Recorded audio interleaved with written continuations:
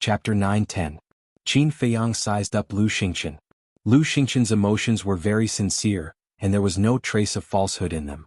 But he didn't dare to believe Lu Xingqian, because Lu Xingqian was a person who was better at disguising than him. So he couldn't judge whether Lu Xingqian was telling the truth or not. Cough cough. Suddenly, Yiglao, who had been silent the whole time, put his fist to his mouth and coughed. Everyone was slightly stunned and looked at him. Endong Xingyang and the others only noticed this old man now. It was also only now that they realized that the lightning tribulation here was blocked by a barrier. And the owner of the barrier was this old man. Their hearts were suddenly set off by stormy waves. To be able to easily block these lightning tribulations, how strong was this old man's cultivation? At the same time, Yiglao glanced at everyone and said, although this old man doesn't want to ruin the atmosphere of your reunion after a long separation, this old man has to say something. It's not good to stay here for long, it's best to leave immediately. Hearing this, Qin Feiyang suddenly quivered and wanted to slap himself a few times. Where was this? This was the god's prison. He actually had the mood to chat here, wasn't he courting death? If the imperial preceptor suddenly barged in, wouldn't they all be wiped out? Qin Feiyang looked at Yiglao and said, quickly open the spacetime gate and return to the forgotten continent. Yiglao nodded, and the spacetime gate immediately rushed out of his body. I can't leave. But at this moment, the woman in white said, what? Qin Feiyang was stunned. Feiyang, I can't leave either. The old man followed. This? Qin Feiyang looked at the two of them, not knowing what to do for a moment. You know this old man's character. As the former lord of the spiritual state, this old man will never betray the great Qin Empire. The old man said. Qin Feiyang said angrily, it was the emperor who was heartless first. How can this be called betrayal? No matter what, we are all subjects. If you want me to die, I have no choice but to die. What's more, His Majesty only imprisoned us. He didn't say he would kill us. Feiyang, we won't ask what you do. Even if one day you and His Majesty become enemies, we won't persuade you. But we also hope that you can respect our choice.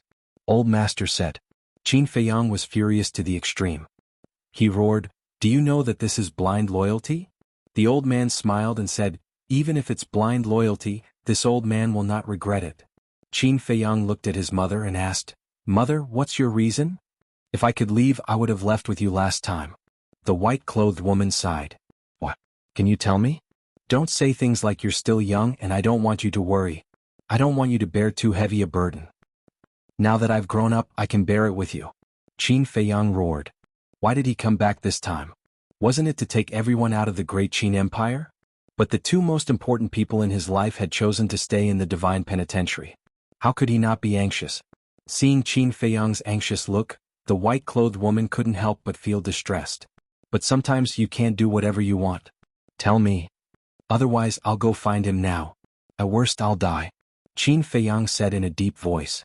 He was about to lose his mind. This he naturally referred to the emperor. When the white-clothed woman heard Qin Feiyang's angry words, she was a little angry. She said, then tell me, can you defeat the state preceptor and your father? Qin Feiyang fell silent. The white-clothed woman sighed and said, when you have the strength to defeat them, I will tell you why you can't leave. Lu Xingqian's eyes flashed. He cupped his hands and said, Your Majesty, I have a question that has been puzzling me. I hope you can answer it for me. Go ahead. The white-clothed woman looked at Lu Xingqian. Qin Feiyang's grandfather is your father. Even the emperor is afraid of his strength. Why don't you ask him for help? Lu Xingqian asked. Yes. We can go to Grandpa. Mother, give me the coordinates of Grandpa's house. I'll go find him right away. Qin Feiyang quivered and said hurriedly. However, hearing this, the white-clothed woman's face turned cold. She said angrily, you're really disappointing me. Disappointed? Qin Feiyang looked at his mother suspiciously. What did he do to disappoint his mother? The white-clothed woman said, remember, don't always think of asking others for help. You have to rely on yourself. Does Grandpa count as someone else? Qin Feiyang asked. He really couldn't figure out why his mother was hesitating. Your grandfather is old. We can't let him worry about us anymore, so I won't let you go to him. The white-clothed woman said in a tone that brooked no disobedience. It's so strange.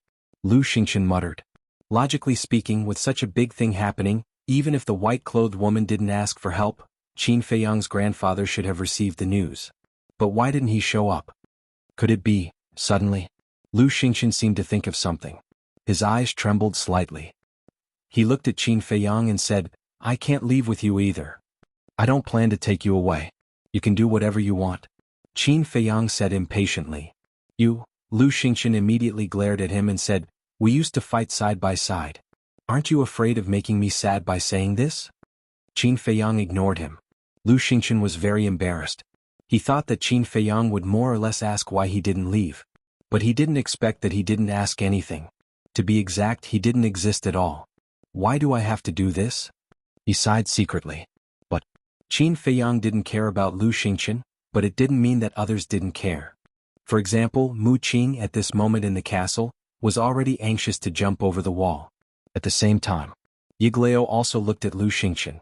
Although he didn't say anything, his confused eyes proved everything. Lu Xingqian certainly noticed Yiglao's eyes, but he just smiled faintly.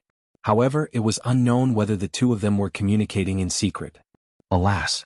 Looking at the silent Qin Feiyang, the white-clothed woman sighed softly and said with a smile, Mother is already very satisfied that you can come back to see Mother. Don't delay any longer. Go quickly. Qin Feiyang closed his eyes in pain. Where's the commander of the Kirin army? Suddenly, Dong Xingyang's surprised voice sounded. As soon as he said this, everyone scanned the prison cell, but they couldn't find the commander of the Kirin army. Yiglao's expression changed and he hurriedly said, Go outside and take a look. Lu Xingqian turned around and took a step out, landing in the corridor outside and said in a deep voice, He's gone. Damn it.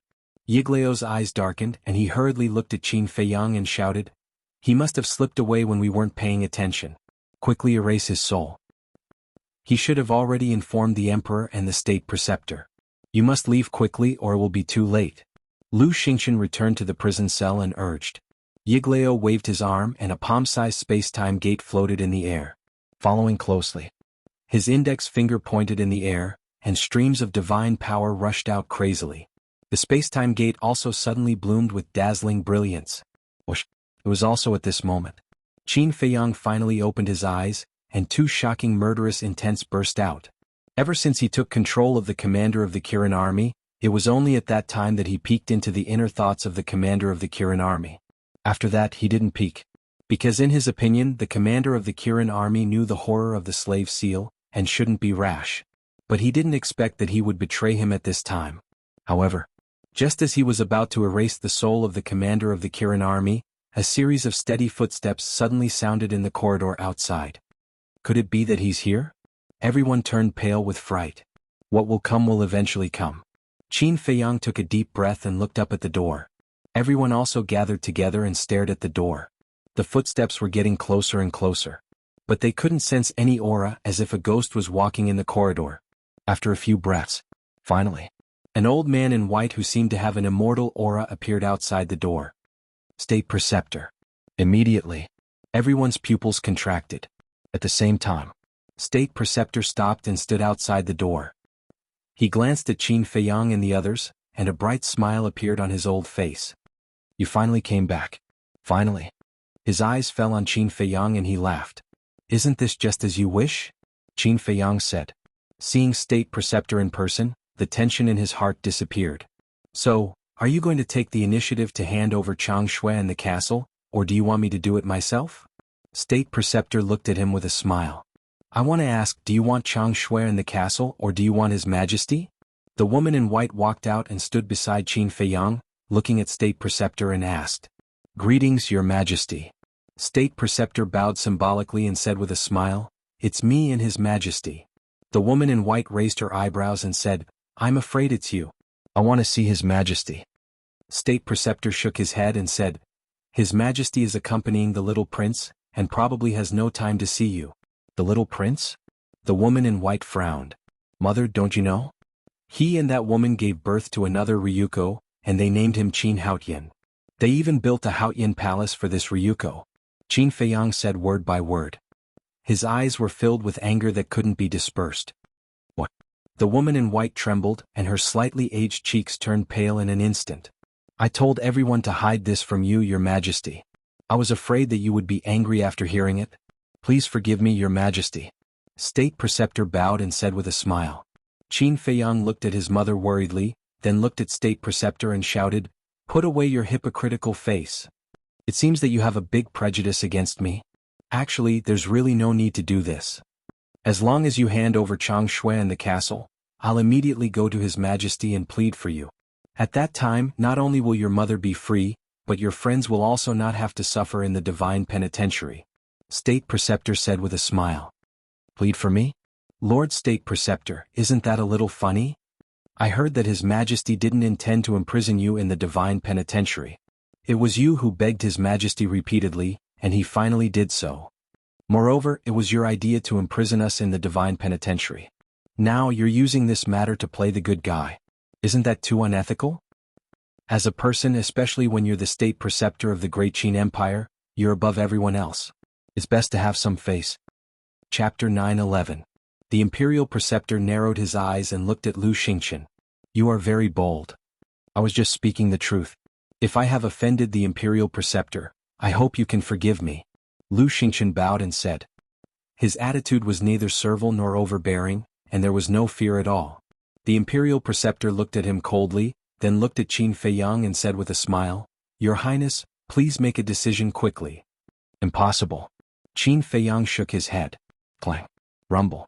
The space-time gate continued to expand, and the aura it emitted became stronger and stronger. The Imperial Preceptor was not surprised when he heard Qin Feiyang's reply. He raised his head and looked at the space-time gate in Yiglao. His old eyes flashed and he said with a smile, "Not bad, you actually invited a false god to help, but, at this point..." The Imperial Preceptor's eyes turned cold and he said, "Even if a false god helps you, don't think about escaping again without my permission." Boom. As soon as he finished speaking, he raised his hand and waved it. A terrifying divine power surged out and pounced towards Qin Feiyang and the others in the cell. Qin Feiyang and the others did not hide and hurriedly hid behind Yiglao. "Aren't you looking down on this old man too much?" Yiglao snorted from his nose, and a majestic divine power emerged from his body and fiercely rushed out. Boom. The two divine powers collided, and a destructive aura suddenly shrouded the entire cell. The entire divine prison trembled violently at this moment. Qin Feiyang and the others hiding behind Yiglao, although they were protected by Yiglao, were still seriously injured. They spat out blood and their faces were pale. Everyone was shocked. At the moment when the two divine powers collided, they had a very real feeling, as if the god of death had arrived. Was the strength of a false god so terrifying? If not for Yiglao's protection, they would have all died in that instant. After one round of confrontation, the State Preceptor's gaze turned completely cold. He looked at Yiglao and said, "You shouldn't have interfered with Qin Feiyang's affairs." Boom. The Imperial Tutor's aura completely erupted, like a huge wave, madly pouncing towards Yiglao. "Are you trying to scare me?" Yiglao smiled coldly, and the pressure of a fake god surged out like a tsunami. For a moment he was on par with the Imperial Advisor. But, deep in Yiglao's eyes, there was a trace of worry. He transmitted his voice, "You have to think of a way to stall him." "What is it?" Qin Feiyang and the others were shocked. "My strength is on par with the Imperial Preceptor. Normally I wouldn't be afraid of him at all. But now I have to focus on reviving the space-time gate. The space-time gate is a divine artifact. To revive it would require almost all of my divine power. That's why I can't fight him now." Yiglao transmitted his voice. Everyone's eyes darkened. This was really bad news. Dong Xingyang secretly said, "Qin Feiyang, Lu Xingqian, why don't we go to your divine artifact?" "No. In our divine artifact, the space-time gate is the same as the teleportation gate. They can't be teleported. Because our divine artifact is also a divine artifact. It can cut off the space-time gate from the outside world." Lu Xingqian said. "Lu Xingqian is right. We have to think of another way." Yiglao also nodded without leaving a trace. Hearing this, everyone's heart fell to the bottom. Xin Mei suddenly said, "Why don't we go to the castle to hide first?" "Yes. Although we can't escape, we can at least share some of the pressure with Yiglao. Let's wait for him to revive the space-time gate before we come out?" Dong Xingyang suggested. "I think you're scared silly. If we enter the castle, won't he stop Yiglao from reviving the space-time gate? Is he that stupid?" Lu Xingqian rolled his eyes at him. Dong Xingyang was also a little annoyed. He frowned and said, "Then what do you think we should do?" Lu Xingqian shook his head and said, "I don't have a choice. We can only rely on Qin Feiyang now." Hearing this, Everyone looked at Qin Feiyang in unison. Looking at everyone, Qin Feiyang fell into a struggle and self-blame. If he could keep an eye on the commander of the Kirin army and not give him a chance to betray them, they wouldn't be in this situation at all. What should they do now? Hand over Changshui and the castle? But he couldn't do it. Besides, even if he did, the state preceptor might not keep his promise and let everyone go. At this moment, everyone was at a loss. But there was one person who was very calm. She was Qin Feiyang's mother. She glanced at everyone and then looked at Qin Feiyang. A gentle light flashed in her eyes. Then, she took a step forward and stood in front of Yiglao. The two divine powers that were fighting tore her body apart in an instant. Blood gushed out. This sudden change was not only unexpected by Qin Feiyang and the others, but also by the state preceptor and Yiglao. One had to know. Now the divine powers of the fake gods were clashing. Running out like this was simply courting death. Mother. When Qin Feiyang saw this scene, he suddenly turned pale with horror and rushed to the woman in white without hesitation. Yiglao and the state preceptor also came to their senses and withdrew their divine powers at the same time. Bang! The woman in white turned to look at Qin Feiyang. Her body was stained with blood, which was tragic and beautiful. And her eyes were unprecedentedly bright and clear. There was a trace of relief as well as an apology and encouragement to Qin Feiyang. It was as if she was saying to Qin Feiyang, "I'm sorry I can't accompany you in the future. You must live well." Then, she slowly fell to the ground. When she fell to the ground, there was no blame or injustice on her blood-stained face. There was only a bright smile. That smile was brighter than the sun, enough to make the world pale. "Mother!" Qin Feiyang quickly rushed forward and hugged his mother in his arms. Looking at his mother's broken body and her beautiful face, his heart felt like it was being twisted by a knife. He was in so much pain that he wanted to die. Yiglao said, "She's not dead yet. Maybe she can still be saved. Quickly give her the heart protection pill, spirit sea pill, and essence soul pill." That's right. Although it was only a moment before, although the woman in white's cultivation was also very strong, Yiglao and Yiglao were both fake gods. Under the fake god realm, all living beings were like ants. The divine power of the two not only tore her body, but also shattered her sea of qi, sea of consciousness and internal organs. It could even be said that there was not a single place that was intact. It was also because the injuries were too serious that Yiglao said that, maybe she can be saved. What he meant was that the chances were not high. In the blink of an eye. Hearing Qin Feiyang's words, Qin Feiyang immediately entered the castle and looked at Fatso anxiously. "Quickly give me the pill. Use it. It can definitely pull Andy back from the gates of hell." Fatso pointed to the space above the altar where the six-word divine art was placed. There, a cluster of green flames floated.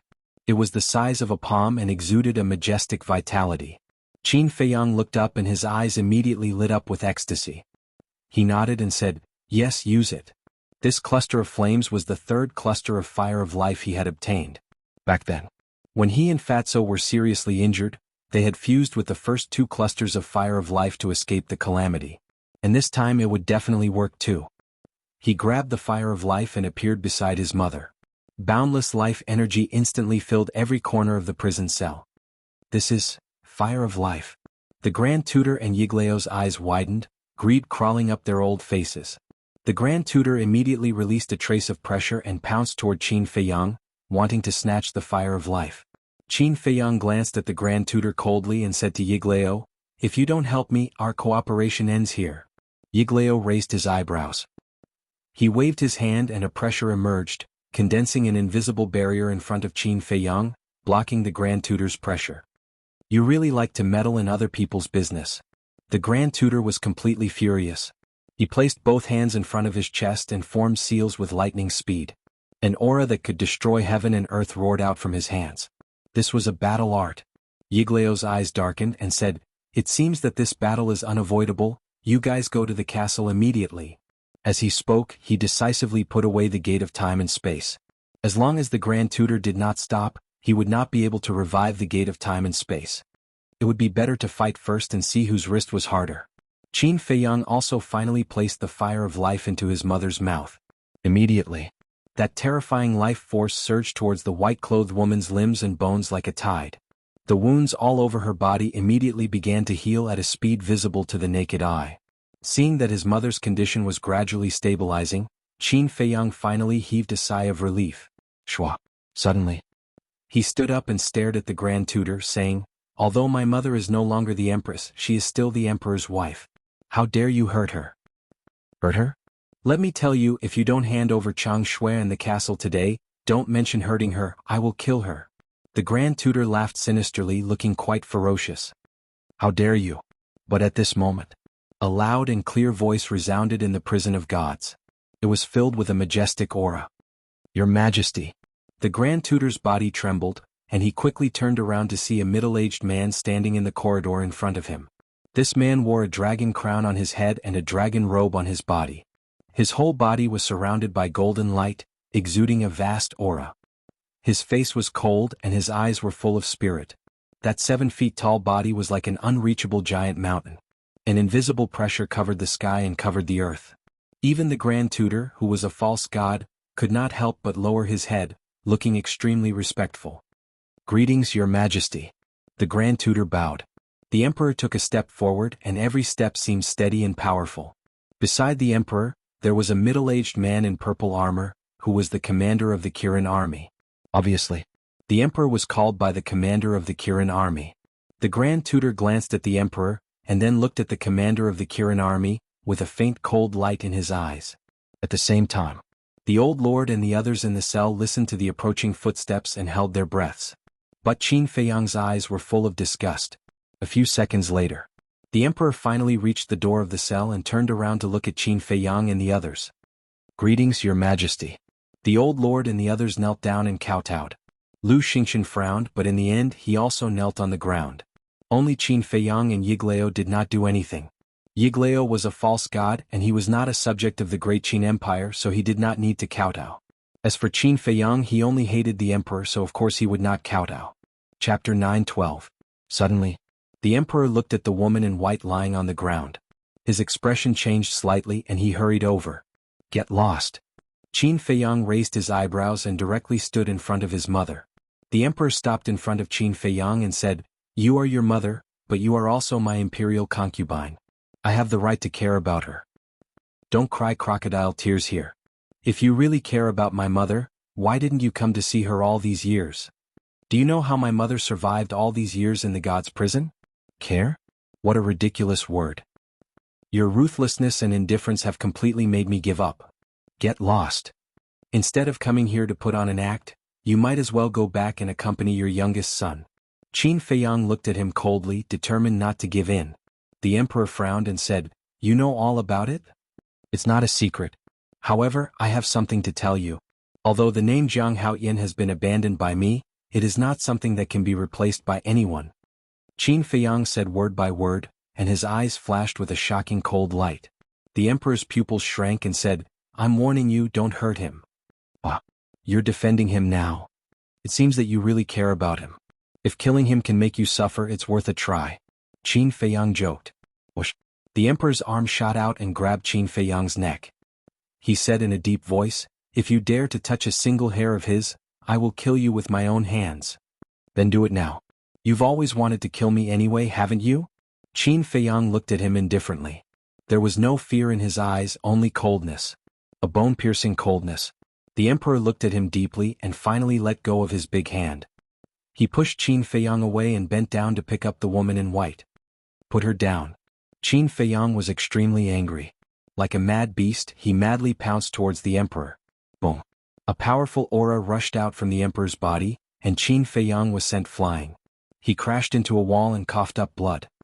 "Don't challenge my bottom line again," the Emperor said without turning his head. Then he carried the woman out of the cell. "Your Majesty, allow me."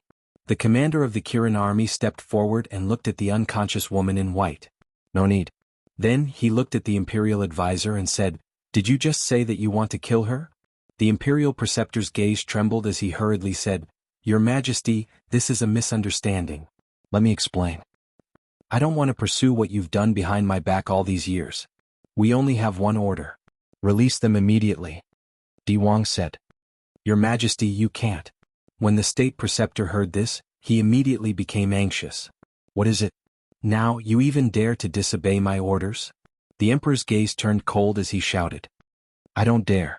The imperial advisor hurriedly lowered his head and said, "Your Majesty, we can release the others, but Qin Feiyang, Qin Feiyang murdered the prince. He has committed a heinous crime. Lock him up in the penitentiary and wait for my orders. As for the person from the Forgotten Continent, expel him immediately. Commander, you stay and accompany the imperial advisor. The emperor said expressionlessly. After that, he ignored the imperial advisor and strode away with the woman in white in his arms. Yes, your majesty. The commander of the Kirin army bowed to the emperor's back as he left. Farewell, your majesty.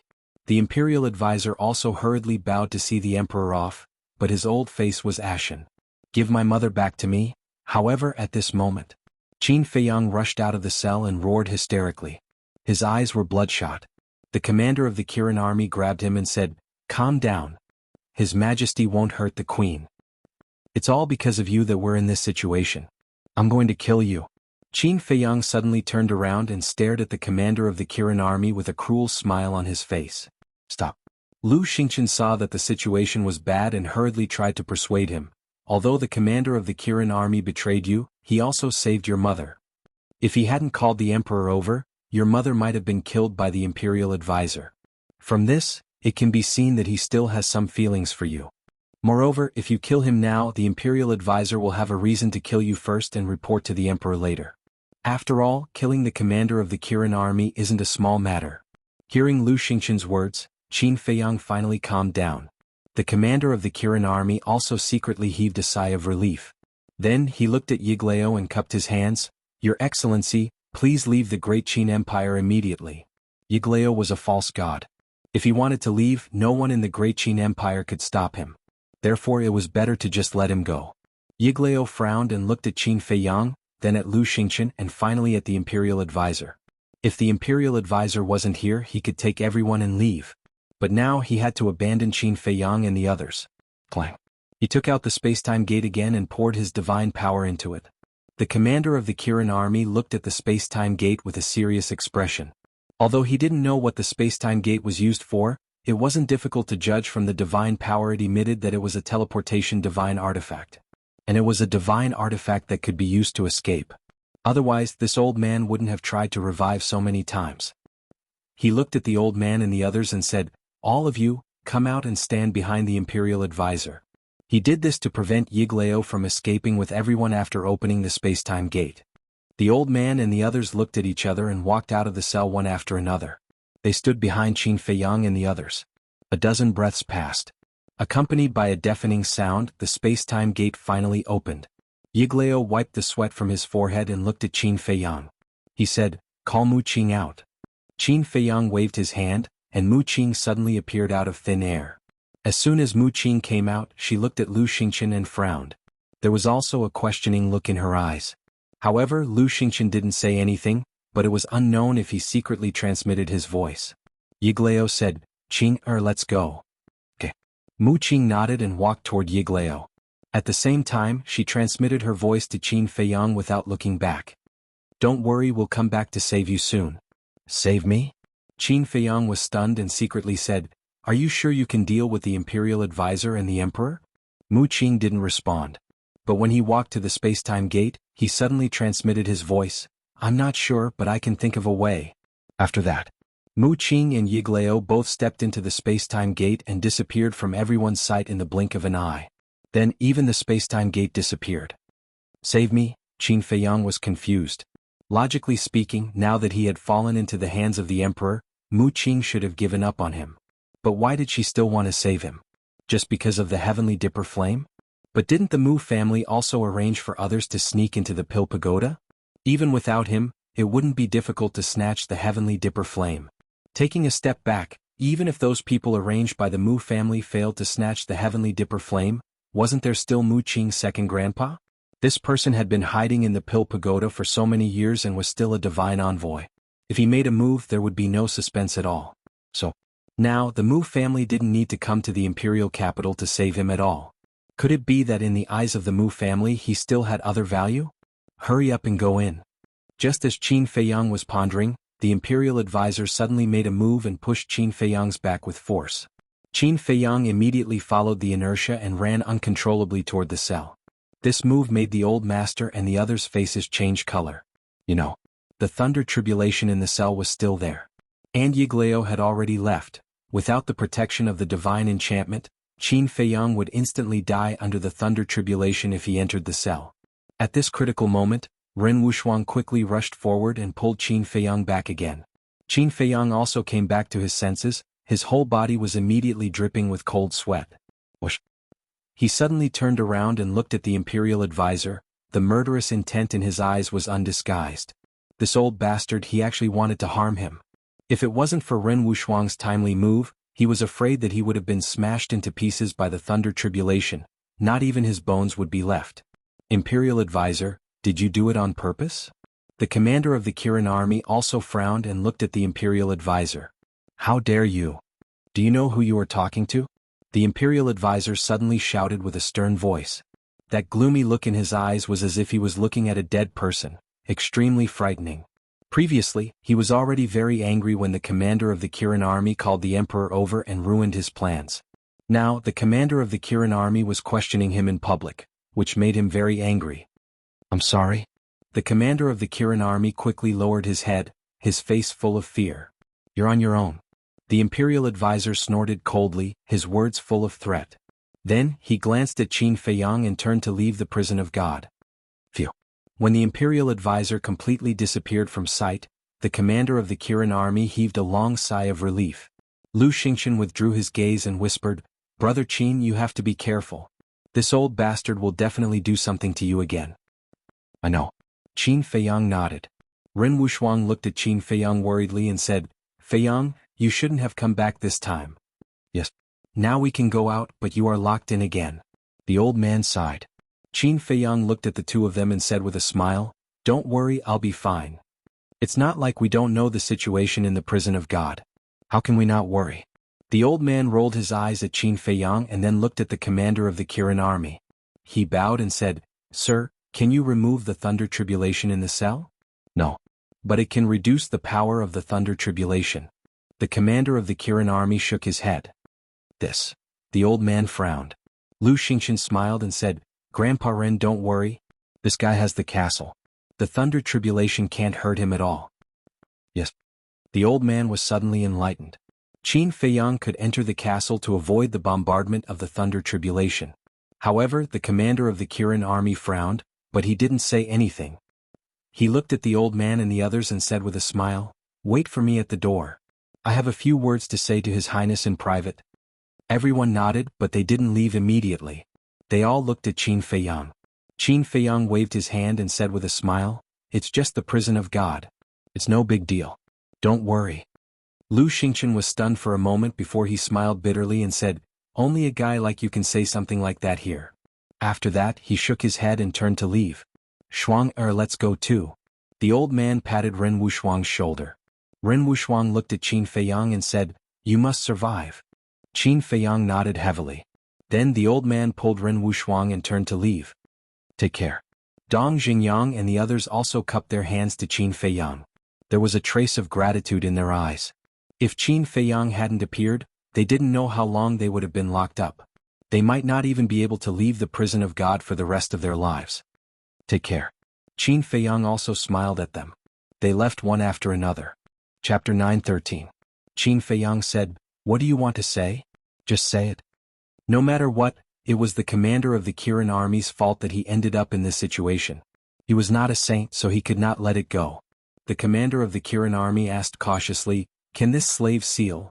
You want me to lift the slave seal? Do you think it's possible?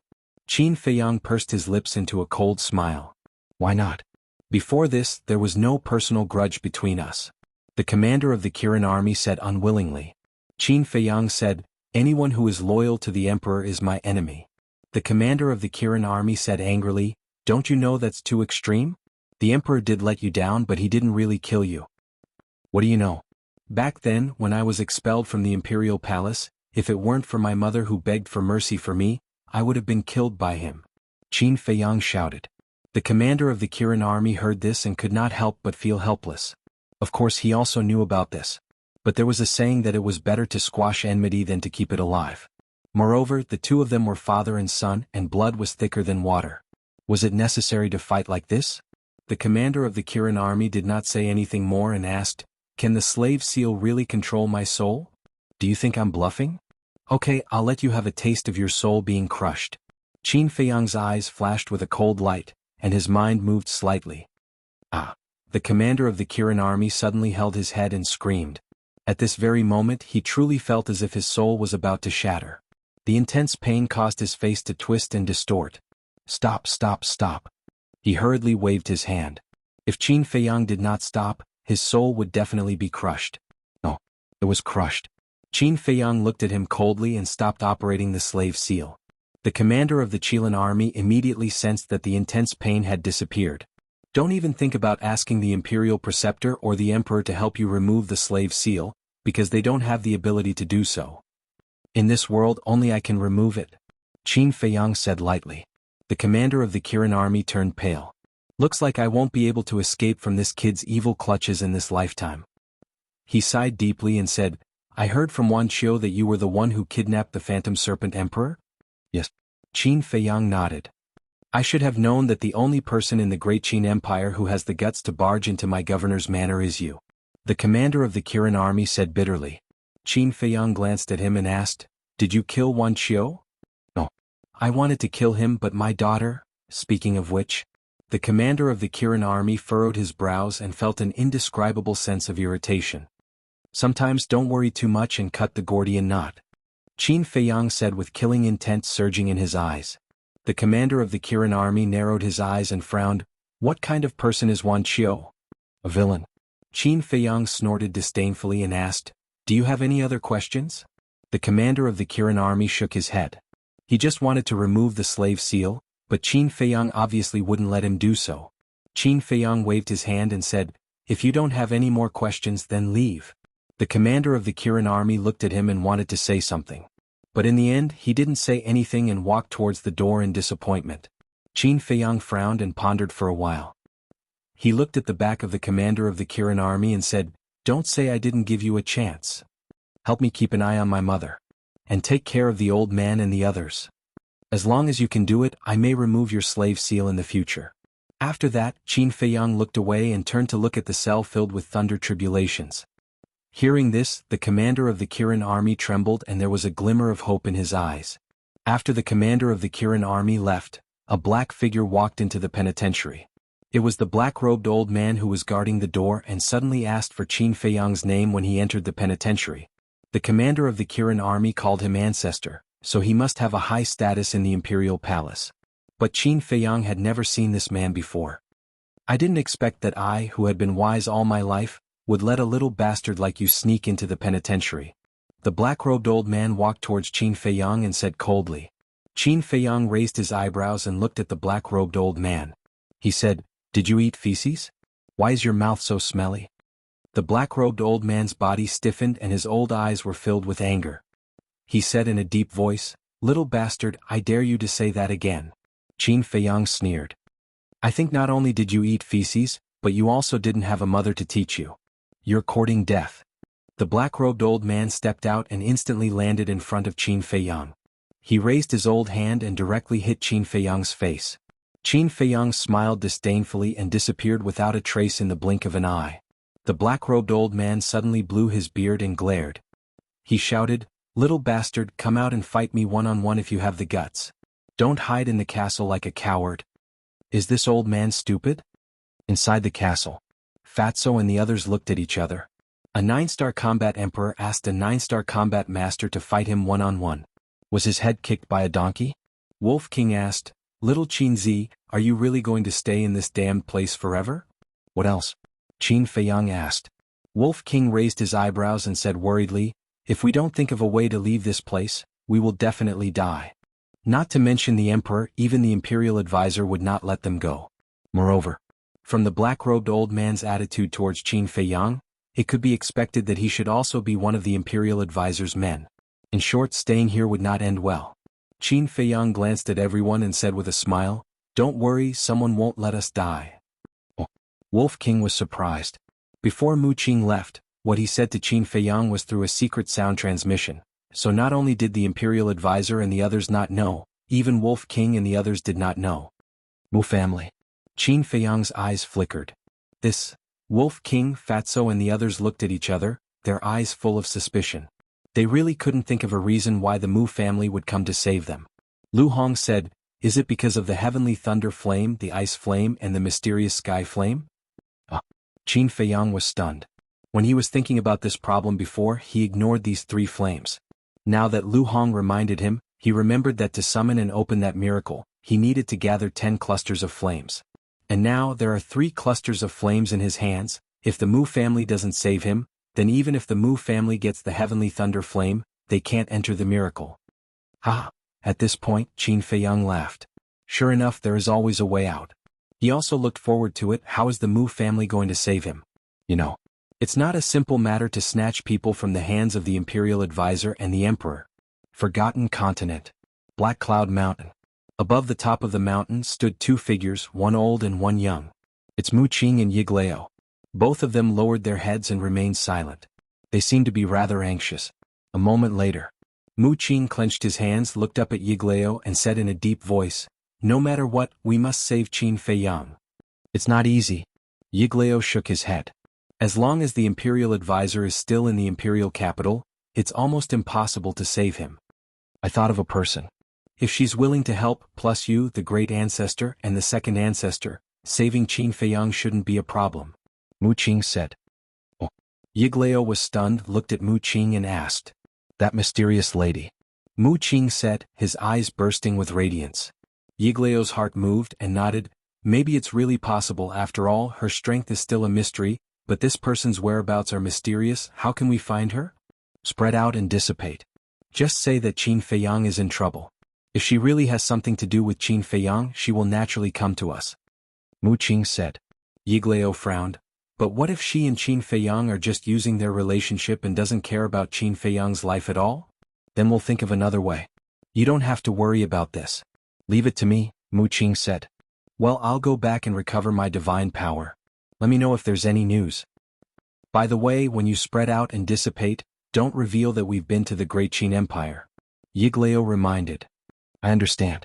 Mu Qing nodded. Then the two of them went their separate ways. In less than half a day, the news of Qin Feiyang's death spread in the Central Divine Kingdom. But the news only said that Qin Feiyang had died. For example, how Qin Feiyang had died and where he had died were not mentioned. There was no suspense. When this news came out, it caused a huge uproar in the Central Divine Kingdom. The Chief Tower Master immediately ordered Gong Sun Bei to bring the various god envoys to find the person who spread the news. And the next day, like a plague, the news of Qin Feiyang's death quickly spread through the 9 great regions again. The person who spread the news was naturally Mu Qing. Although the Central Divine Kingdom and the 9 regions' teleportation altars were guarded, Mu Qing had a replica of the spatial gate, so there was no need to go through the teleportation altars. For a time, everywhere in the Forgotten Continent, a storm was brewing. The Great Qin Empire was the same. The imperial capital. In a certain mountain range, a white-haired old man stood on top of a mountain and looked in the direction of the imperial capital. He wore a pure white robe, and his white hair fluttered in the wind, giving off an otherworldly aura. Whoosh! Not long after, a light figure came from afar and landed in front of the white-haired old man. It was a middle-aged man with sharp eyebrows and a sharp aura. He wore a flaming armor and there was a Kirin pattern on his chest. That's right. He was from the Kirin army. If Qin Feiyang was here, he would definitely recognize that this Kirin army was Jiang Qianqing. The white-haired old man looked at Jiang Qianqing and asked, "How's the situation?" "Not good. Everyone else was released, but he was locked in the divine prison," Jiang Qianqing said. The white-haired old man's face darkened slightly and he said, "Tell me the details." According to what I heard, Jiang Qianqing was now from the Kirin army, so it was naturally very easy for him to get information. He knew everything that had happened to Qin Feiyang in the divine prison. Chapter 9:14. Jiang Qianqing asked, "Then what do you plan to do?" "I'm not doing anything." The white-haired old man shook his head. Jiang Qianqing was surprised. The white-haired old man didn't explain. He waved his hand and said, "Go back and continue to monitor the movements of the imperial capital. If there are any abnormalities, report to me immediately." "Okay." Jiang Qianqing nodded. "Wait." The white-haired old man suddenly thought of something and asked, "Have you investigated the situation of the Zhuge family?" "It's still under investigation," Jiang Qianqing said. The white-haired old man said, "Be quick. I have a feeling that the Zhuge family is not normal." "Understood." Jiang Qianqing nodded and then turned to leave. At this moment, it was almost evening. The white-haired old man stood alone at the top of the mountain and looked at the setting sun in the sky. He muttered, "I really want to see how you will treat your own son." Similarly, in an extremely remote place in the Great Qin Empire, there was a stretch of undulating mountain range here. Mountain stream. The vegetation was lush and the rivers were dense. Wild beasts were galloping in the forest, but there was no fighting here. It was extremely peaceful. And at the bottom of one of the giant peaks sat a village. The village occupied an area of about half a mile and there were thousands of families gathered here. The houses in the village were all built with very ordinary wood. And in front of the village there was a large field of rice and vegetable gardens. The golden rice swayed in the wind, making the ground seem like it was covered with a layer of dazzling gold leaf. Those emerald green vegetables were like slender and elegant young girls, exuding vitality and youth. Although it was almost evening, many farmers were still busy in the rice fields, catching insects and weeding. They all had simple smiles on their faces. Groups of youths gathered in twos and threes, rolling around in the mud and having fun. Her small face was also filled with an innocent smile. The slightly older children gathered around some of the elders and watched them play chess. And the women of each family were either cooking in the house or picking fresh vegetables in the garden to prepare dinner. Green smoke curled up in the sky above the village, showing a peaceful scene. As for their attire, they were all very ordinary. Some of them even had layers of patches on their clothes. In front of one of the wooden buildings, a white-haired old man was sitting on a stool, surrounded by a group of 13 to 14-year-old boys and girls. The old man was dressed in sackcloth and had an amiable expression. He was telling the story of the mountain. A group of young boys and girls squatted on the ground and listened attentively. Occasionally they would exclaim in surprise. "Whoosh!" Accompanied by the sound of something breaking through the air, a burly man cut through the sky and flew towards the village. This person's upper body was naked. His muscles were well developed, and his skin was very dark as if it was smeared with charcoal. It was the same for his face. However, seeing the burly man flying in the sky, no one in the village was surprised. It was as if he was used to it. The sackcloth old man also raised his head and looked at the burly man with a smile on his old face. Next, he retracted his gaze and looked at the surrounding young boys and girls. He smiled and said, "Your Uncle Black is back. Let's end today's story here." "Second Grandpa, we haven't heard enough yet. Please tell us more." A young boy with mud on his small face ran to the side of the sackcloth old man and pulled his arm. He acted like a spoiled child. "You little brat." The sackcloth old man lightly knocked on the young boy's forehead and said dotingly, "Telling a story is the same as being a person. You have to take it step by step. If you finish it in one go, then it won't be interesting. Do you understand?" The young boy nodded his head as if he understood. Schwa. The burly man landed behind the group of young boys and revealed a simple smile. He scolded, "You little brats, pestering your second grandpa every day. Don't you know that your second grandpa is already old and needs to rest?" A young girl put her hands on her waist and revealed a pair of small canine teeth. She said, "Uncle Black, we don't agree with your words." "Yes." The other young boys all stood up and stared at the burly man with dissatisfaction. "Then tell me, why don't you agree?" The burly man looked at them with interest. "Second grandpa isn't as old as you say."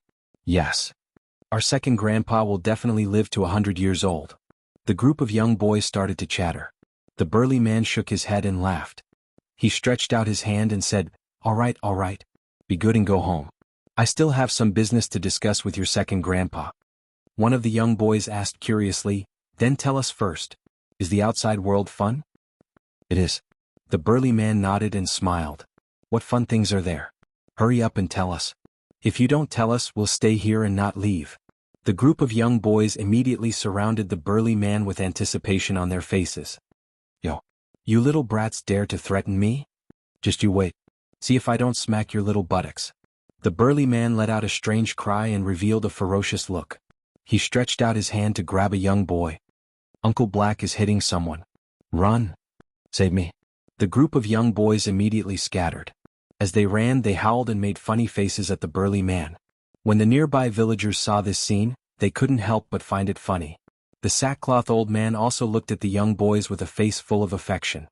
When the young boys ran far away, he retracted his gaze and looked at the burly man. He asked, "How was it?" The burly man's face suddenly darkened. He walked to the side of the sackcloth old man and whispered a few words in the old man's ear. Crack.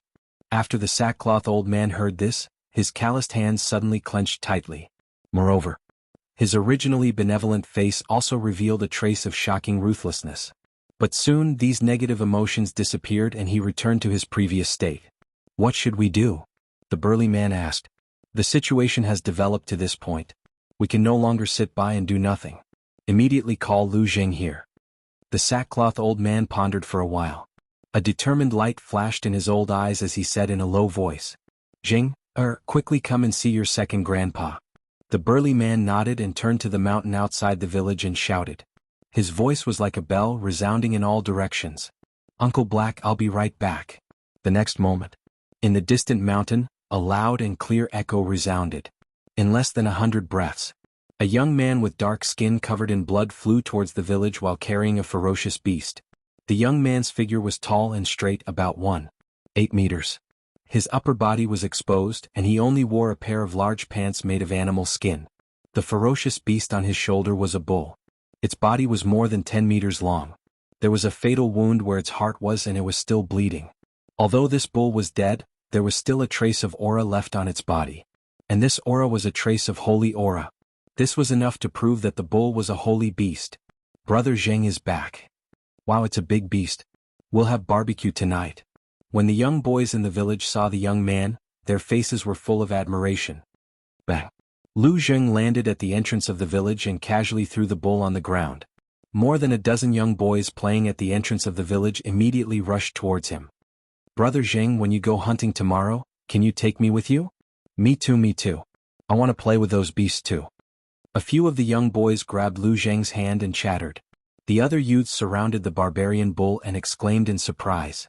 There were even 2 7- or 8-year-old children who were not afraid of the holy aura. They climbed onto the bull and touched it here and there. Their big eyes were full of curiosity. Not now. You're still young. When you grow up, Brother Zheng will definitely take you hunting, okay? Lu Zheng looked at the youths in front of him. His sharp aura was restrained and he looked like an ordinary youth. A simple smile appeared on his mature face. We'll have to wait a long time for us to grow up. Brother Zheng, just take me with you.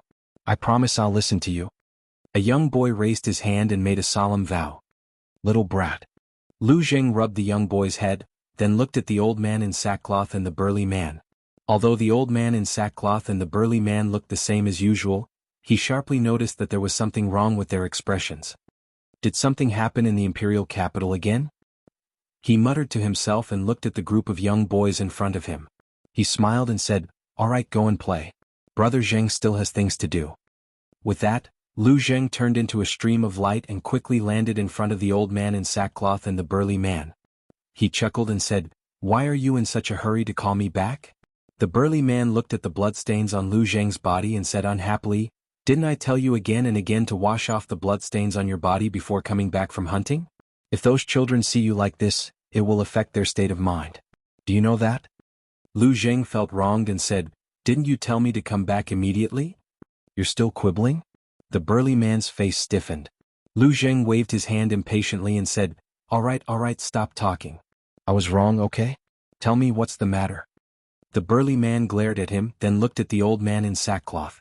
The old man in sackcloth looked at Lu Zheng and asked, "Zheng, do you know Qin Feiyang?" Lu Zheng pursed his lips and said, "Isn't he that good-for-nothing little cousin?" "Of course I know." "Good for nothing?" The burly man's face darkened and he said angrily, "Tell me, how is he good for nothing?" "Is he? If he was a good for nothing, he wouldn't have been beaten so badly by the emperor," Lu Zheng said. "Nonsense. He's alone. How can he beat the current emperor? If it were you, you'd be crying for your parents by now."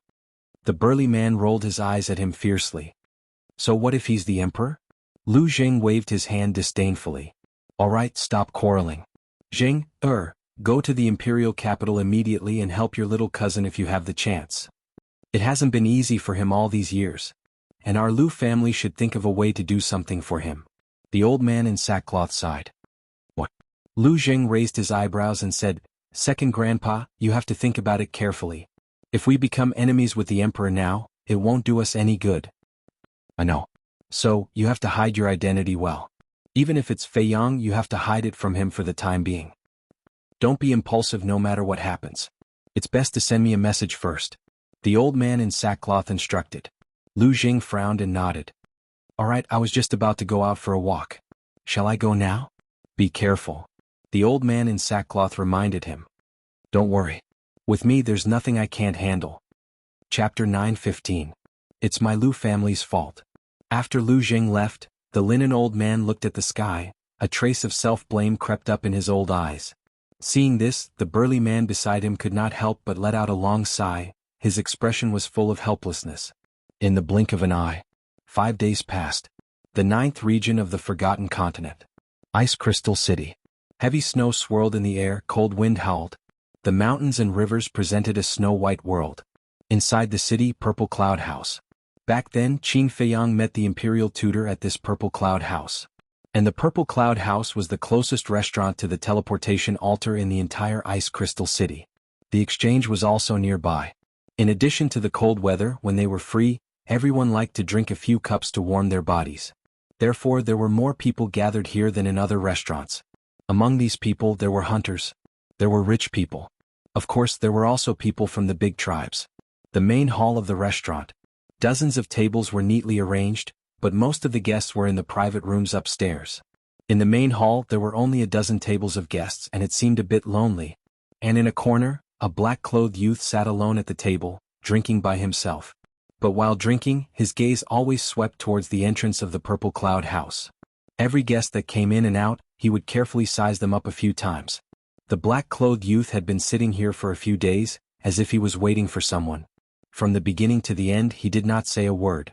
The waiters of the restaurant were already used to it.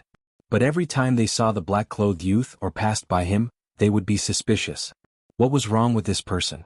In the evening, a group of young people in luxurious clothes entered the Purple Cloud House. There were men and women. They were all famous disciples of the Ice Crystal City, or young talents of the big tribes. They were frequent customers of the Purple Cloud House. Basically, every night they would come here to have fun. Therefore, they also knew about the black-clothed youth situation. When they saw that the black-clothed youth was still sitting here alone, their expressions were quite strange. A purple-clothed youth slowly walked to the black-clothed youth's table, smiled and asked, "Brother, seeing that you've been here for a few days, is there something bothering you?" The black-clothed youth raised his head and looked at this person, but only smiled slightly, did not say anything, raised his wine cup and drank by himself. Seeing this, the purple-clothed young man didn't ask for a rebuff anymore. He turned around and went upstairs with his companion. Time flew by. Late at night, there were fewer and fewer people in the restaurant.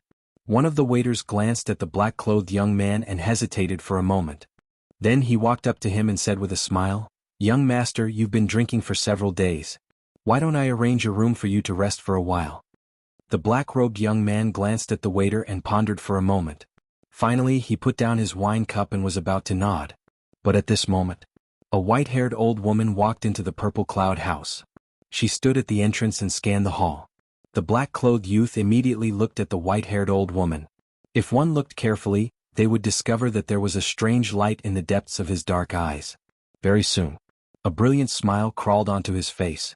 Then he looked to the shop assistant and said, "No need, I will leave in a bit."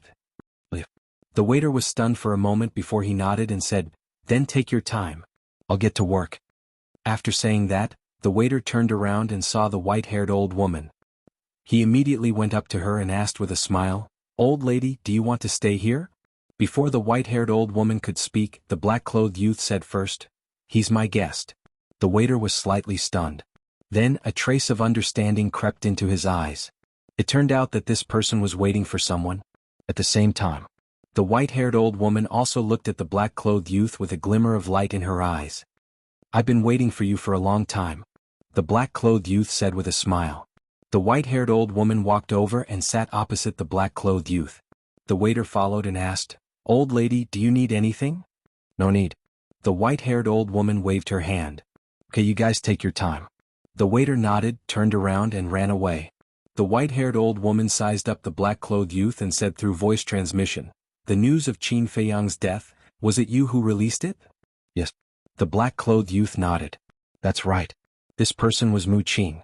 And this white-haired old woman was just an old woman in the eyes of others. However, Mu Qing had already seen through her true face with his all-seeing eye. It was the mysterious lady. When the mysterious lady saw Mu Qing nodded, she frowned and asked, "Who are you?" Mu Qing smiled and said, "The person who almost died in your hands." It turned out to be the young lord of the Mu clan who opened his all-seeing eye. The mysterious lady suddenly realized and said, "You released the news of Qin Feiyang's death on purpose to lure me out, right?" "Yes. I want to see, is Qin Feiyang important in your eyes? And obviously he still has a certain weight in my heart. Otherwise you wouldn't have come to me. In the past few days, in order to find me, you should have gone to a lot of places." Mu Qing smiled lightly. The mysterious lady frowned and said, "So, Qin Feiyang's death is just a lie you made up?" Her eyes flashed with a cold light. "No. This is true," Mu Qing said in a deep voice. Hearing this, the mysterious lady's heart trembled and she secretly said, "What the hell is going on? 5 days ago, Qin Feiyang and I went to the Great Qin Empire, but we didn't expect to be discovered by the state preceptor of the Great Qin Empire. Now he is imprisoned in the prison of the Imperial Palace. If we don't rescue him in time based on his previous actions in the Great Qin Empire, he will definitely be doomed," Mu Qing said. "Damn it."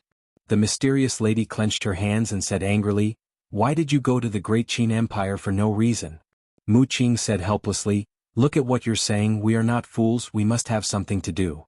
The mysterious lady frowned and said, "Then why did you have to take the risk?" She knew Qin Feiyang, he was not a reckless person. "For his mother?" Sigh. "It's already happened, it's useless to ask this now. Now the most important thing is to find a way to rescue him," Mu Qing said. "So this is the purpose of you luring me out. But I'm afraid you'll be disappointed. The Mu clan should know the foundation of the Great Qin Empire better than I do. With my strength, it's impossible to rescue Qin Feiyang from their hands," the mysterious lady said. Mu Qing said, "What if the Mu clan joins in?" The mysterious lady was stunned and looked suspiciously at Mu Qing. "Hasn't the Mu clan always wanted to get rid of him? Why do you want to rescue him now?" "I can't help it." "But who told him to take the profound sky flame, frost flame and thunder flame?" Mu Qing said bitterly. The mysterious lady sneered, "So the Mu clan also wants that miracle. Who wouldn't be tempted by such a place? Do you dare say you don't?" Mu Qing said with a smile. The mysterious lady did not deny it, she thought for a moment and nodded. "Okay, in order to save that silly boy, I will cooperate with the Mu clan once, but I have a request, you must let that old man go with you." Oh. Mu Qing was stunned and asked, "Don't play dumb with me. After dawn we will meet at the Thunder City in the first area." The mysterious lady looked coldly at Mu Qing, got up and opened a portal and walked in without looking back. "Wait. Even Yiglao knows, who are you?" Mu Qing hurriedly got up, stared at the mysterious lady's back and secretly asked. Her tone was gloomy. However, the mysterious lady did not say a word and quickly disappeared. "Bastard." Mu Qing cursed, took out a few hundred gold coins, threw it on the table and also opened a portal and left. At the same time, the endless sea. The mysterious lady appeared out of thin air above a certain sea. The wind was strong here and the waves were rolling. The largest wave was even hundreds of feet high, and it could be said to be overwhelming. It was no exaggeration to say that even a battle saint would find it difficult to stand here. However, the mysterious lady stood above the sea, like a towering mountain. No matter how strong the wind and waves were, she did not move at all. She took out an illusory form pill, changed back to her original appearance and looked to the east of the sea. There was an island a few miles away on the sea. It was about a few miles in diameter, and the vegetation was lush. There was actually an island here? This was very illogical. Because the strong wind and huge waves from all directions were enough to smash the island into pieces in an instant. But there seemed to be an invisible barrier around the island, blocking the strong wind and huge waves outside. Whoosh! The mysterious lady glanced at the island, then rode the wind and waves and flew to the edge of the island. Then she looked at the center of the island and said loudly, "Old man, an old friend has come to visit. Don't you want to come out and meet her?" In the center of the island stood a giant mountain that was more than 10,000 feet high. From afar, it looked like a giant sword that towered into the clouds. "Old friend?" As the mysterious lady's voice fell, a suspicious voice sounded from the top of the mountain. Swish! Immediately after, a brilliant ray of light flew out from the top of the mountain. It was a middle-aged man. He was more than 9 meters tall and wore a snow-white robe that was spotless. His entire body was emitting an extremely strong aura. He landed in front of the mysterious lady and sized her up suspiciously. His long hair draped over his shoulders, his facial features were regular, and his eyes were very special. It was as if they were condensed from ice, sparkling and translucent, flickering with strands of divine light. "Don't you recognize me?" Seeing that the middle-aged man did not speak for a long time, the mysterious lady laughed. "Who are you?" The middle-aged man frowned. "You really forgot about me." The mysterious lady's expression was a little displeased as she said, "In this forgotten continent, only I know of your existence, and only I know that you live here. Who do you think I am?" "What?" The middle-aged man's eyes widened as he stared at the mysterious lady. His eyes shot out a dazzling light. The mysterious madam smiled and said, "Are you thinking that I'm already dead? Why would I appear in front of you now?" The middle-aged man nodded. "It's a long story. I can only say that I was lucky back then and escaped by luck," the mysterious lady said. The middle-aged man was surprised and bewildered. "Then your face. If those people know that I'm still alive, they definitely won't let me off. And I haven't recovered my cultivation back then, so I'm not a match for them. So I can only conceal my identity and change my appearance," the mysterious lady said, and her eyes flickered with ice-cold killing intent. The middle-aged man asked, "Who wanted to kill you back then?" The mysterious lady pondered for a moment and said, "We'll talk about this later. Right now I want to ask you for a favor." "Heard about it?" A trace of helplessness crawled up the middle-aged man's face as he shook his head and said, "You haven't changed at all. You definitely won't come to me for no reason. Tell me, what do you want me to help you with?" The mysterious lady said, "Accompany me to the Great Qin Empire." "The Great Qin Empire?" The middle-aged man frowned. Suddenly, he seemed to have thought of something and said in shock, "You're talking about the Great Qin Empire that was established by Qin Badian?" "That's right." The mysterious lady nodded. "Why are you going there?" The middle-aged man asked as if he was afraid of the Great Qin Empire. "I'm going to save someone. That person is a descendant of Qin Badian. Due to certain reasons, he's currently imprisoned in the Great Qin Empire's God's prison," the mysterious lady said. The middle-aged man's pupils constricted as he frowned and said, "That's not right. Don't you hate Qin Badian? Why are you going to save his descendant now?" "So much nonsense. Just tell me if you're going to help or not," the mysterious lady said impatiently. "I'm talking nonsense? You have to understand that you're the one asking for my help, not the other way around. Also, it's easy for me to kill you now, so it's best if you don't infuriate me." The middle-aged man was slightly angry, and a bone-piercing cold aura emanated from his body. The mysterious lady raised her brows and said helplessly, "All right, I'll give you time to think about it." The middle-aged man withdrew his killing intent and lowered his head to ponder. A short moment later, he raised his head to look at the mysterious lady and said, "I can help you, but I have a condition." "Speak," the mysterious lady said. The middle-aged man said, "The miracle is about to open, right? This time I want to enter the miracle." The mysterious lady's eyes flashed as she shook her head and said, "I knew you hadn't given up, but now I don't have the power to stop you. If you want to go, then go." The middle-aged man smiled. Imperial Capital. In the past 5 days, the news of Qin Feiyang being imprisoned in the God's prison had also spread. Without a doubt, the entire imperial capital was in an uproar.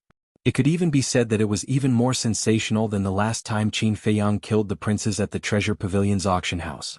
And when they received this news, there were naturally people who were happy. For example, Wuxia, Zhuge Mingyang, Feng Yun's father, Marquis Qianwu, the current empress, and the mothers of the princes who died at the hands of Qin Feiyang. These were all people who wanted nothing more than to skin Qin Feiyang alive. Of course, they hoped that Qin Feiyang would die a horrible death. Some people were happy, but there were also people who were worried. For example, Ren Wushuang and the others, although they had obtained freedom, but these few days they had not been at ease. They had thought of countless ways, but none of them could save Qin Feiyang. In addition to these people, there was also a small number of people who felt sorry for Qin Feiyang's encounter. Sun Dahai was one of them. After spending so much time with Qin Feiyang, he understood Qin Feiyang's character. Although he was not a good person, he would definitely not do anything outrageous. In the end, it was the hatred in his heart that harmed him. If he could give up this hatred, then all of this would not have happened. But then again, could this hatred be let go? Definitely not. Not to mention Qin Feiyang, anyone who encountered such an encounter would not be able to let go. This was a dead knot that could not be untied. Early the next morning, The calm sky above the black dragon pool suddenly surged. Following closely. The void shattered, the mountains and rivers trembled, and an ancient stone door appeared. 5 figures walked out of the stone door one after another. The leader was Yiglao, the mysterious madam, and the middle-aged man from the endless sea. Next was the Mu family's great ancestor and second ancestor, Mu Qin. Qin, go to the imperial city first and inquire about Qin Feiyang's current situation. When my divine power recovers, we will go to the divine prison.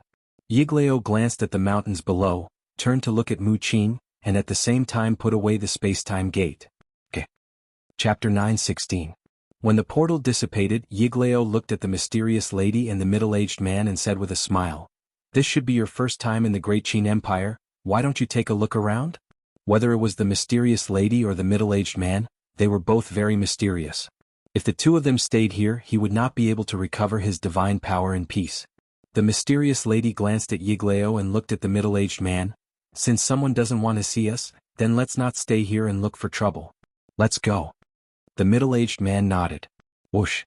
The two of them immediately rushed into the sky, turned into a stream of light and quickly disappeared into the sky. After Yiglao watched the two of them disappear, his old eyes flashed and landed on a mountain top with the Mu family's great ancestor and second ancestor. "You two protect me and carefully pay attention to the movements around." Yiglao told the two of them and sat cross-legged on the ground. The pores all over his body opened to absorb the essence of heaven and earth and began to recover his divine power. And in the afternoon of the same day, an explosive news suddenly spread like wildfire in the imperial capital. 3 days later at noon, Qin Feiyang was taken to the central square of the first city and beheaded in public. How could this be? The imperial capital that had not yet calmed down was once again boiling. People were surprised and somewhat in disbelief. Because since the establishment of the Great Qin Empire, there had never been an emperor's son who was beheaded in public. Qin Feiyang was the first. Of course, beheading in public was not something that had never happened before, but it was usually the kind of unforgivable outlaws. And Qin Feiyang, although he killed the princes in the past, but in the end, it was only the emperor's family matter. Was there a need to behead him in public? Not to mention, even if Qin Feiyang was abolished, the royal blood flowing in his body was a fact that could not be erased. The emperor should not be so heartless. However, after many inquiries, they learned that this order was actually given by the emperor himself. People suddenly felt incredible to the extreme. This supreme emperor, how much did he hate Qin Feiyang? In the evening, a young man in black entered the divine prison. This person had a dignified appearance. His body was 7 feet tall and straight like an iron pine tree. He held a folding fan in his hand and looked very elegant. There was a small sword symbol on his chest, indicating that he was a disciple of the temple. He stood in front of the tower and looked at the empty corridor in silence. A moment later, he took a deep breath and said indifferently, "Qin Feiyang, come out for a chat?" After a long while, Qin Feiyang finally appeared. "You still dare to look for me?" He sized up the black-clothed young man with a murderous look in his eyes. This person was none other than Zhuge Mingyang. Zhuge Mingyang waved his folding fan and smiled faintly. "Now that you're a prisoner, why wouldn't I dare?" Whoosh! Before he finished speaking, Qin Feiyang had already appeared in front of Zhuge Mingyang. The distance between the two was less than half a meter. Qin Feiyang raised the corner of his mouth and said, "Even if I'm a prisoner, I can still kill you. Is that so? Since you're so confident, why don't you give it a try?" Zhuge Mingyang was as steady as Mount Tai without the slightest fear, but there was a hint of mockery on his face. Qin Feiyang stretched out his arm and grabbed Zhuge Mingyang's head. Boom! Zhuge Mingyang smiled disdainfully. The next moment, a terrifying pressure roared out from his body and rushed toward Qin Feiyang. Qin Feiyang was shocked and quickly retreated. This pressure actually carried a hint of Saint's aura. "Come on." Zhuge Mingyang waved his folding fan slowly and looked at Qin Feiyang contemptuously. Qin Feiyang stabilized his body and looked up and down at Zhuge Mingyang for a moment. He suddenly said, "No wonder you dare to be so fearless, you've already broken through to the Battle Saint realm." Surprised? Zhuge Mingyang asked with a smile. Qin Feiyang shook his head. With Zhuge Mingyang's talent, it was not strange for him to be able to break through to the Battle Saint realm in these few years. But if Zhuge Mingyang thought that he had the right to be arrogant in front of him after breaking through to the Battle Saint realm, then he was gravely mistaken. Qin Feiyang's mind moved, and the double-winged snow eagle appeared saying, "Kill him." "No problem." The double-winged snow eagle laughed, and a terrifying saint's aura broke out from its body. Saint Beast. The smile on Zhuge Mingyang's face suddenly froze, and a trace of panic appeared in his eyes. Although he had broken through to the battle saint realm, he was only a one-star battle saint. And the aura emitted by this snow eagle was more than a few times stronger than his. Obviously. Its cultivation level was much higher than his. Kid, going against Qin Feiyang is the worst decision you've ever made in your life. The double-winged snow eagle laughed cruelly, and swept towards Zhuge Mingyang like lightning, its eyes emitting a cold light. Zhuge Mingyang retreated in panic. Qin Feiyang, if you dare to kill Zhuge Mingyang, today will be the day you die. However, at this time, a voice filled with killing intent came from outside. The owner of the voice was the black-robed old man who was guarding outside. Qin Feiyang raised his eyebrows and shouted at the double-winged snow eagle, "Come back!" The double-winged snow eagle also looked at the door angrily, and quickly retreated to Qin Feiyang's side. Zhuge Mingyang finally let out a sigh of relief, but his whole body was already drenched in cold sweat. Qin Feiyang looked at him indifferently and said, "I thought you were very powerful, but it turns out that you're just so." The sarcasm in his words was undisguised. Zhuge Mingyang was a bit angry, but suddenly he seemed to think of something, and a bright smile appeared on his face. He smiled and said, "Do you know why I'm here today?" Qin Feiyang was silent. "I'm here to tell you that today His Majesty has ordered that 3 days later at noon, in the central square of the first district, you will be beheaded in public. In other words, you only have 3 days left." Zhuge Mingyang pursed his lips and smiled. Boom. Hearing this, Qin Feiyang was like a bolt from the blue, and his body and mind trembled. He was actually going to be beheaded in public? Being beheaded in public by your own father, you must be very sad, right? Zhuge Mingyang joked. This sentence, no doubt, sprinkled a handful of salt on Qin Feiyang's wound. Qin Feiyang painfully closed his eyes, his hands tightly clenched together. Because he used too much strength, his nails had already pierced the flesh of his palms. Drip. Fresh blood dripped down drop by drop onto the ground, splashing into the air. Although my talent is not as good as yours, I'm better than you in one thing. I have a father who loves me. No matter what I want, he will do everything possible to give it to me. Since I was young, he has never scolded me, let alone ordered me to be killed. To be honest, sometimes I really sympathize with you. Back then, when you were born, you were the pride of the imperial capital, and were doted on by everyone. You even took away my title as the #1 demon. At that time, although you were still young, you were already the idol of countless people. But now you've fallen to this point like a rat on the street, hated by everyone, Zhuge Mingyang said with a smile, and there was a strong sense of satisfaction in his words. So now you're here to laugh at me? Qin Feiyang finally opened his eyes, and the pain between his eyebrows had disappeared, replaced by calmness. Zhuge Mingyang was surprised. How could he calm down so quickly? Qin Feiyang said again, "Did you think that after hearing what you said, I would roar in anger and unwillingness?" Zhuge Mingyang did not answer, but his expression proved everything. Qin Feiyang said indifferently, "If that's the case, then I'm afraid you'll be disappointed, because I've already seen through all of this." Seen through?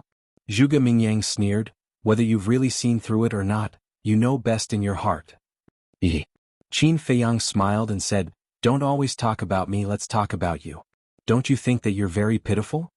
Zhuge Mingyang smiled, "I have a perfect family, and I have extraordinary talent, what's there to be pitiful about? Really? Then tell me, why did you work so hard for the first prince?" Qin Feiyang teased. Zhuge Mingyang raised his eyebrows. "I'll tell you why. It's all because of power and status.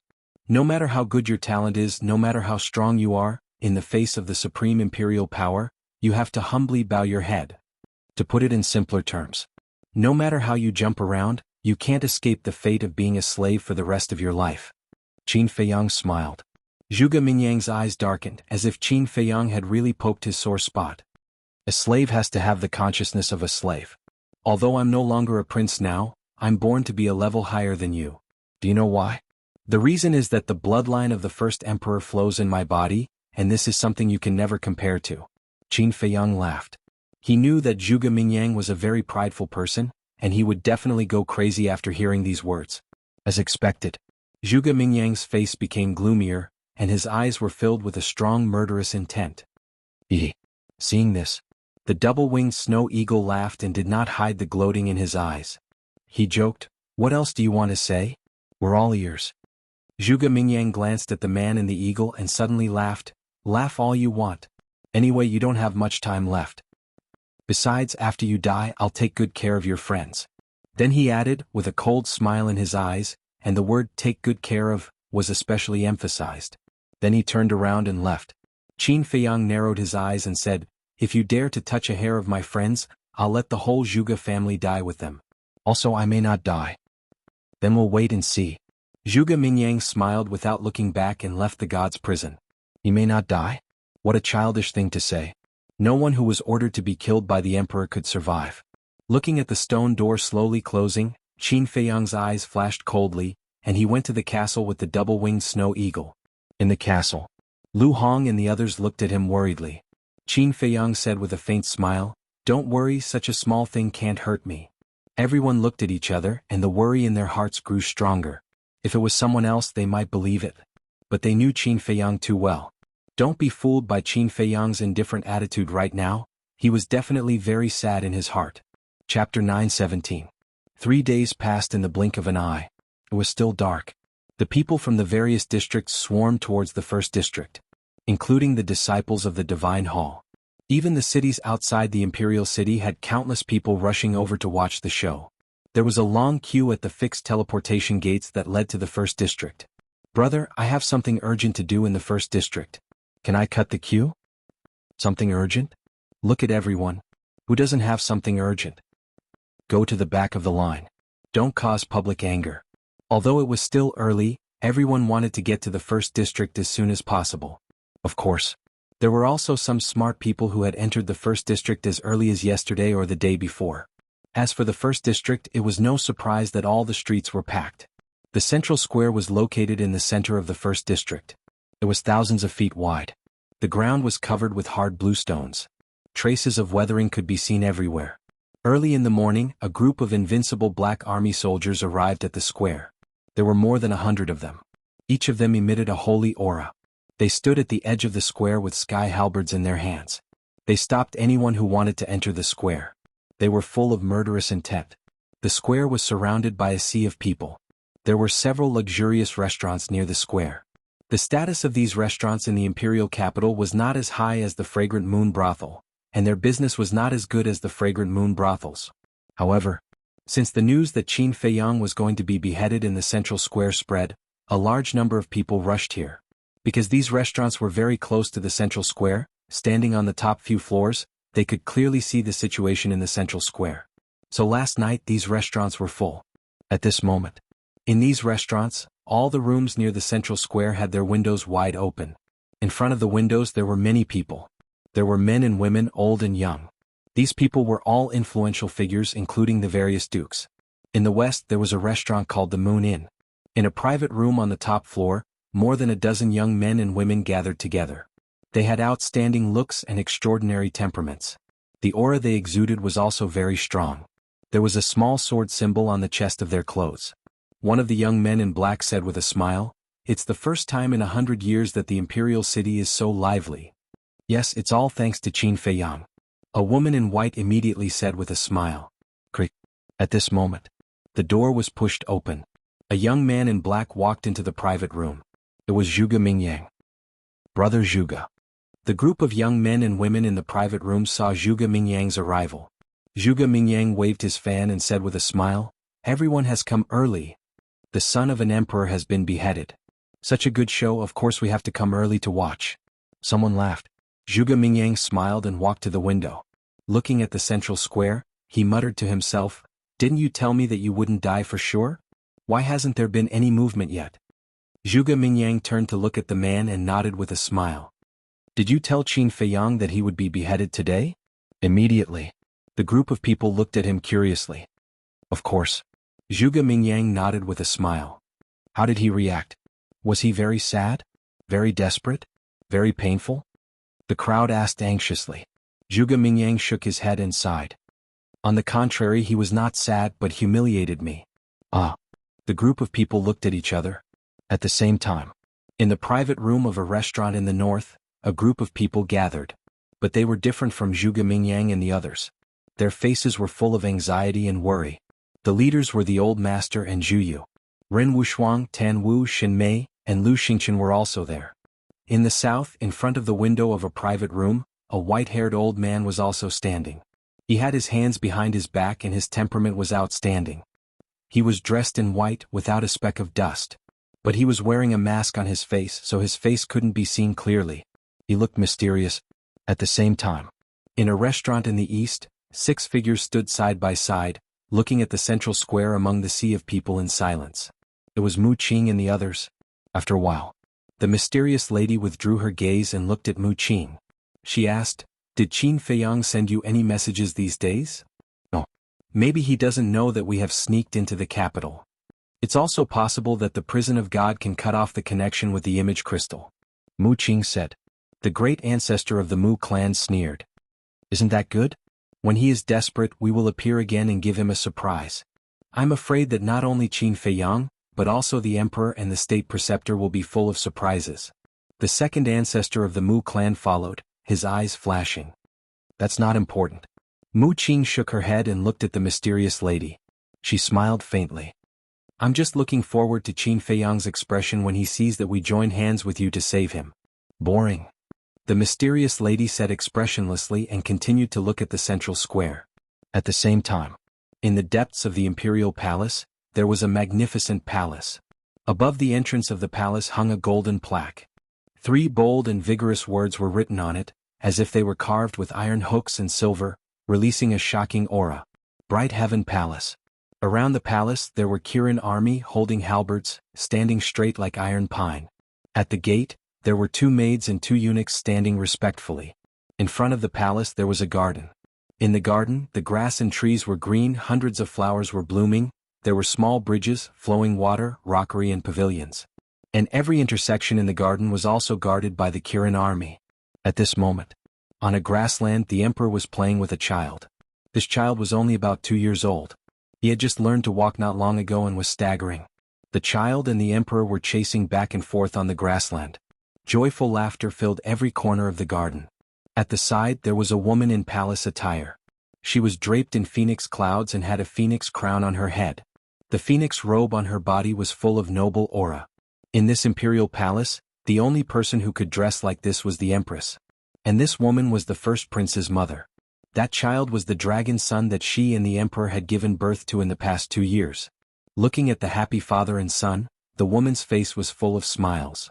At the same time, on a small path outside the garden, a white-clothed woman was running towards them. "Empress, your injuries have just healed. Run slower." There were 2 maids behind her. They chased after the woman in white and shouted anxiously. However, the woman in white did not seem to hear them. Her footsteps became faster and faster. Her slightly pale face was full of anxiety. She was Qin Feiyang's mother. These few days passed. With the help of the fire of life, her injuries had healed. And she had fused with the fire of life. Now, like Qin Feiyang and Fatso, she had an immortal body. And now she came to Bright Heaven Palace to find the emperor to plead for Qin Feiyang. In fact, this was not the first time she came. These days she came several times a day. But every time she was stopped outside by the Kirin army. But this time, she had great determination. She would not give up until she saw the emperor. Because Qin Feiyang was going to be beheaded today. If she did not see the emperor, there would be no turning back. Again? At the entrance of the garden there were 2 Kirin army guards. Seeing the woman in white from afar, they could not help but frown. Soon, the woman in white came to the entrance of the garden. She glanced at the 2 Kirin army and wanted to barge in. "Empress, you can't." The 2 Kirin army quickly reached out to stop the woman in white. "I must see him today," the woman in white said. "I really can't. His Majesty said that I have to accompany the little prince for the whole day and will not see anyone. Empress, please don't make things difficult for us, okay?" The 2 Kirin army said with a difficult expression. Although the woman in white was not in a good situation now, she was after all the empress. So these Kirin army did not dare to be too presumptuous. "Empress, let's go back. His Majesty knows why you are here, so he will not see you." The 2 maids caught up and stood in front of the woman in white, persuading her in a low voice. "I won't go." The woman in white shook her head. In the garden, the emperor and the empress also noticed the woman in white. However, the emperor just casually glanced at her and then retracted his gaze and continued to play with the little prince. and the empress' mouth was pursed with a hint of mockery. At the same time, looking at the emperor and the little prince laughing and talking, the woman in white could not help but feel a strong anger rising in her heart. Your Majesty, he is your child. Fei Yang is also your child. You can't be so biased. The woman in white cried. The emperor was still indifferent. The empress glanced at the emperor, then looked at the woman in white and said with a smile, Sister, you are wrong. When Qin Fei Yang was expelled from the imperial palace, he no longer had anything to do with our imperial family. Now he is just an outsider. Shut up. The woman in white suddenly looked at her with a cold light in her eyes. The empress' pupils shrank and she looked a little scared. In the past, when Qin Fei Yang's mother was the empress, she was just a concubine. When she saw Qin Fei Yang's mother, she had to bow. When Qin Fei Yang's mother was on the throne, she was a person who acted swiftly and decisively. In addition, she was very strong and had the powerful Lu family behind her. Therefore, all the concubines in the imperial palace were very afraid of her, including the empress now. Although their identities were changed now, it was difficult to get rid of the shadow accumulated in the past. However, hearing the woman in white scolding the empress, the emperor frowned and looked up at the woman in white. He said, The one who should shut up is you. Don't pester endlessly and wear down my patience. The woman in white trembled and tears of grievance flowed from her eyes. The empress waved her hand impatiently and said, Go away. Don't hinder us here. With the emperor backing her, she naturally would not be afraid and put on an overbearing attitude. The woman in white glanced at her and then looked at the emperor. She knelt on the ground and said with grief and indignation, You have killed Fei Yang twice. You can't be so heartless. This is unfair to Fei Yang.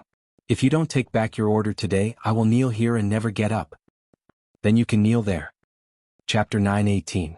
The woman in white did not get up. After fusing with the flame of life, her slightly aged face exuded vitality once more. Her skin was crystal clear, and her hair was like a waterfall. However, at this moment, her face was full of helplessness. The 2 Kirin army soldiers and 2 maids were trying to persuade her, but she did not seem to hear them. Her eyes were full of determination. Time passed by breath. At this moment, whether it was Ren Wushuang's group, Zhuge Mingyang's group, or other unrelated people, they all felt that time was passing very slowly. It had only been a single morning, but it felt as long as a few decades. Finally, noon was coming. It was early summer and the weather was not too hot. However, many people were already sweating. Everyone looked at the central square and gradually quieted down. Their hands were clenched tightly together. A tense atmosphere pervaded the air. In fact, many people did not know what they were nervous about. This was about Qin Fei Yang's execution. What did it have to do with them? Why were they nervous? However, they still felt that they were out of breath. It was very oppressive. Whoosh! Suddenly, a white-haired old man descended on the square. Next to him was a middle-aged man in golden armor. The moment the imperial tutor appeared, there was a vast and mighty pressure that surged out in all directions. Greetings, Grand Master. Under the pressure, the people gathered around the square, including the invincible Black Army, were all afraid and knelt down to worship him. Yes. The Grand Master nodded and then looked at the man in golden armor next to him. The man in golden armor quickly took out a wooden armchair from his cosmos bag and placed it on the ground. The Grand Master waved his sleeves and turned around to sit on the wooden armchair. The man in golden armor took out a tea table, a teapot, and teacups. After placing them one by one, he began to make tea for the Grand Master. The man in golden armor was none other than the commander of the invincible Black Army. This old bastard really knows how to enjoy life. In a restaurant in the south, a dark-skinned young man in linen clothes stood in front of the window. He looked at the Grand Master who was sitting on the wooden armchair with a cold look in his eyes. It was Lu Zheng. Whoosh! Suddenly, 2 more people suddenly appeared in the room. Lu Zheng sensed their auras and turned to look at them. He said unhappily, Uncle He, second grandpa, why are you only here now? Isn't it supposed to be executed at noon? What's the hurry? The burly man rolled his eyes, walked to the window and asked, What's the situation now? Little cousin hasn't appeared yet, but Lu Zheng frowned when he said this. But what? The burly man and the sackcloth old man looked at him suspiciously. Yesterday I had nothing to do, so I went to the nearby restaurants and found a lot of unfathomable auras. I'm wondering if this aura has anything to do with my little cousin. Lu Zheng frowned. Unfathomable? The burly Dao and the linen old man looked at each other, their eyes filled with bewilderment. It's hard to explain. Take a look for yourselves. Lu Jing took out a gray stone. This stone was simple and unadorned. At first glance it looked like an ordinary pebble. However, there were extremely complicated lines on it. Those lines were like the meridians of a human. Lu Jing grabbed the gray stone and slowly injected a wisp of battle chi into it. Immediately, an invisible ripple overflowed from the gray stone and spread out in all directions. This wave was colorless, odorless, and had no aura at all. No one noticed it. Suddenly, the gray stone trembled slightly. Immediately after, the lines on the stone glowed with a faint golden light. What? This is the light of gods. The linen old man and the burly man looked at the golden light and trembled. The burly man shook his head and said, "No, this should be the light of gods of the state preceptor."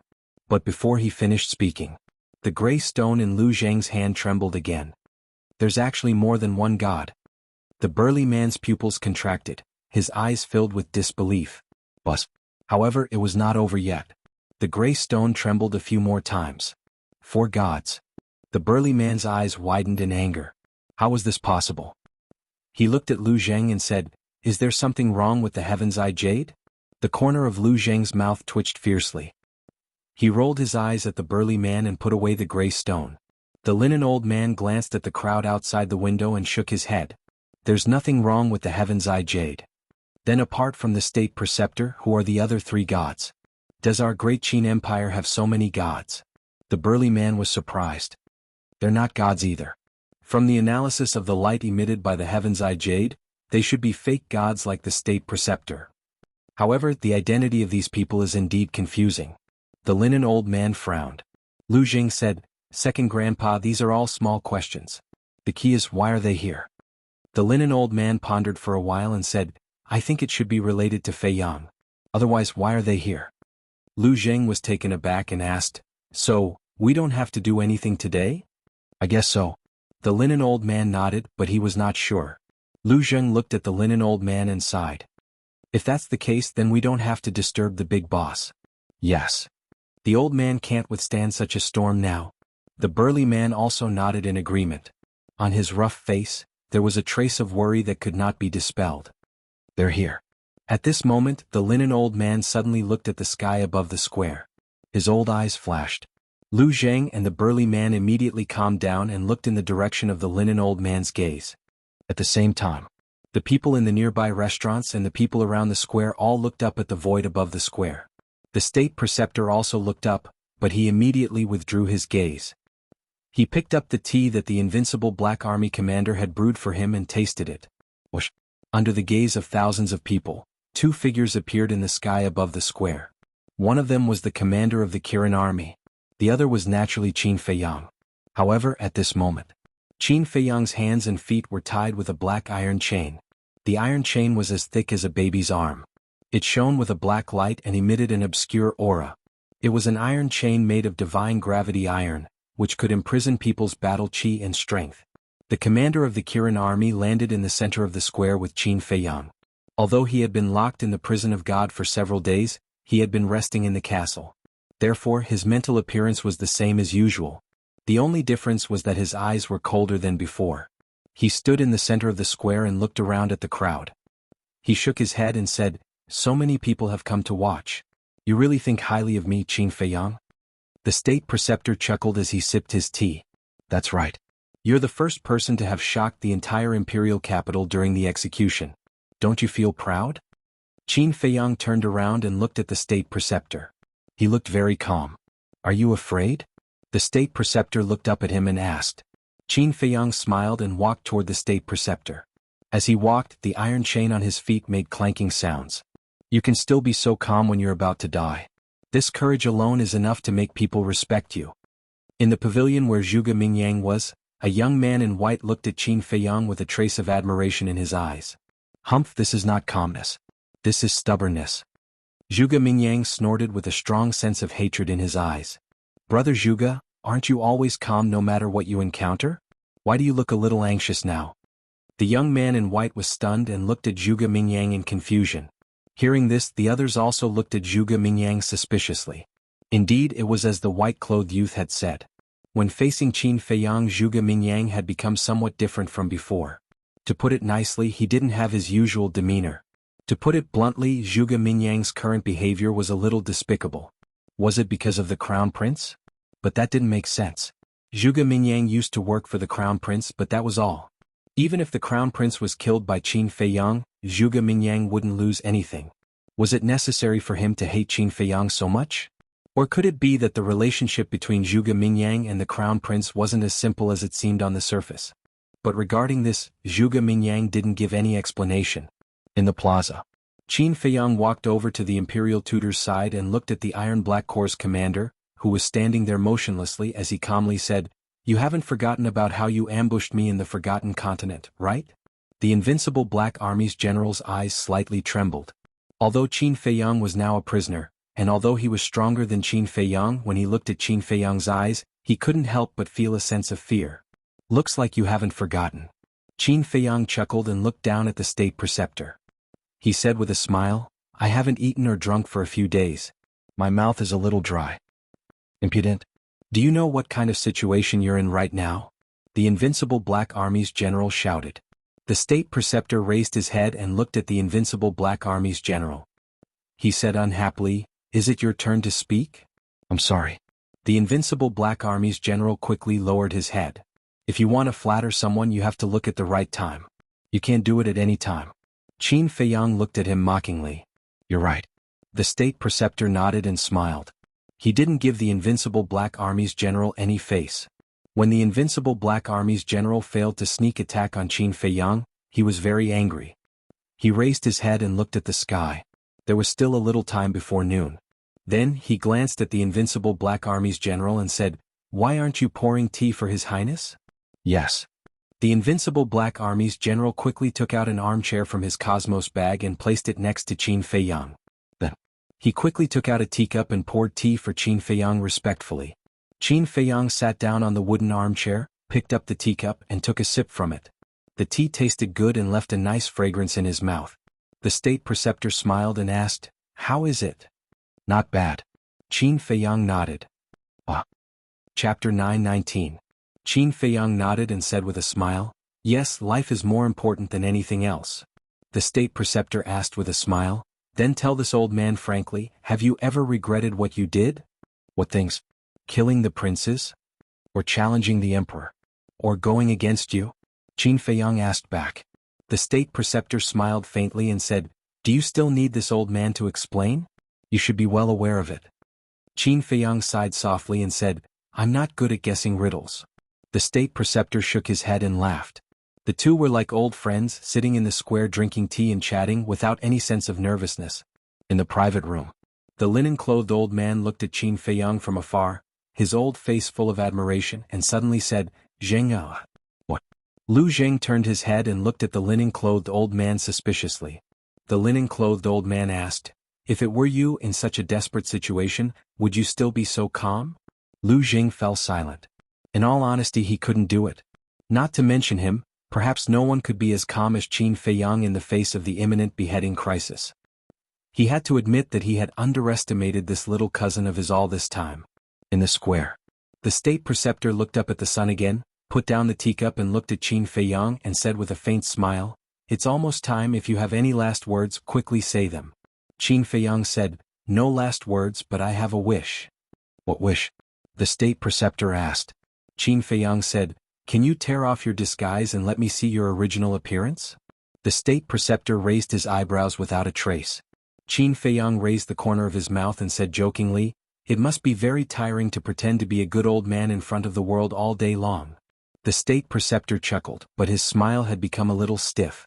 Qin Feiyang said with a smile, "It seems that my words have made you very unhappy. Why should this old man care about the words of a dying man?" The state preceptor smiled indifferently. To me, death is not scary. The scariest thing is that I won't be able to see the person I miss the most before I die." Qin Feiyang slowly got up and looked in the direction of the imperial palace. A hint of mockery flashed across the imperial tutor's eyes as he thought to himself, "Don't look forward to it. Your mother won't come." Qin Feiyang frowned. The imperial preceptor sent a voice transmission, "You still don't know, right? In order to plead for you, your mother has been kneeling in Bright Sky Palace for an entire morning." "What?" Qin Feiyang trembled both physically and mentally. In the depths of his calm heart, a monstrous rage suddenly surged. Bright Heaven Palace was no longer the Bright Heaven Palace of the past. It was now the residence of the current Celestial Empress and the little prince. For him, his mother had actually knelt in Bright Heaven Palace. He could imagine how much humiliation his mother had suffered. He couldn't stand it. Are you very angry? But unfortunately you can't do anything now. But don't worry, after you die and I get Chang Shui in the castle, I won't make things difficult for her. At most, I'll just cripple her cultivation. The Imperial Preceptor secretly sent a voice transmission. After that, he no longer paid attention to Qin Feiyang. He picked up the teacup and tasted it with a smile. Qin Feiyang suddenly lowered his head and stared at the Imperial Preceptor. His eyes flashed with shocking killing intent. The time has come. At this time, the commander of the Invincible Black Army said indifferently. Qin Feiyang closed his eyes and took a deep breath. When he opened his eyes again, his eyes were dead silent. Let's go. The commander of the Invincible Black Army stepped forward and grabbed Qin Feiyang's shoulder from behind. Get your dirty hands off me.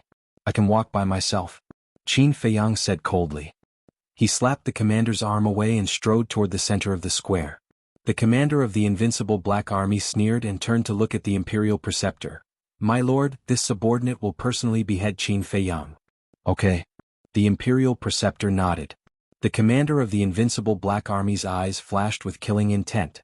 He quickly caught up with Qin Feiyang and said to himself, I didn't want to target you but I have no choice.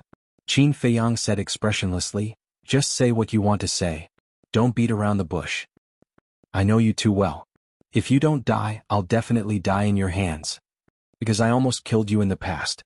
So, I can only feel at ease if I personally behead you. The commander of the Invincible Black Army said.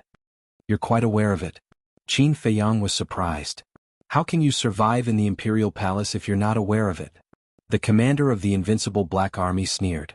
The Kirin Army's commander had been standing in the center of the square.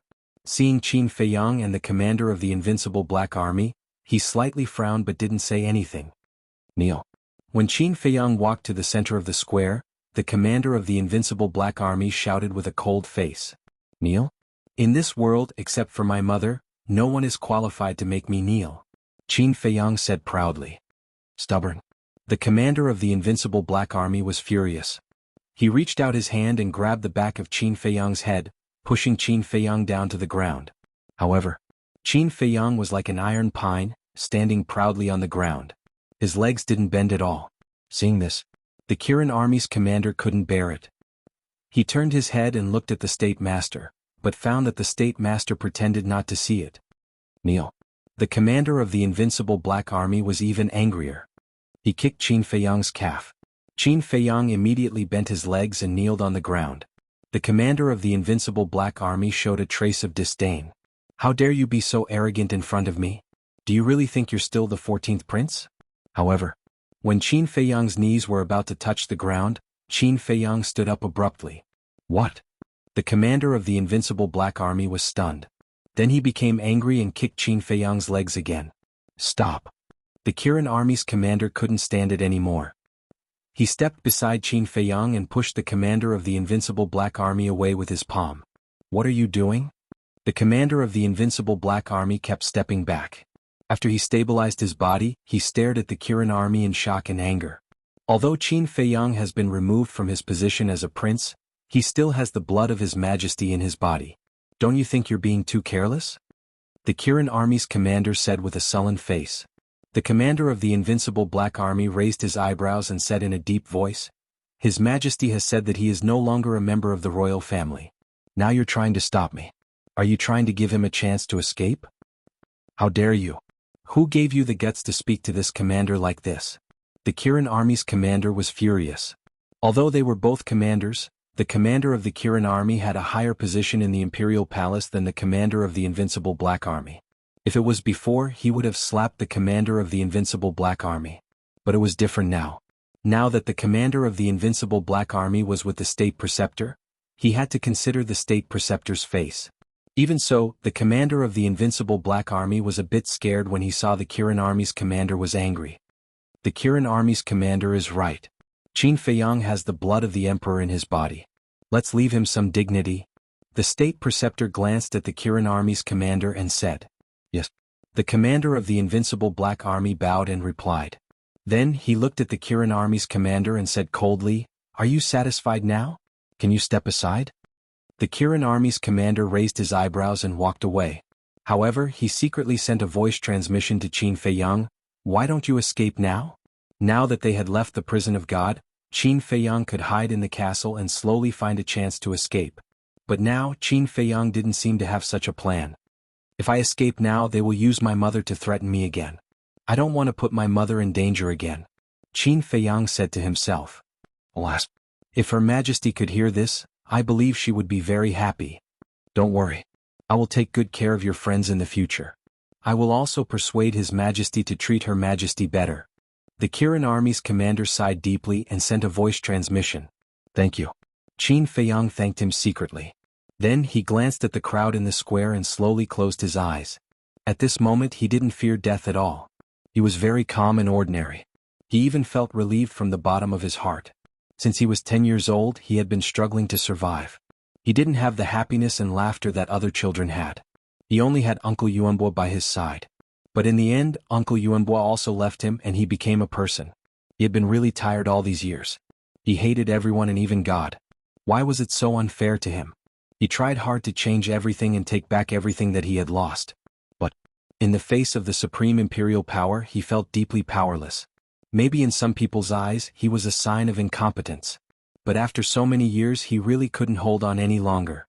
He wasn't a perfect person, and there was no perfect person in the world. He also had a weak side. If it were anyone else, they would have probably collapsed a long time ago after encountering the setbacks and bumps in Qin Feiyang's life. It wasn't easy for him to hold on until now and only admit defeat. Clang. Suddenly, along with a deafening metallic sound, a golden halberd appeared in front of the commander of the invincible Black Army. The halberd was 6 feet long and looked like it was made of gold. The blade of the halberd emitted a piercing light. At this moment, the square fell into a dead silence. Everyone held their breath and looked at the commander of the invincible Black Army. The commander of the invincible Black Army stood behind Qin Feiyang and reached out his hand to grab the halberd. Then he slowly raised it. "Grandpa Feiyang can't die. Can you think of a way to save him?" Ren Wuxuang looked at this scene and tears came out of his eyes. "Shuang, this is the Emperor's order. You can't go against it." The old master sighed. Dong Xingyang and the others also sighed. As the saying goes, even a vicious tiger won't eat its cubs. However, this current emperor was actually ruthless enough to kill his own son. How heartless. It was no wonder that Qin Feiyang hated his father so much. However, there was one person who didn't look worried at all. There was even a faint smile on his face. This person was Lu Xingqian. "Brother Qin, isn't it too early to be free now? My plan can't be carried out without you," he muttered to himself and raised his head to look at a restaurant in the east. Mu Qing and the others were standing in front of the window, staring at the central square. Mu Qing also raised her head and looked at Lu Xingqian as if she had sensed his gaze. Chapter 920.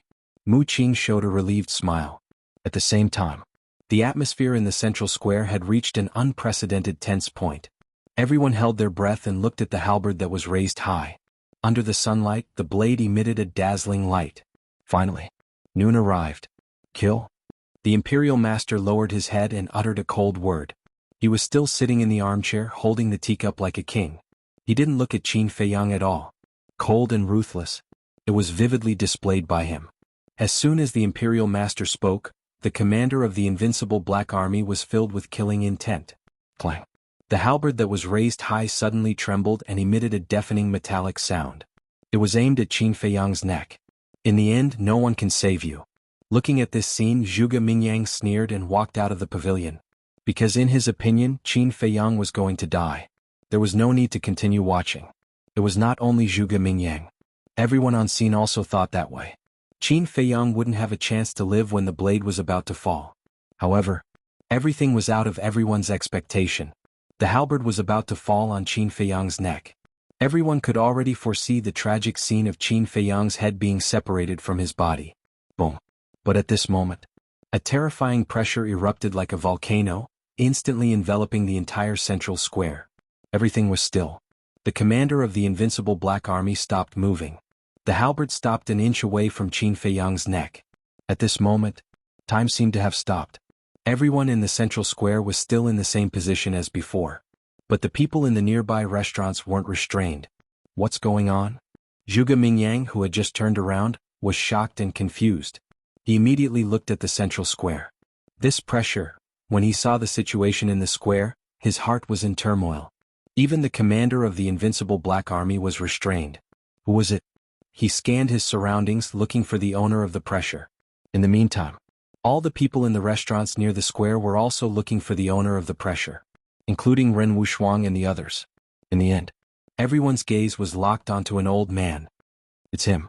Yiglao. The faces of Ren Wushuang and the others were instantly filled with ecstasy. Back in the divine prison they had seen Yiglao and knew how powerful Yiglao was.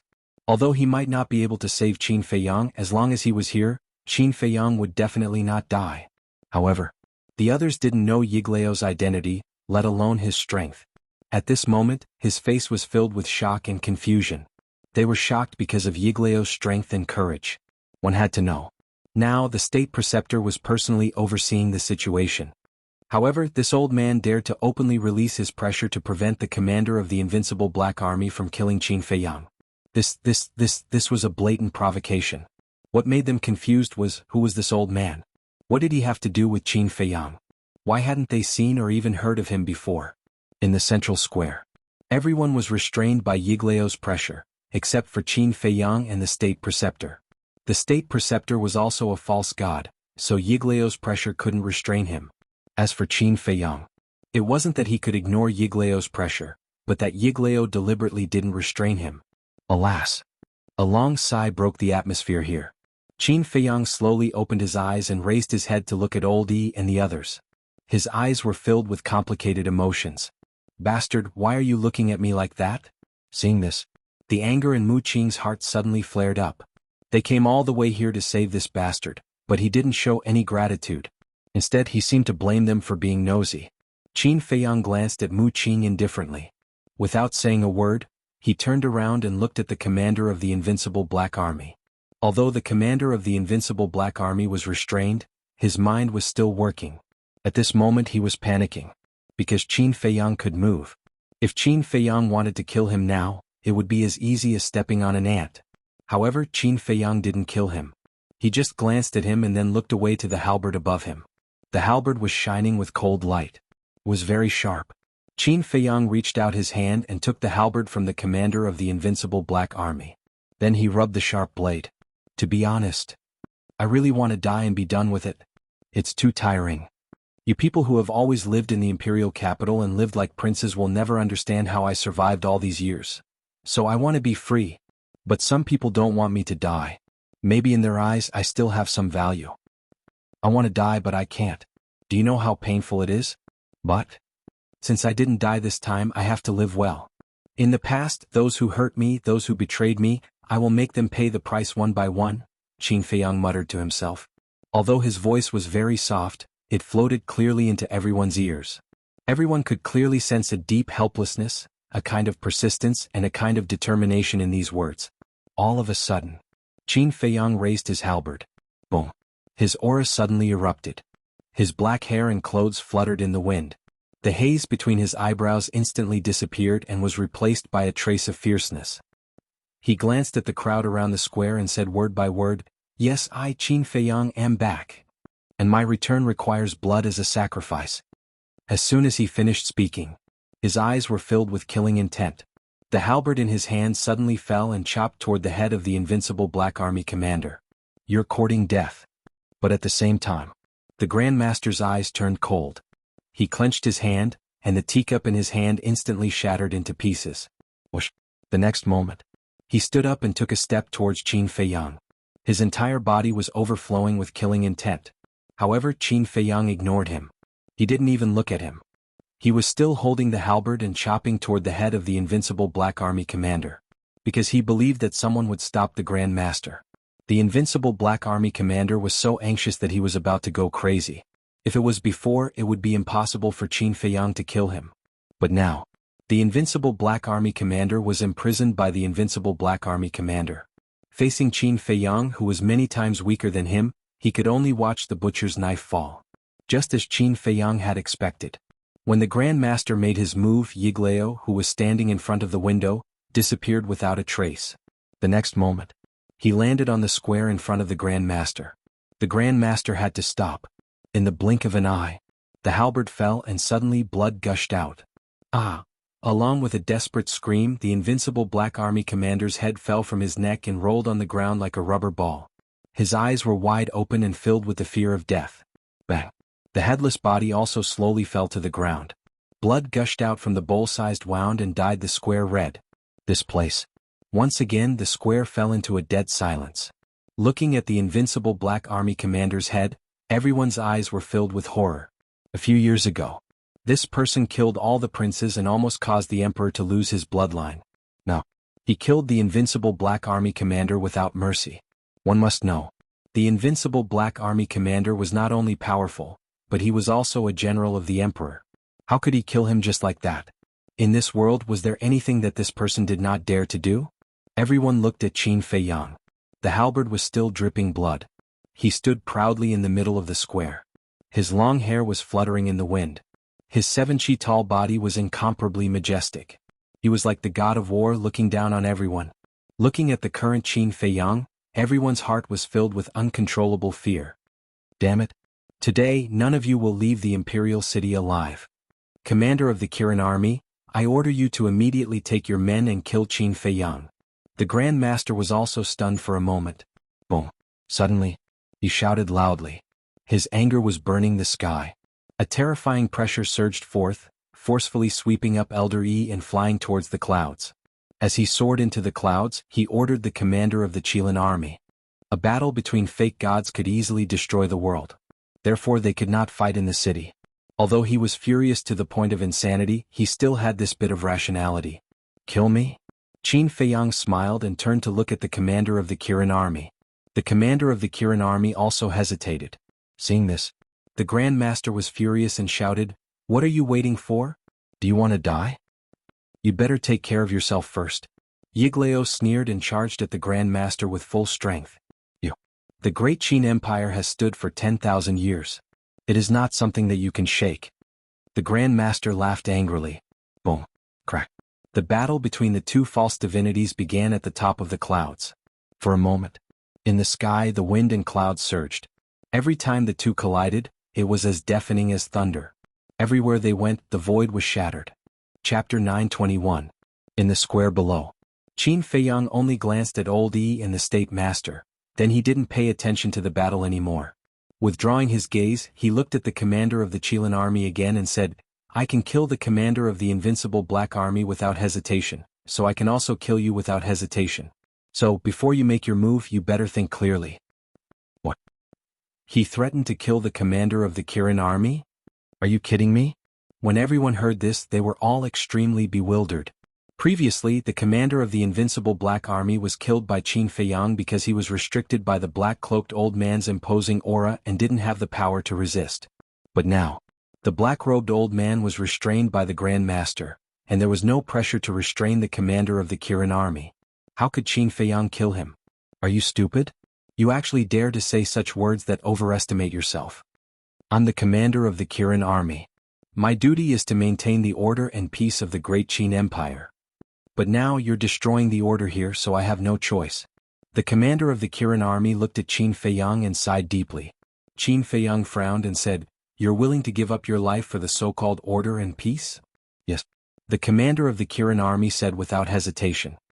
He then waved his hand and shouted, "Kill Qin Feiyang with all your strength." As soon as he finished his words, the surrounding invincible Black Army soldiers rushed towards Qin Feiyang with halberds in their hands. Every one of them was exuding a terrifying aura which shocked everyone. Their eyes were shining with a fierce light.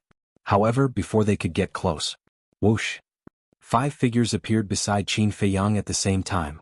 They were the mysterious lady, Mu Qin, the first ancestor, the second ancestor, and the middle-aged man from the Endless Sea. Mu Qin glanced at the Iron Black Army and said with a smile, "How should we deal with them?" "Leave no one alive," Qin Feiyang said coldly. Mu Qin turned to look at the first ancestor and the second ancestor and said with a smile, "Ancestors, it's up to you." The 2 ancestors looked at each other and smiled. Then they turned into 2 streams of light and rushed toward the Iron Black Army. Ah! Immediately, shrill screams resounded in this place. The two were like ghosts, coming and going without a trace. The invincible Black Army didn't even have time to discover them before they were killed. In less than 5 breaths, the invincible Black Army in the square was completely annihilated. The ground was littered with corpses and severed limbs. The bloody scene was enough to make anyone shudder. They killed the Iron Black Army. They're so strong. Where did these people come from? Everyone was thinking about too. Originally, Qin Feiyang was in a situation where he would definitely die. However, a group of people suddenly appeared, each one more terrifying than the other. My cousin is quite a bit of my cousin is he? Is quite a lot cousin his brother is a lot. Lu Jing chuckled. Yeah. Who would have thought that Feiyang could find so many people to help him? There are 2 false gods among them. The old man in sackcloth laughed. What? 2 false gods? Lu Jing was shocked. The burly man also looked at the old man in sackcloth in surprise. The old man in sackcloth said, in addition to the black-robed old man who fought with the state preceptor, the other false god is that middle-aged man. The 2 of them immediately looked at the middle-aged man standing beside the mysterious madam. Their hearts were in turmoil. 2 false gods came to save Qin Feiyang. Isn't this too unbelievable? According to the Heaven's Eye Jade, there are 4 false gods here. Now, including the state preceptor, there are 3. Who is the other one? The burly man suddenly said. This person hides very well. If he doesn't show up, we won't be able to detect his aura. The old man in sackcloth glanced at the crowd outside. His eyebrows were full of confusion. At the same time, in another private room, a white-haired old man wearing a mask stood in front of the window. Although his expression couldn't be seen clearly from his eyes, there was a gratified smile. Dong. Suddenly, there was a knock on the door. Come in. The white-haired old man opened his mouth. His voice was very calm. The door opened and 4 young men and women entered the room one after another. If Qin Feiyang was here, he would recognize these 4 people at a glance. They were Lingyu, Zhaoyu, Luo Dan and Feng Ranran. The 4 of them walked to the window. Lingyu looked at Qin Feiyang in the square and said with a smile, now you can rest assured. Rest assured. The white-haired old man nodded. Zhaoyu asked, then how long do we have to lurk in the temple? The white-haired old man pondered for a while and said with a smile, Feiyang is not in the temple. There is not much point in you continuing to lurk. After Feiyang leaves, you will also follow this old man to cultivate in seclusion. When the 4 of them heard this, they all seemed relieved and let out a long breath. Lingyu asked again, then when can we confess our identities to Qin Feiyang? No hurry. Soon the miracle will open. At that time, I will send you to the Forgotten Continent and continue to assist Feiyang. Of course. This is also a good opportunity for you to train. There are countless opportunities and great fortunes in the miracle. If you can get it, it is not impossible for you to become a god in the future. The white-haired old man smiled. Become a god. The 4 of them looked at each other in shock. In the square, seeing a group of invincible Black Army soldiers being killed by the Mu family's ancestor and second ancestor, the commander of the Kirin army was so shocked that he couldn't recover for a long time. Similarly, the state preceptor who was fighting with Yiglao in the sky was also shocked. This time is not like the last time. This time we came prepared. Even if your great Qin Empire sent out all the experts, you can't stop us. Yiglao smiled confidently and his attacks became more and more fierce. Come prepared. The state preceptor was shocked. While dealing with Yiglao, he looked at Mu Qing and the others. Immediately, his pupils shrank. Mu Qing's strength was naturally not a concern. He could also see through the cultivation of the Mu family's ancestor, second ancestor and the mysterious madam at a glance. However, although he couldn't sense any aura from the middle-aged man, he gave him a strong sense of crisis. At the same time, as if sensing the state preceptor's gaze, the middle-aged man suddenly raised his head and looked at the state preceptor. The moment their eyes met, the state preceptor's body and mind trembled as if he was struck by lightning. Fake god. How could it be there was actually another fake god? Is it worth it for you to do this for a mere Qin Feiyang? He pushed Yiglao back with a palm strike and was extremely shocked and angry. Whether it is worth it or not, we know it in our hearts. You don't need to know. Yiglao said expressionlessly. Once again he carried a monstrous aura and pressed down on the state preceptor. The state preceptor was obviously beginning to feel a little powerless. It was not because he was weak but because he was afraid. Facing 2 fake gods he couldn't handle it alone. He never expected that 2 fake gods would come to save Qin Feiyang. If he knew this would happen, he would have directly killed Qin Feiyang in the divine prison even if he risked disobeying the emperor. Unfortunately, it was all too late. At the same time, in the square below, Mu Qin pointed to the commander of the Kirin army and asked, "Do you want to kill him?" Qin Feiyang said lightly, "Do I need your help to kill him?" Mu Qin pursed his lips into a wry smile. This was really asking for trouble. Qin Feiyang looked at the commander of the Kirin army and said, "Is the Hao Tian Palace still in its original position?" "Yes." The commander of the Kirin army nodded. Qin Feiyang snorted from his nose, threw away the halberd in his hand, and waved his hand to open a portal. "Where are you going?" The mysterious madam frowned. "There are still some things that need to be solved." Qin Feiyang's eyes flashed coldly, and he entered the portal without looking back. So troublesome. The mysterious madam was a little annoyed. Although they had two fake gods, this was the capital of the Great Qin Empire after all. Moreover, they knew nothing about the background of the Great Qin Empire. Who knew if there were other hidden powerhouses? So, it was better to leave as soon as possible. "Stop complaining, hurry up and follow," Mu Qing said with a frown. She was also a little angry and quickly rushed into the portal. The mysterious madam, the great ancestor, the second ancestor, and the middle-aged man looked at each other and could only helplessly follow. As for Yiglao, they were not worried. Because with the strength of the state preceptor, it was not enough to hurt Yiglao. Moreover, the distance between the first district and the imperial palace was not too far. If something really happened to Yiglao, they could come to support him immediately. Seeing this situation, the commander of the Kirin army immediately opened the portal and rushed to the Bright Sky Palace. After Qin Feiyang and the others left, the crowd around the square immediately became restless. Why did Qin Feiyang go to the Bright Sky Palace? Could it be that he was going to kill the little prince? The more they thought about it, the more they felt that it was possible. After all, Qin Feiyang killed the emperor's son in one fell swoop. And now, this little prince was not only named Qin Haotian, but the emperor also created a Bright Sky Palace for him. This would definitely anger Qin Feiyang. According to Qin Feiyang's usual style, he would never let it go. "Grandpa, what should we do?" Ren Wushuang looked at the old man anxiously. She knew Qin Feiyang's character too well. After going to the Bright Sky Palace, he would definitely do something outrageous. The Imperial Palace is not a place you and I can enter. It's useless to be anxious, just wait for the news. The old man sighed. "I can bring you guys in." Lu Xingqian smiled faintly. With a wave of his hand, he disappeared with the old man and the others. "Are we going to the Imperial Palace?" In another private room, Ling Yu and the others looked at the white-haired old man and asked. "This old man will go alone. You all wait here." After saying that, the white-haired old man disappeared into thin air. "Second Grandpa, Uncle Black, what do we do now?" At the same time, Lu Zheng also looked at the old man in sackcloth and the burly man, not knowing what to do. The old man in sackcloth looked at Yiglao and the imperial tutor who were fighting in the clouds, and his old eyes flashed. "The situation here is settled and we are no longer needed. Come back to the village with us first, take that artifact and make a trip to the Forgotten Continent." Forgotten Continent? Lu Zheng was stunned and asked, "What is that place?" "It's a place that scares people but also makes people yearn for it. You'll know when you get there." Chapter 922. Bright Heaven Palace. Everything was still the same as before.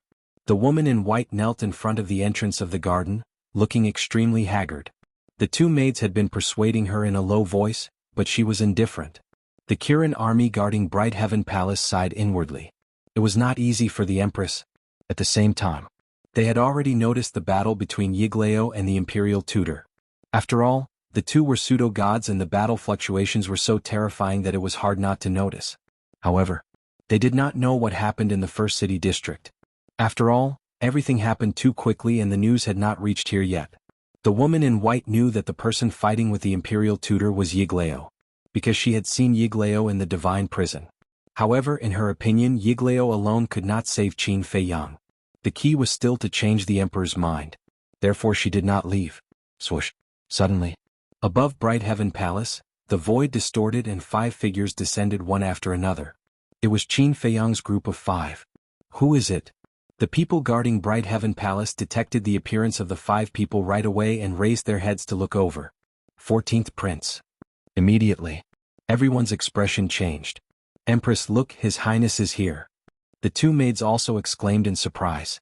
"Tianyu," the woman in white looked up at Qin Feiyang, her eyes suddenly filled with tears. "Mother." At the same time, looking at the haggard woman in white kneeling on the ground, Qin Feiyang's heart ached. A monstrous anger emerged in his heart. He turned to look at the middle-aged man from the endless ocean and bowed. "Senior, I have a request." He was unfamiliar with this middle-aged man, but since he came with Mu Qing and the others, he must be here to help him. Although the middle-aged man hid his cultivation, the sense of crisis he brought was no less than Yigleo and the imperial tutor. This was enough to prove that the middle-aged man was also a pseudo-god. "I was entrusted by her to help you. As long as she agrees, I can do anything for you." The middle-aged man pointed at the mysterious madam and said coldly. Qin Feiyang looked at the mysterious madam gratefully and transmitted his voice, "I want you to help Yigleo capture the imperial advisor." "Capture him?" The middle-aged man frowned and said, "If I join forces with Yigleo, it won't be difficult to capture him, but here, Junior understands Senior's concerns. I'm afraid that there are other experts hiding in the imperial palace. However, Senior can rest assured. As long as you can capture the imperial preceptor, even if there are other false gods hiding here, they will have no choice but to hold back. Because the state preceptor is not only the state preceptor, but also the teacher of the emperor. The emperor will not watch him die," Qin Feiyang said coldly. He also wanted to use the state preceptor to force the emperor to sign an unequal contract. Of course, if he had the chance to kill the imperial tutor, he wouldn't show any mercy. "I see." Realization dawned upon them. No wonder the state preceptor had so much authority in the Great Qin Empire. Even the emperor couldn't control him. So it was because of this relationship. The mysterious madam looked at the middle-aged man and said with a smile, "Go, we will take care of things here. If it really doesn't work, we can also hide in the castle temporarily." "All right. I will end this quickly." The middle-aged man nodded, opened a portal and quickly left. When the portal dissipated, Qin Feiyang glanced at the bright sky palace not far away and took a step forward, landing beside his mother. "Greetings, Your Highness." The two maids quickly knelt on the ground and bowed. "Thank you for taking care of my mother." Qin Feiyang looked at the two girls gratefully. He still had some impression of these two maids. They were his mother's people. Until now they had not left his mother, which showed that they were loyal to his mother. "This is what we should do," the two maids said with fear. Although they were not unfamiliar with Qin Feiyang, it was only when he was young. When he was young, Qin Feiyang gave people a warm feeling. But now, Qin Feiyang gave people a kind of fear that came from the bottom of their hearts. Qin Feiyang smiled faintly and turned to look at his mother. His eyes were full of self-blame. "Mother, I'm sorry I made you worry about your son again." He knelt on the ground, his heart was like a knife being twisted, and his face was full of pain. "Tianhe," the white-clothed woman reached out and touched Qin Feiyang's face and said with a smile, "As long as you are fine, it doesn't matter what your mother does." Qin Feiyang couldn't help but clench his hands. If his mother scolded him a few times he would feel better. But the more his mother was like this, the more uncomfortable he felt, and his hatred for the emperor grew stronger. At this time, the commander of the Kirin army also arrived. Looking at Qin Feiyang, this pitiful mother and son, he also felt sad. Qin Feiyang suppressed his hatred for the emperor and said with a smile, "Mother, your son is fine, quickly get up." With his help, the white-clothed woman finally stood up, but after kneeling for an entire morning, her legs were numb. "Come and support the empress." Qin Feiyang looked at the two maids and said, "Yes." The two maids hurriedly went up and supported the white-clothed woman on both sides. "Tian, don't act recklessly." The white-clothed woman grabbed Qin Feiyang's hand and shook her head. Qin Feiyang said with a smile, "Don't worry, mother, your son won't act recklessly." At the same time, he gently pushed away the white-clothed woman's hand and turned to look at the Kirin army. He saw that the Kirin army guarding Hao Tian Palace were all vigilant. Swish. Suddenly, Qin Feiyang rushed into the sky and looked down at Hao Tian Palace, a cold light surging in his eyes. "I said last time, there is no need for this place to exist, be destroyed." He raised his arm and pointed in the air with his index finger. Returning to ruins. A terrifying invisible force, like a torrent of beasts, roared towards Hao Tian Palace. "Presumptuous. Don't mess around." A group of Kirin army roared and rushed towards Qin Feiyang with an amazing saint aura. "The presumptuous ones are you." The Mu clan's second forefather smiled coldly. The emperor's aura was like a waterfall, sweeping in all directions. "Stop." Seeing this, the commander of the Kirin army shouted angrily, looking very anxious. But the Mu clan's second forefather turned a deaf ear, his eyes full of cruelty. "Ah." A series of screams resounded through the sky. There was no suspense. The Kirin army, under the pressure of the Mu clan's second forefather, had no power to resist. Their bodies were crushed alive by the Mu clan's second forefather's pressure one after another. Blood was like a waterfall reflecting the sky. Looking at this scene, the commander of the Kirin army was filled with grief and indignation, but his heart was full of powerlessness. The people who came to rescue Qin Feiyang this time were too strong. As the commander of the Kirin army, he was not useful at all. In the blink of an eye, that formless force also blasted into Bright Heaven Palace. But also at this moment, a mighty emperor's aura emerged from Hao Tian Palace and instantly disintegrated the invisible force. The invisible force was Qin Feiyang's battle art, the returning to ruins art. Therefore, the disintegration of the invisible force also caused a certain amount of damage to him. He spat out a mouthful of blood, but his eyes became colder. Swish. The next moment, the emperor appeared outside Hao Tian Palace, standing in the air with Qin Feiyang. He wore a dragon robe and his face was cold. The emperor's aura enveloped all directions. He was like the ruler of heaven and earth descending, bringing a sense of oppression that was stronger than the state preceptor. The emperor looked at Qin Feiyang and said expressionlessly, "Remember last time, we also stood opposite each other in this hostile relationship. What? Do you want to fight again? I could defeat you last time and I can do the same this time." Qin Feiyang sneered, his expression incomparably fierce. Defeat the emperor? The mysterious lady, the Mu family's great ancestor, and the second ancestor looked at each other. Back then they indeed fought here. However, the emperor suppressed his cultivation. Even so, Qin Feiyang was the victor. Mu Qing whispered. Amazing. The three of them were secretly speechless. At the same time, the emperor glanced at Mu Qing and the other three, then looked at Qin Feiyang and said, "No matter what, this is our family matter. Isn't it a little inappropriate for you to let outsiders get involved?" Family? Qin Feiyang shook his head and laughed. Did he have a family? No. He had long despaired of this place, leaving only disgust. Are you admitting defeat now? Back then, when you crippled my cultivation and expelled me from the imperial capital, did you ever think that there would be such a day? Qin Feiyang teased. The emperor was silent. Sigh. Qin Feiyang shook his head and sighed. Things have come to this and you still won't tell me the reason? If you want me to die, shouldn't you at least let me know the reason?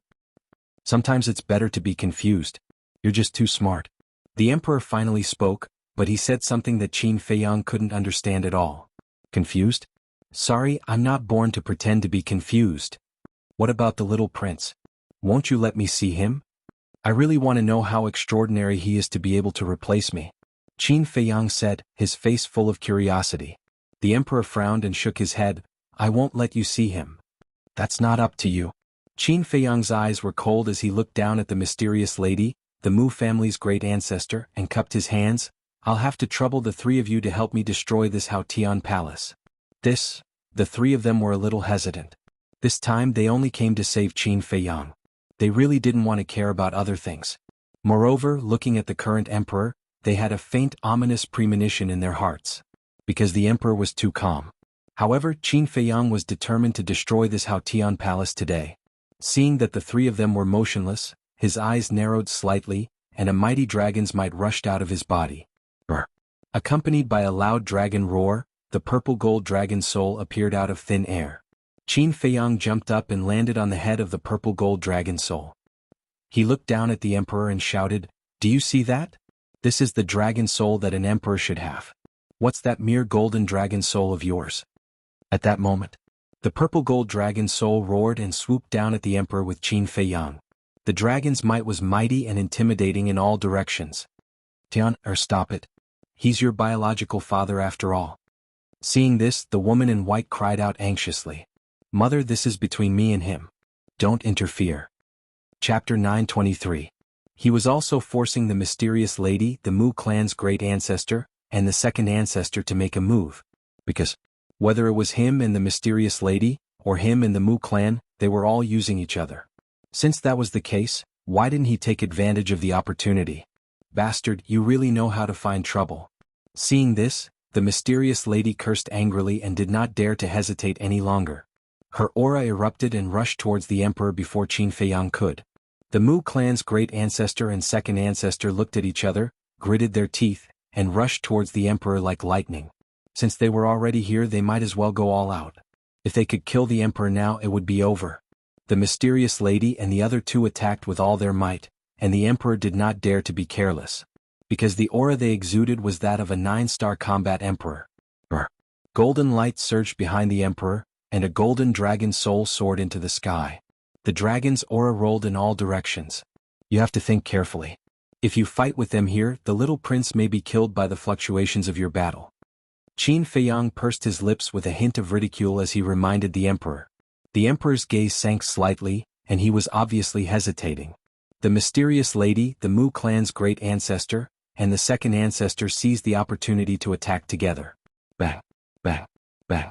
The emperor was blasted into the sky on the spot, and the three followed. Qin Feiyang looked up at the emperor, and then looked at the bright heaven palace again. This time let's see who can stop me. Qin Feiyang smiled coldly and pointed his index finger in the air. Another invisible force pounced towards bright heavenly palace frenziedly. I won't sit back and watch. Swish. However, at this moment, the commander of the Kirin army stood above the bright heaven palace with a trace of determination in his eyes. You can't stop me. Qin Feiyang shook his head, and with a slight thought, the commander of the Kirin army immediately held his head and howled. His body also lost its calm and fell towards the garden below. Boom. That invisible force finally blasted into the bright heaven palace. Accompanied by an earth-shaking loud noise, the bright heaven palace was instantly razed to the ground and dust billowed. Amidst the dust, Qin Feiyang keenly sensed a saint aura. He raised his eyebrows and waved his hand. Immediately, a gust of wind blew. The dust was quickly blown away, revealing everything. Amidst the ruins, a woman with a dusty face was protecting a small child behind her. The woman was the current empress. However, at this moment, her phoenix coronet was crooked, her phoenix robe was torn, and her body was covered in dust. Although he didn't suffer any injuries, he seemed to be in a sorry state. She was now also staring at Qin Feiyang, her eyes full of resentment and hatred. As for the little child, he was hiding behind the current empress. His big black eyes were staring at Qin Feiyang with fear. Whoosh. Qin Feiyang took a step forward and landed in front of Celestial Empress. He examined the little child and smiled. This is my little brother? Go away. The current empress protected the little child with both hands, her face filled with panic. Go away. Qin Feiyang looked at her and shook his head. Compared to mother, you are really worse than a piece of trash. I really don't understand why the emperor made you his empress. Is he blind? The current empress was not strong. In the past he was still weak and could not see through her. But now, he could tell at a glance that this woman was just a 1-star battle saint. Even if I'm not strong enough, I can still kill you. The current empress flew into a rage out of humiliation. Now she was the empress of the great Qin Empire, the mother of the empire. How could she be offended by an abandoned little bastard? She took a step toward Qin Feiyang. Her arm shot out like an eagle's claw toward Qin Feiyang's head. Really? Qin Feiyang smiled disdainfully. The double-winged snow eagle appeared without warning, its eyes flashing with a terrifying ferocious light. Boom. The saint aura surged and rushed toward the current empress. Ah! The current empress let out a painful cry and was sent flying, blood gushing out. Whoosh. At the same time, Qin Feiyang also took a step forward and landed in front of the little prince with a bright smile on his face.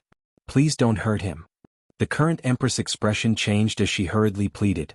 High up in the sky, the emperor was also burning with anxiety, but he was trapped by the mysterious madam and the other two and could not escape at all. The white-robed woman also hurriedly said, Tian, you can't make any more mistakes. I'm not wrong. Qin Feiyang roared, scaring the little boy so much that he fell to the ground on his butt. The commander of the Kirin army also looked worried. Qin Feiyang did not really erase his soul. This was because although this person was working for the emperor, he would sometimes think for the emperor and his mother. He was also loyal and could be kept alive. But now the commander of the Kirin army did not dare to step forward. This was because if Qin Feiyang wanted to kill the little prince now, he could do it with a wave of his hand, and the commander would not be able to stop him. And in the face of Qin Feiyang's roar, the white-robed woman's body could not help but tremble slightly, and then she fell silent. She understood that continuing to persuade Qin Feiyang would only backfire. Oh! Qin Feiyang took a deep breath and calmed down a little. He squatted on the ground, looked at the little boy and asked with a smile, Your name is Qin Haoyan? The little boy was terrified. Qin Feiyang smiled and said, Do you know? Actually, my name is also Qin Haotian. It was probably the smile on Qin Feiyang's face that infected the little boy, and the little boy was not as scared as before. He asked timidly, "Really?" His voice was very young and his words were somewhat vague and difficult to understand. It was obvious that he had just learned to speak. "Really? So the two of us are very fated." Qin Feiyang nodded and smiled, reaching out to pick up the little boy. Seeing this, the current empress, the emperor, the commander of the Kirin army and Qin Feiyang's mother, all had their hearts in their throats. They were afraid that Qin Feiyang would kill the little prince on impulse. "Big brother, what is fate?" The little prince, who seemed to have completely put aside his fear, looked at Qin Feiyang curiously and asked confusedly. After all, he was a child and his mind was relatively simple. Seeing Qin Feiyang's amiable look, he was not afraid. "It is fate that you and I met. It is also fate that we were born in the same place," Qin Feiyang said with a smile. The little prince said in surprise, "Big brother was also born here?" "Yes. I used to live here like you." Qin Feiyang nodded. "Are you also father's child? But why haven't I seen you before?" The little prince asked innocently. Qin Feiyang glanced at the emperor, looked at the little boy and nodded. "Yes, we were born of the same father, but our fates were different. I was abandoned." "Then you are my brother?" the little prince asked. "Brother?" Qin Feiyang's body stiffened. The word brother seemed to have touched his heartstrings. "Brother, can you tell me why father abandoned you? It feels so complicated." The little prince said again. "Yes. It's very complicated. You are still young and you won't understand even if I tell you." Qin Feiyang sighed deeply, then rubbed the little prince's head and said with a smile, "I have a few words for you to tell father. Be good and don't move." "Okay." The little prince nodded, with an innocent smile on his face. Qin Feiyang looked up at the emperor, and his eyes instantly became cold. He said, "I don't ask for much, just tell me why you tried to kill me back then." The mysterious lady and the other two had stopped, but they surrounded the emperor. When the emperor heard this, he pondered for a moment, looked at Qin Feiyang and said, "What if I don't say it?" Qin Feiyang said, "For the current me, other than my mother, there is no family to speak of. You should know what I will do." "So, you plan to continue to harm your brother?" Suddenly, a hoarse voice sounded. Swish. Immediately after, a white figure descended above Bright Sky Palace. It was an old man. Wearing a white robe, white hair and a white beard, he exuded an otherworldly aura. Qin Feiyang had seen this person before. It was the old man guarding the pagoda, Old Man Qin. "Brother?" Qin Feiyang looked at Old Man Qin, shook his head and said, "Then I want to ask you, is the family of the emperor reliable? If it is, then why did the first prince and the rest want me dead?" Old Man Qin was speechless. Swish. After Old Man Qin, another figure descended out of thin air. There were the two black-robed old men guarding the divine prison. There were also the Kirin army and the Black Iron army in armor. There was also a group of people wearing the uniform of the divine temple. They were the law enforcers of the divine temple. The aura exuded by each of them was extremely terrifying. Especially those law enforcers, they were filled with an amazing murderous aura. Seeing these people appear, the mysterious lady, Mujia's ancestor, and the second ancestor immediately fell in front of Qin Feiyang. Their eyes were full of vigilance. "How is their strength?" Qin Feiyang asked via voice transmission. The mysterious lady secretly said, "They are all very strong, especially the old man who appeared first. He gave us a strong sense of crisis. He should be a false god." "False god?" Qin Feiyang's eyes trembled. The person the mysterious lady was referring to was Old Man Qin. He had guessed before that this Old Man Qin must be very strong, but he didn't expect him to be strong to this extent. It seems that he really knows nothing about the background of the Great Qin Empire. He couldn't help but wonder if there were other false gods lurking in the imperial palace in addition to Old Man Qin and the state preceptor. Rumble. Kacha. On the top of the clouds, the battle between Yigleo and the middle-aged man with the state preceptor had reached its climax, and the battlefield of the three people was gradually approaching the imperial palace. Old Man Qin looked up at the sky, his eyes were incomparably deep. Swish. Suddenly, his eyes flashed with a cold light. He looked down at Qin Feiyang and said, "Hand over the little prince immediately and surrender." "With just you?" Qin Feiyang sneered. "Young man, don't be too arrogant. The imperial capital is not a place where you can be presumptuous." Old Man Qin's body shook, a mighty aura emerged and shrouded Qin Feiyang and the others. "It's really a false god." The mysterious lady's pupils shrank and anxiously said to Qin Feiyang, Quickly go into the castle. Now. Yigleo and the middle-aged man were fighting with the state preceptor and had no time to support. If they were controlled by old man Qin's aura, then they would be wiped out. However, Qin Feiyang didn't panic at all. He grinned and said, "It seems that you really don't care about his life in that case?" Chapter 924. No. The current empress hurriedly stood between Qin Feiyang and Elder Qin. She looked at Elder Qin and said, "Don't do anything. You will really hurt Tian." "Don't worry, Empress. He won't dare to touch the little prince. Because as long as something happens to the little prince, he will lose his protective talisman," Elder Qin said. Qin Feiyang grinned and said, "You're smart, but didn't you forget something? I still have an ancient castle." The ancient castle was his real protective talisman. Elder Qin raised his eyebrows and looked up at the emperor. He bowed and said, "Your Majesty, how do you want to deal with it?" The emperor looked at Qin Feiyang in silence. A moment later, he looked at the little prince again. After a long time he looked at Qin Feiyang and said, "Although I like him very much, it doesn't mean that you can use him to threaten me. You can have another son if you lose him." Qin Feiyang's eyes trembled. How heartless must the emperor be to say such words? He didn't dare to doubt it, because he was the best example. The emperor could abandon him and he could also abandon the little prince now. The emperor said coldly, "Tell me, what do you want?" Qin Feiyang took a deep breath and said, "I want you to promise me that you will never hurt my mother and everyone related to me." His mother didn't want to leave the imperial capital, so he had to make plans for her future. As for those related to him, there were even more. For example, Luo Qinshui, Mermaid Princess Yan Nanshan, and so on. The emperor said in a deep voice, "You are the first person who dares to negotiate with me. Then shouldn't I be honored?" Qin Feiyang sneered. The emperor narrowed his eyes slightly and said, "You have repeatedly offended my dignity. Do you think I will agree?" At this moment, at the top of the clouds, a painful scream suddenly sounded. Everyone looked up. They saw that the battle between the state preceptor and Yigleo had shifted to the sky above the imperial palace. Under the joint attack of Yigleo, the imperial tutor was severely injured and in imminent danger. The emperor raised his eyebrows and ordered, "Old Qin, go and help the imperial tutor." "Yes." Old man Qin bowed in response and soared into the sky. "It's better for you to stay here." But suddenly, a faint laugh came from the vicinity of Bright Heaven Palace. Following closely, a white-haired old man wearing a mask soared into the sky and blocked old man Qin's path. It was the old man who had been with Ling Yu and the others not long ago. "What? Another false god?" Old man Qin exclaimed as he looked at the masked old man. His face was filled with disbelief. Hearing old Qin's exclamation, everyone present turned pale with fright, including the emperor and Qin Feiyang. Qin Feiyang asked in surprise, "Mu Qing, is she one of us?" "No." Mu Qing shook her head. "No." "Then who is he?" Qin Feiyang looked at the masked old man.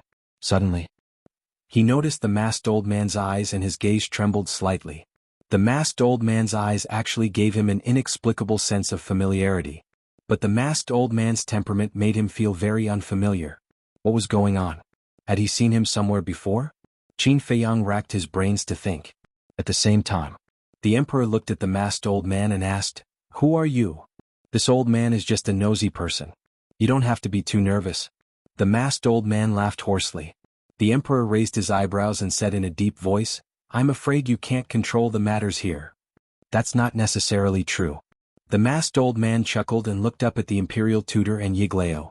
Qin Feiyang and the others also looked up again. They saw that under the siege of Yigleo and old man Qin, the already seriously injured imperial tutor was now in a mess and in an extremely sorry state.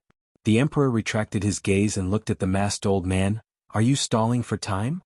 The masked old man smiled faintly and did not deny it. As long as old man Qin was restrained, it was only a matter of time before Yigleo and the middle-aged man took down the imperial tutor. Old man Qin suddenly turned and looked at the emperor and bowed, "Your Majesty, please ask them to come out." Qin Feiyang and the others were stunned and immediately looked at the emperor and old man Qin in surprise. Who were they? Was there really another false god in this imperial palace? Looking at the emperor again. Hearing old man Qin's words, his face was uncertain and seemed to be hesitating about something. Quickly take your people and leave the imperial capital." It was also at this moment. The white-clothed woman transmitted her voice to Qin Feiyang and her tone seemed to be extremely anxious. "Mother, what's going on? Who made you so afraid?" Qin Feiyang secretly said. Don't ask any more, let's go. The white-clothed woman urged. Actually, you don't have to worry. The masked old man glanced at Qin Feiyang and the others and suddenly laughed. What do you mean? Qin Feiyang and the others looked at him again. There are indeed a few false gods hidden in the imperial palace, but they won't make a move easily. Because their lifespan is coming to an end, they have all entered a state of self-sealing. The masked old man said. The emperor looked at him in shock and anger and said, How do you know so clearly? Who are you?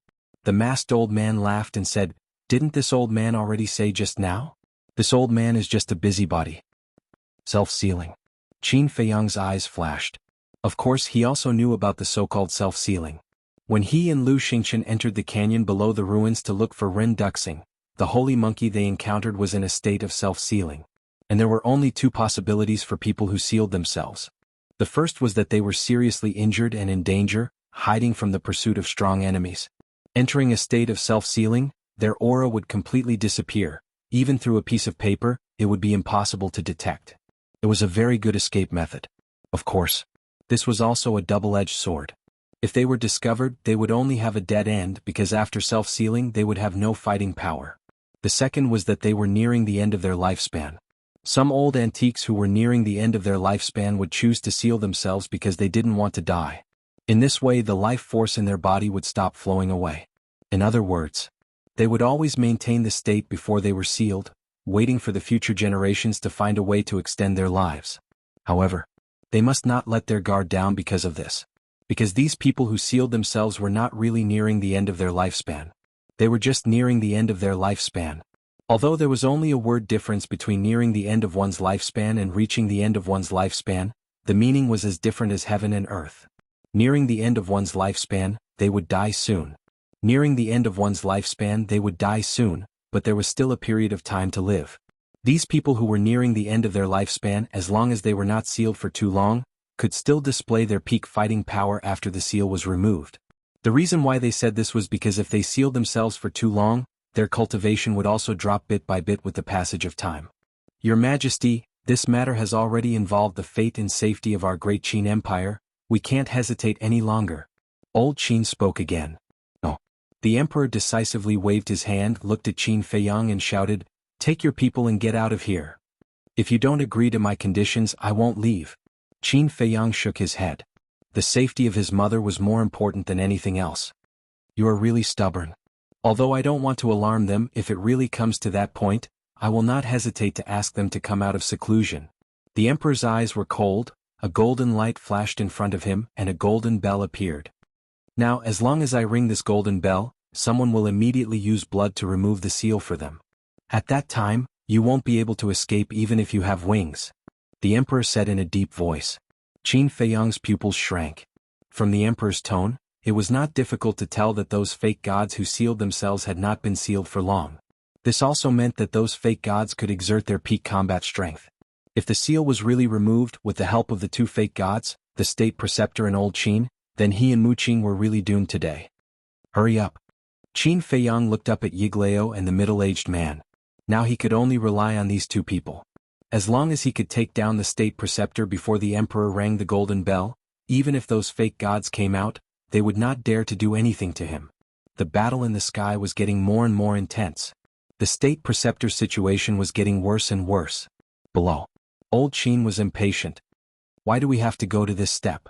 The emperor looked at Qin Feiyang, shook his head and sighed, then raised his arm and smashed the golden bell with force. Clang. The golden bell shook violently in the void, releasing an earth-shattering sound that reverberated throughout the entire imperial palace. Mu Qing's face suddenly changed and said angrily, Qin Feiyang, if we don't leave now, we will all die here. The mysterious lady, the Mu family's ancestor, and the second ancestor were also anxious. Qin Feiyang's face was also gloomy, but he did not speak for a long time, but his heart was crazily shouting. Quick, quick, quick. The state preceptor was already at the end of the road. As long as Yigleo and the middle-aged man worked harder, they would be able to take him down. Damn it. Seeing this, Mu Qing could not help but curse, looked up at Yigleo and shouted, Old ancestor, quickly open the space-time door. It's too late to leave now. Old Qin sneered and his divine power rolled, sealing this world. Time passed by breath. About 10 breaths passed. Boom. At the back mountain of the imperial palace, a terrifying aura suddenly emerged. It was all divine power. Without a doubt. The seals on the fake gods that had sealed themselves had already been lifted. 1, 2, 3. At the same time, the mysterious lady closed her eyes and carefully sensed the divine power. All of a sudden, she opened her eyes and said in shock, "There are 3 divine powers." Mu Qing, the Mu family's ancestor, and the second ancestor's face instantly turned pale. 3 divine powers were equivalent to 3 fake gods. How could this be played? Qin Feiyang's heart also sank to the bottom. Alas, it seems that this old man still has to make a move. At this time, with a helpless sigh, the masked old man disappeared without a trace. The next moment, he appeared behind the emperor. However, he did not use any weapons, held the emperor hostage, and just stood behind the emperor. But even so, it was enough to make anyone's face change color. Because the emperor's cultivation was not yet at the fake god level. If the masked old man wanted to kill him now, it would be too easy. "How dare you!" Old Qin immediately roared, and his eyes flashed with shocking killing intent. A group of Black Iron Army and Kirin Army also stared at the masked old man with murderous intent. Qin Feiyang and the others were also shocked.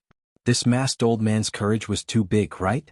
Kidnapping the emperor, this was going against the entire Great Qin Empire. However, for them this was a turning point. Now that the emperor was controlled by the masked old man, these people would definitely not dare to act recklessly. Chapter 925. Boom.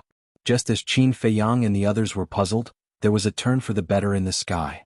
Accompanied by a deafening loud noise, Yigleo and the middle-aged man finally took down the imperial preceptor. Qin Feiyang and the others were naturally overjoyed with this result. The little prince, the emperor, and the imperial preceptor fell into their hands one after another. Their chips were undoubtedly bigger. However, the faces of old man Qin and the others were extremely gloomy. "Your strength is not bad." In the sky, Yigleo held the dying imperial preceptor and looked at the middle-aged man with a smile. "You can do it too," the middle-aged man said. Immediately, the two of them looked at each other and smiled. Carrying the imperial preceptor, they swooped down like lightning and landed beside Qin Feiyang and the others. "Thank you, seniors." Qin Feiyang quickly bowed and thanked them. Yigleo casually threw the imperial preceptor in front of Qin Feiyang and said, "Hurry up and finish him." Qin Feiyang nodded and looked down at the imperial preceptor. The imperial preceptor's clothes were ragged and his body was covered with wounds. Like a dead dog, he lay on the ground motionless. But even so, Qin Feiyang did not dare to get close to the imperial preceptor. "Don't worry. His chi has been shattered by us. He can't make any big waves now," the middle-aged man said. Qin Feiyang heard and secretly breathed a sigh of relief. He took a step forward and stepped on the imperial preceptor's chest. He sneered and said, "You didn't expect to be stepped on by me so soon. If it wasn't for their help, what are you?" The imperial preceptor roared hysterically, his old eyes full of resentment and disdain. "Yes. If it wasn't for them today, the one being stepped on would definitely be me. But in the near future, I will definitely kill you myself." Qin Feiyang's eyes flashed with killing intent as he kicked the imperial preceptor's head with all his strength. "Ah!" The imperial preceptor immediately screamed and saw stars. He was furious. However, compared to anger, his pride was more unbearable. Who was he? He was the imperial preceptor and a false god. When had he ever suffered such humiliation? However, Qin Feiyang ignored him. He looked up at the emperor and said calmly, "Can you agree to my conditions now?" The emperor glanced at the masked old man behind him and was about to speak. Whoosh! But at this moment, 3 figures descended in the sky above Bright Heaven Palace, accompanied by terrifying divine might. Everyone looked over. The 3 of them were shrouded in a layer of black fog, making it impossible to see their faces. They were emitting a cold, murderous aura, as if 3 death gods had descended. Obviously, they were the 3 fake gods who had sealed themselves. "What happened?" one of them asked, his voice sounding old and hoarse. Old man Qin immediately stepped forward and explained. Immediately, the 3 of them fell silent. They never thought that things would be so complicated. The emperor glanced at the 3 of them, then looked at Qin Feiyang and said, "The condition you proposed is an unfair contract." Qin Feiyang seemed to have heard the funniest joke in the world as he mocked, "I also want equal treatment, but have you ever given it to me?" The emperor was silent. Qin Feiyang said, "At the end of the day, it's all because of you that things have developed to this point. Don't blame me, you have no right to blame me." He's your father. Old man Qin said angrily. Qin Feiyang was so angry that he laughed and shouted, "What a joke! As a father, would you treat your own son like this? Even if he's wrong, you shouldn't take revenge on him like this. Because your life, talent, bloodline, they were all given to you by him. Without these, you wouldn't exist in this world at all." Old man Qin shouted. The emperor said coldly, "That's right, if you have the ability, then return everything to me." "Life, talent, bloodline," Qin Feiyang muttered. "Haha." Suddenly, he laughed out loud as if he had gone mad. His face was full of self-mockery. Although in the past he had always said that he had completely given up on the imperial palace, the emperor and everything else. But in fact, in the depths of his heart, there was still a trace of attachment and desire. After all, blood was thicker than water and it wasn't something that could be cut off just like that. However, he never thought that the emperor would be so heartless as to ask him to return everything to him. Oh. Life, talent, bloodline, they were all innate. Asking him to return these was simply asking him to hand over his life. Did he want him to die that much? At this moment, the woman in white also looked at the emperor in disbelief. She really didn't expect that the emperor would say such words to his own son. Wasn't this clearly forcing Feiyang to death? Too much, this is really too much. If I had such a father, I would have already collapsed. Mu Qing shook her head. As a father in front of his child, he said such cruel words. And in front of everyone. This could no longer be described as heartless. It was simply heartless and inhumane. At this moment, he couldn't help but begin to sympathize with Qin Feiyang. The mysterious lady, the great ancestor and the second ancestor of the Mu clan were also full of anger, feeling unworthy for Qin Feiyang. Although they and Qin Feiyang were both using each other, no one would be able to tolerate the emperor's attitude towards Qin Feiyang. Why do you still say these words? Don't you think Feiyang has been hurt enough? The woman in white looked at the emperor and asked softly. Her eyes were filled with tears and full of pain. I have 3,000 concubines. As long as I want, there are many children. I don't need him at all. The emperor said indifferently. You bastard.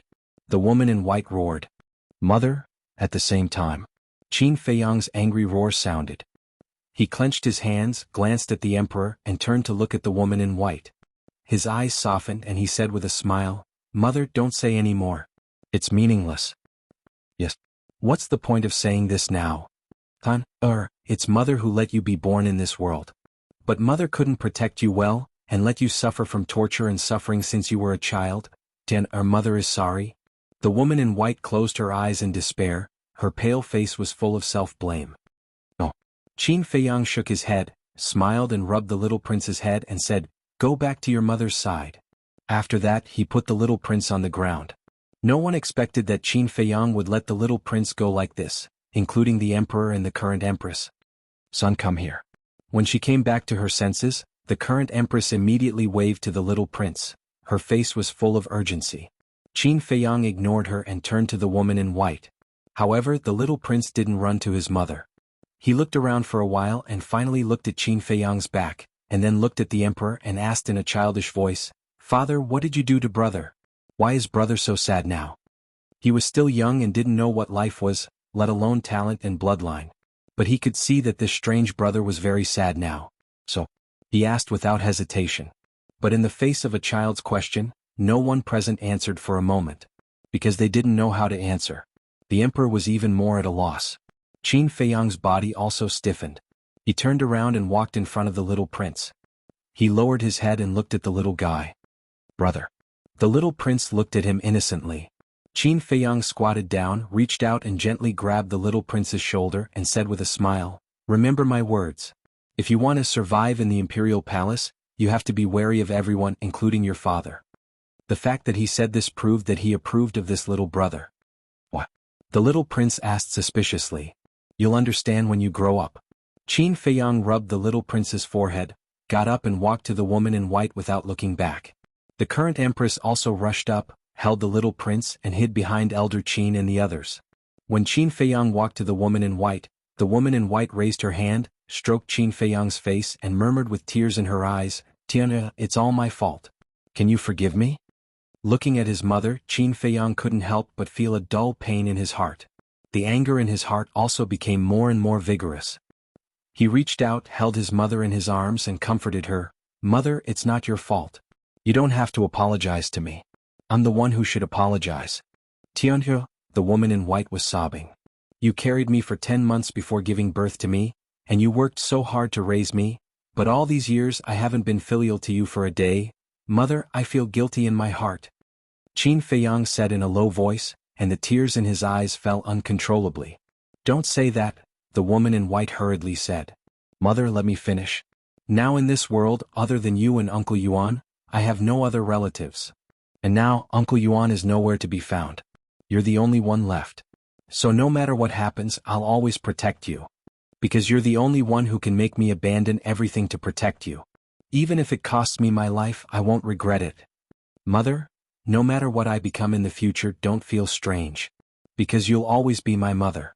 You'll always be the person I care about the most. Because you're the one who gave me life. Qin Feiyang said in a low voice. Tian, what do you want to do? Hearing this, the woman in white got up and looked at Qin Feiyang's face, and there was a strong sense of uneasiness in her heart. The double-winged snow eagle, Mu Qin, and the others also stared at Qin Feiyang in shock and doubt. That was because Qin Feiyang's words truly resembled the last words of a dying man. Qin Feiyang did not answer. With a plop, he knelt in front of the woman in white and kowtowed 3 times and 9 times. Tian, tell mother quickly. You won't do anything stupid, right? The woman in white panicked. Now that Qin Feiyang's behavior was too abnormal, the sense of uneasiness in her heart was getting stronger. She held Qin Feiyang's arm tightly, fearing that if she let go, Qin Feiyang would disappear from her sight. Qin Feiyang still kept silent. But there was a flash of determination in his eyes. He gently pushed his mother away and then stood up suddenly. He turned and looked up at the emperor and said word by word, My life was given by mother. You have no right to take it away. As for talent and bloodline, bang. Speaking of this, Qin Feiyang's body shook violently, and a destructive wave spread out from his body. He roared, Now I'll return these things to you. Explode. In an instant, all the blood vessels in his body were torn by the battle qi. His skin cracked inch by inch. Blood gushed out and instantly dyed his whole body red. The woman in white's face suddenly changed. She hurriedly grabbed Qin Feiyang's hand and cried anxiously, Stop, you'll die. Mother, please forgive me. I really don't want to have anything to do with him anymore. Qin Feiyang smiled apologetically. There was a trace of persistence in his gentle eyes, and he let the blood flow. Silly child, mother begs you, don't do anything stupid, okay? The woman in white shook her head and cried sadly. At the same time, Mu Qin, the mysterious Madame Yiglao, the Emperor, Elder Qin, and so on. Everyone present looked at Qin Feiyang in horror. They did not expect that Qin Feiyang would destroy the power of his bloodline. One had to know. Once the bloodline was destroyed, Qin Feiyang would not only lose his previous talent, but also the foundation he had laid before would collapse, and he would even bleed to death. Chapter 926. Heaven and earth were silent and the gods were silent. For example, Yiglao, the middle-aged man, Old Qin, and the 3 fake gods who appeared later looked at Qin Feiyang with extremely complicated emotions in their eyes. Crippling his own bloodline power, such an extremely terrifying act. If it were them, they wouldn't dare to do it. Although they were all fake gods who dominated a region. Although they and Qin Feiyang were basically enemies, Qin Feiyang's behavior at this moment made them unable to help but feel a sense of admiration. Without a little bit of perseverance, it was absolutely impossible to do such a thing. Feiyang, somewhere in the void. Ren Wushuang, the old man, and the others stood in Lu Xingqian's space artifact, looking at Qin Feiyang outside. Their expressions were full of worry and pain. At the same time, their hearts were filled with indignation. Why did the emperor treat Qin Feiyang like this? Could it be that Qin Feiyang was not his biological son? This was also cruel and unfair to him. If the emperor was willing to show half of the care and concern for Qin Feiyang wouldn't have come to this point today. Even Lu Xingqian felt deeply unworthy for Qin Feiyang. Wasn't it just because of one sentence? Was it necessary to do such a stupid thing? He didn't know how to evaluate Qin Feiyang now. Was it stupid? Or was it courage? No, it was definitely stupid. And it was hopelessly stupid. Because such an act would only cause pain to those close to him and delight his enemies. Why was he so stupid? Why? For example, Qin Feiyang's mother at this moment was like a desperate old woman, constantly crying out in grief, her face full of sadness. Woo-woo, even the heavens seemed to be moved by her. Above the imperial capital, a gust of wind gradually blew. Dark clouds surged from the distance. The sky that was originally shining with the sun gradually fell into darkness. Crack, crash. Not long after. In the sky, lightning flashed and thunder rumbled and the wind howled. The rain poured down in torrents. What's going on? Why is it raining all of a sudden? People in the imperial capital looked at the sky in puzzlement. What a strong sense of sadness. That sadness came from the imperial palace. What happened there? Ling Yu and the other three stood in front of the window, looking in the direction of the imperial palace. Their brows were full of confusion. In another restaurant, Zhuge Mingyang was also standing in front of the window, looking at the torrential rain outside for a long time without a word. Suddenly, he opened a portal and appeared in the sky above the palace. What's going on? Looking at Qin Feiyang's current appearance, his eyes were filled with bewilderment. The commander of the Qilin army sighed. He crippled his own bloodline power. Zhuge Mingyang was dumbstruck. But now he had actually crippled the power of the bloodline? Was he crazy? Zhuge Mingyang glared at Qin Feiyang and shouted, "Do you think you can get everyone's sympathy by doing this?" "I don't want to get anyone's sympathy. I just don't want to owe him," Qin Feiyang said lightly. "Don't want to owe him?" Zhuge Mingyang was stunned. He turned to look at the emperor and immediately understood. "You are no longer worthy to be my opponent, Zhuge Mingyang." He shook his head, turned around and retreated to the side in silence. "Is that so?" Qin Feiyang muttered. Blood was still flowing. His face was getting paler and paler. The merged fire of life was frantically repairing his blood vessels. But every time it was repaired, his blood vessels would rupture again. Time passed breath by breath. There was not much blood left in his body. The ground under his feet was dyed red with blood. He raised his head and looked coldly at the emperor. The heavy rain poured on his body, making him a little cold. But looking at the emperor's indifferent face, his heart was even colder. "Is this the ending you want?" The masked old man standing behind the emperor looked at Qin Feiyang, whose breath was getting weaker and weaker, and asked in a low voice. But the person he asked was not Qin Feiyang but the emperor. But the emperor did not answer. Although Feiyang hated you before, in fact, deep in his heart he still longed for the love and care of you as a father. And now he has truly given up on you. He has completely given up on you. The masked old man shook his head and sighed. The emperor frowned and asked without looking back, "Who are you? Why do you know him so well?" "Me." The masked old man pondered for a moment and said lightly, "You will know in the future." After that, he lowered his head to look at Qin Feiyang again, his old eyes filled with love. Plop. No one knew how long it had been. Qin Feiyang lost his balance and fell into the mud. Feiyang, the white-clothed woman's body and mind trembled. She quickly squatted down and helped Qin Feiyang to sit on the ground. His body and face were covered in mud, but it couldn't hide his weakness. "Mother, I'm sorry." He looked at the white-clothed woman and smiled apologetically. His voice became hoarse, pale, and weak. "I'm the one who should be sorry." The white-clothed woman hugged Qin Feiyang, crying bitterly. "Mother, if there is an afterlife, I still want to be your child again," Qin Feiyang muttered. He could clearly feel that his life force was rapidly dissipating. He couldn't even muster the strength to speak. But at this moment, his heart was especially warm and peaceful. "Good, good, good," the white-clothed woman nodded repeatedly, tears gushing out like a spring. "Thank you, mother." The rain hit Qin Feiyang's face, washing away the mud on his face, revealing a pale face. But there was a bright smile on that face. There was no more blood on his body. Because the blood in his body had already flowed out. His consciousness was being swallowed by darkness. His cultivation was also falling step by step. 8-star war sect, 7-star war sect, 6-star war sect. "Tiana, you can't die. Mother can't live without you. I beg you, don't leave mother behind, okay?" The white-clothed woman pleaded. She looked as if she had aged dozens of years and was filled with helplessness. "Mother, I can't bear to part with you either. But now your child's heart is really calm. Because from now on, I don't owe him anything anymore," Qin Feiyang muttered, and after saying the last word, he slowly closed his eyes. The fluctuations of life had also completely disappeared. "No, no, no, no. Wake up, Ta." The white-clothed woman shook Qin Feiyang with all her might as if she had gone crazy. However, Qin Feiyang didn't show any signs of waking up.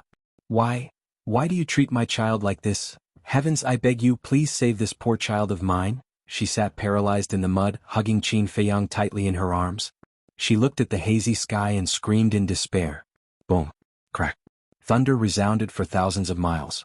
Lightning illuminated the sky. The rain mercilessly slapped the white-clothed woman's face, making her look especially lonely and desolate. Could it be that a peerless monster of a generation has fallen just like that? Mu Qing muttered. He only had hatred for Qin Feiyang. However, looking at Qin Feiyang lying in the arms of the white-clothed woman, there was an unresolvable sadness and a trace of regret in his heart. Perhaps this time, allowing Qin Feiyang to return to the great Qin Empire was a mistake. Qin Feiyang is already dead, there's no point in us staying here. Quickly go and get the Sky Profound Flame, Cold Ice Flame and Heavenly Thunder Flame. Let's leave. Yiglao said to Mu Qing and took out the space-time gate. Today none of you will leave. Seeing this, old man Qin's eyes flashed with a shocking murderous intent. Is that so? The Mu family's great ancestor sneered and stepped forward. He picked up the dying Grand Master and said, "Whoever dares to stop us, I'll kill him." Old man Qin frowned and turned to look at the three false gods behind him. However, the three of them did not make any statements. The black fog shrouded their figures, and their expressions could not be seen clearly. Sigh. Mu Qing sighed deeply and strode in front of the white-clothed woman. He bowed and said, "Auntie," but before he could say anything the white-clothed woman scolded, "Go away, don't disturb my child." Mu Qing raised his eyebrows and said, "Auntie, I must take the three flames with me." Without the Sky Profound Flame, Heavenly Thunder Flame and Cold Ice Flame, he could not summon the miracle. Then the Mu family's efforts over the years would be wasted.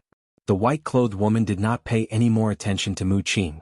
However, the emperor said coldly, "He was a member of the Great Qin Empire when he was alive, and he will be a ghost of the Great Qin Empire when he dies. Don't even think about taking away a single one of his things." A member of the Great Qin Empire? Don't you think it's funny? Why didn't you say that before he died? I really feel sorry for Qin Feiyang to have a father like you. Mu Qing was so angry that he laughed.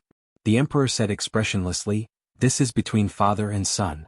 You have no right to ask." Ah, father and son? Don't you feel ashamed when you say those two words? I really admire your shameless character more and more now. Mu Qing shook his head and did not hide his sarcasm. Shut up all of you. However, at this moment, the masked old man shouted. His tone was no longer as indifferent as before, and there was a piercing chill in it. Everyone present looked at him. The masked old man said, "You have no right to take Feiyang's things." The emperor said in a deep voice, "I said that you can't interfere with the matters here." The masked old man's eyes turned cold. In an instant, he disappeared behind the emperor and appeared in front of him. Slap. Then. He actually slapped the emperor in the face in front of everyone. What? Everyone was petrified on the spot, dumbfounded. One had to know. The emperor was the supreme ruler. Even these fake gods of the Great Qin Empire had to be respectful to him. But this masked old man actually slapped the emperor in public. Who exactly was he? The emperor was also stunned. He never thought that in this world there would be someone who dared to hit him. This slap is not for anything else but to remind you. As the descendant of the Qin Emperor, you must rule the country with benevolence and justice. You must have a heart that embraces all things and accept every subject of the Great Qin Empire. The masked old man said coldly. Chapter 927. Tyrannical Hegemony? The emperor suddenly became angry and shouted, "Who do you think you are? What right do you have to teach me a lesson?" The masked old man sighed deeply, his old eyes full of disappointment. Whoosh. He stepped in front of the white-clothed woman, looked at Qin Feiyang and bowed. "My lord, this old man will take you away." "My lord." Everyone present was once again deeply shocked. This terrifying old man actually called Qin Feiyang's mother, "My lord?" Didn't this mean that this man was Qin Feiyang's mother's subordinate? The white-clothed woman looked up at the masked old man and said, "It's you." "I'm sorry. I didn't tell you my identity immediately, and I didn't stop Feiyang in time," the masked old man said. The white-clothed woman shook her head and said, "You have your reasons for doing this. I won't blame you." As she spoke, she carried Qin Feiyang, got up, and glanced at the imperial palace. When he was alive, Feiyang hated this place the most. "I hope that after he dies, you can find a pure land for him to bury. Don't let his soul be disturbed again. Now I'll entrust this matter to you." The white-clothed woman handed Qin Feiyang to the masked old man. The masked old man took Qin Feiyang and asked, "What about you?" "You know I can't leave." The white-clothed woman shook her head. Sigh. The masked old man looked at the white-clothed woman for a long time. After a long sigh, he turned and flew into the sky. Whoosh. But at this time, Yiglao and the middle-aged man instantly stood in front of the masked old man. Yiglao said in a deep voice, "You can leave if you want to, but you have to leave Qin Feiyang here." The emperor glanced at Yiglao and the middle-aged man, then looked at old Qin and the three fake gods whose faces could not be seen clearly. He shouted, "Don't let them take Qin Feiyang away." Whoosh! The four of them immediately surrounded the masked old man Yiglao and the middle-aged man, their eyes flashing fiercely. "Do we really have to fight before we can leave? However, if this old man were to act, someone would definitely die today." The masked old man looked at the gods with disdain, not showing the slightest fear.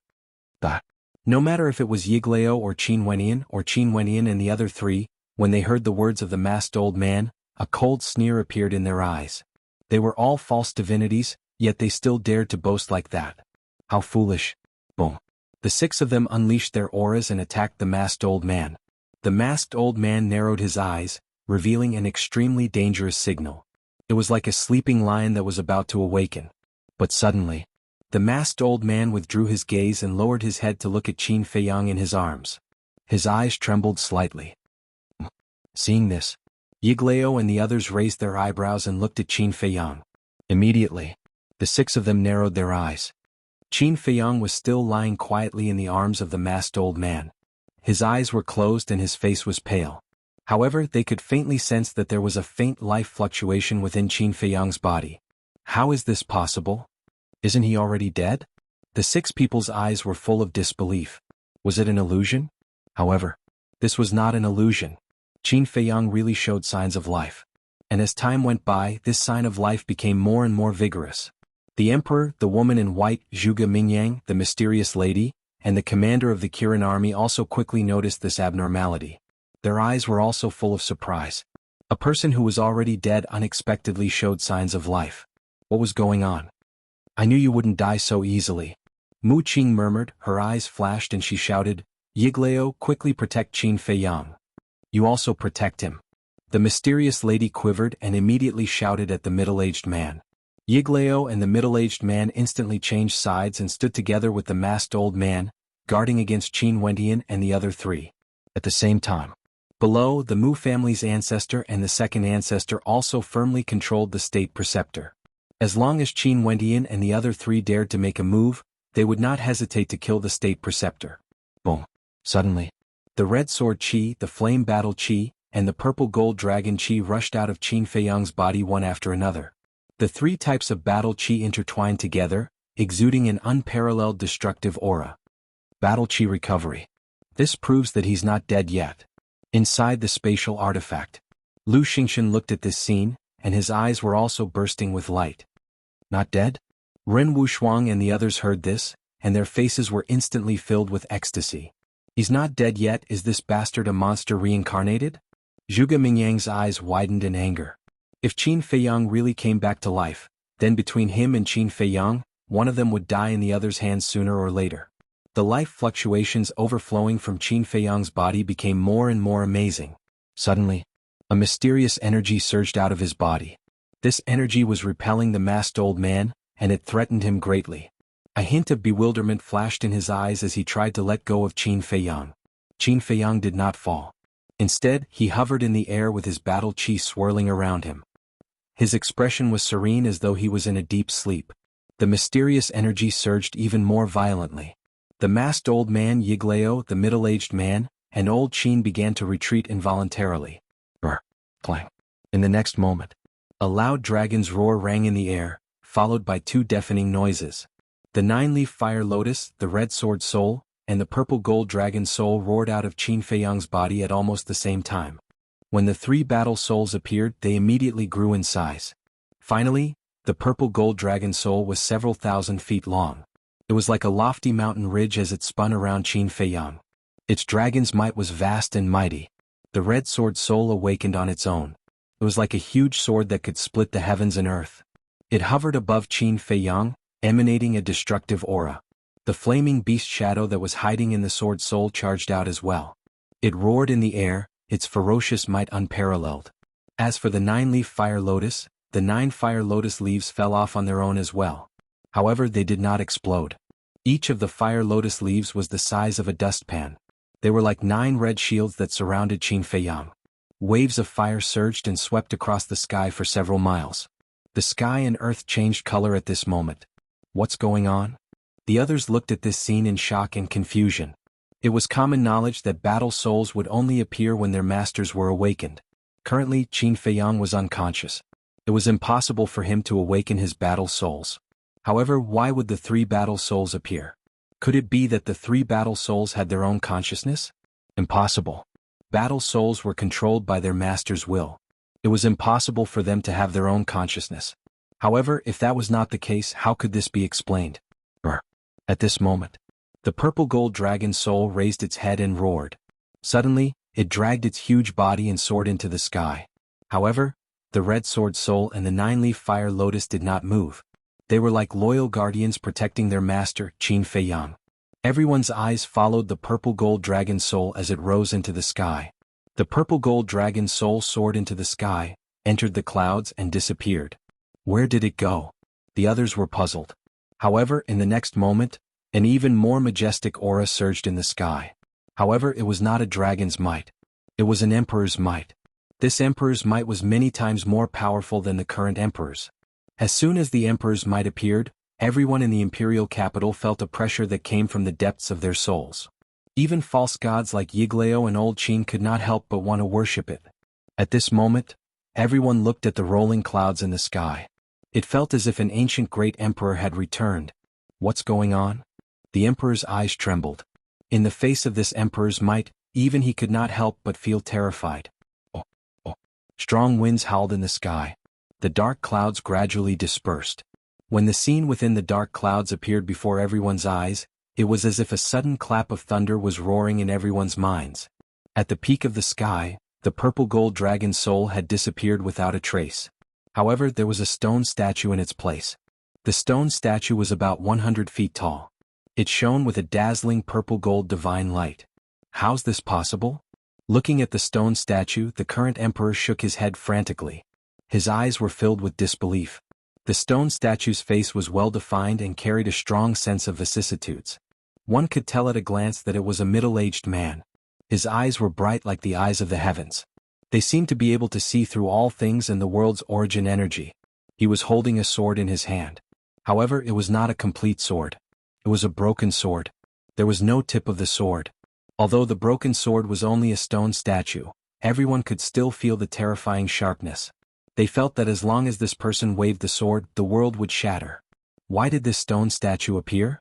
Old Qin and the other false gods, the commander of the Kirin army Zhuge Mingyang, and everyone in the imperial palace turned pale with fright. This figure, this face, this broken sword, they were all too familiar with it. It had even been imprinted in the depths of their souls and could never be forgotten.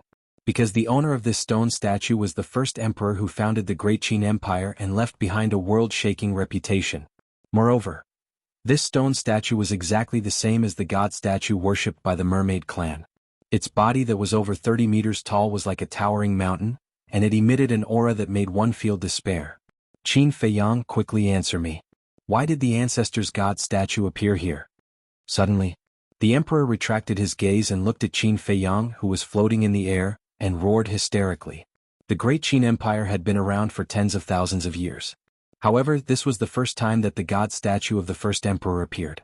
And this must have something to do with Qin Feiyang. However, Qin Feiyang closed his eyes tightly and did not give any answer to the emperor.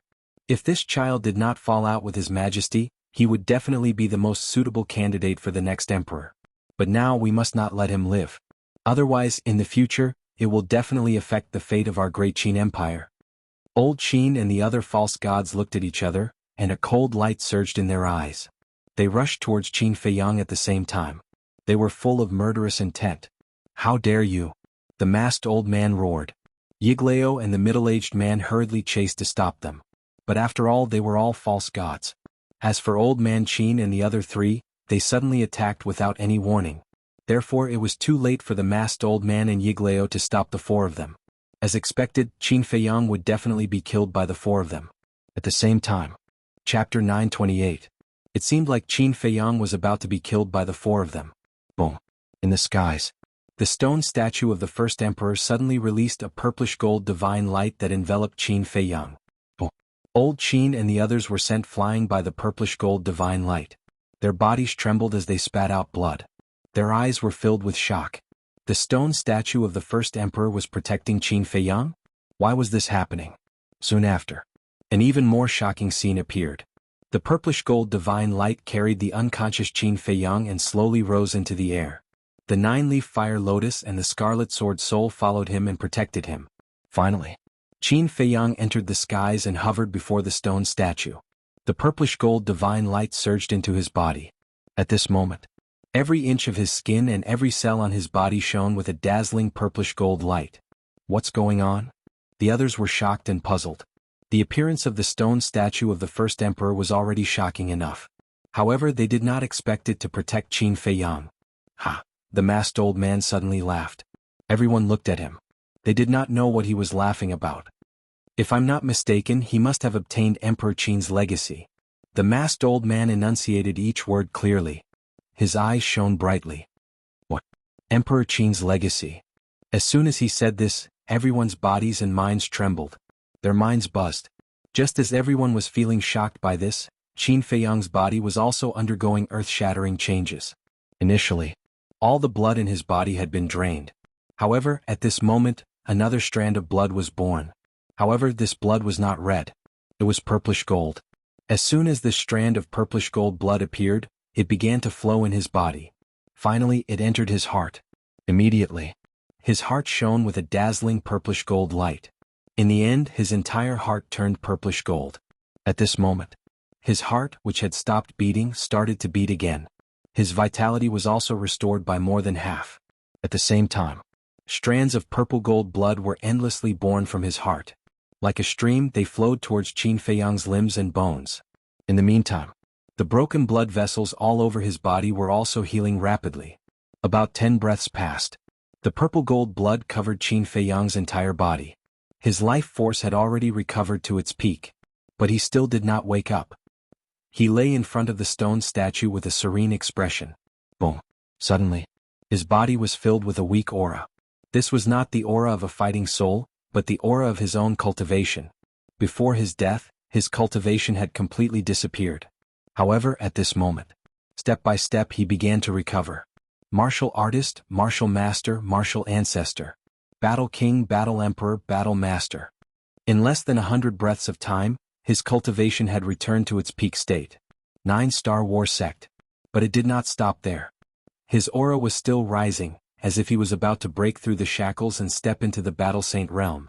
At this moment, his eyelids twitched and then he suddenly opened his eyes. 2 rays of light shot out. His eyes didn't change much. They were still the same as before, dark and deep. However, his weakness had already disappeared. Just as he opened his eyes, a muffled explosion rang out from within his body. Boom. The aura around his body suddenly increased by several times. A shocking saint aura also surged out of his body. What? Not only did he not die, he even benefited from a disaster and broke through to the battle saint realm? Everyone was dumbstruck. Especially Zhuge Mingyang, his expression was extremely ugly. Back then, when Qin Feiyang had just entered the shrine, he was only a 1-star battle master. At that time he was already a 9-star battle master, a full 8 small realms apart. But it had only been a few years and he had already caught up to him? At this rate, surpassing him was only a matter of time. Am I not dead? What's going on with my cultivation? At the same time, Qin Feiyang muttered to himself as he lay in the air. The light in his eyes had already dissipated and was replaced by a trace of confusion. He noticed the purple gold divine light around his body, and the confusion in his eyes became even stronger. What was this? Why did it give him a very comfortable feeling and his entire body was warm? Ancestor. When his gaze swept past the stone statue, it was the same as the emperor and the others' reaction. It was filled with shock. After a long while he came back to his senses. He immediately sensed a familiar aura. Mother's aura. Mu Qing's aura. And the aura of an emperor. Looks like I didn't die yet. Qin Feiyang muttered, the corner of his mouth pursing into a bitter smile. He had thought that he would definitely die after crippling his own bloodline, but he didn't expect that he would survive. What was even more unexpected was that he would experience 2 life and death tribulations in one day. He looked at the statue of the first emperor and muttered, "Did you save me?" The statue stood tall in the sky, like an ancient emperor looking down on the common people. Next, Qin Feiyang retracted his gaze and sank his mind into his body. Looking at the purple-gold blood flowing in his body, his expression suddenly became dull. How did the blood become this color? Purple-gold blood, purple-gold divine light, could it be the ancestor again? He raised his head to look at the stone statue again, his eyes full of surprise. Suddenly, the statue of the first emperor began to collapse, turning into a gorgeous rain of light. Following closely. Accompanied by a loud dragon roar, a purple-gold divine dragon rushed out of the rain of light. This is, Qin Feiyang's eyes widened. This purple-gold divine dragon, although alive, was not made of flesh and blood. Wasn't this his purple-gold dragon soul? Qin Feiyang understood. Back then, he had opened the purple-gold dragon soul in the Mermaid clan's Holy Land because of the ancestors' approval. Although the statue in the Holy Land was carved from stone, it contained the ancestors' will. So, his purple-gold dragon soul also had a trace of the ancestors' will. And now, when he was in danger, the ancestors' will appeared and saved him from danger. In other words, the statue he saw before was formed by the ancestors' will. Thank you, ancestor. From this moment on, I will cherish my life. Thinking of this, Qin Feiyang stood up and bowed 3 times in the direction where the statue disappeared. Not only did the ancestor save him, but he also helped him break through to the Battle Saint realm. It could be said that he was given a great fortune. And he had a premonition that the purple-gold blood in his body was definitely not simple. Therefore he was extremely grateful to the first emperor. Immediately, he looked at the purple-gold dragon soul again and smiled, "Thank you too." The purple-gold dragon soul let out a long roar, turned into a waterfall and fused into Qin Feiyang's body.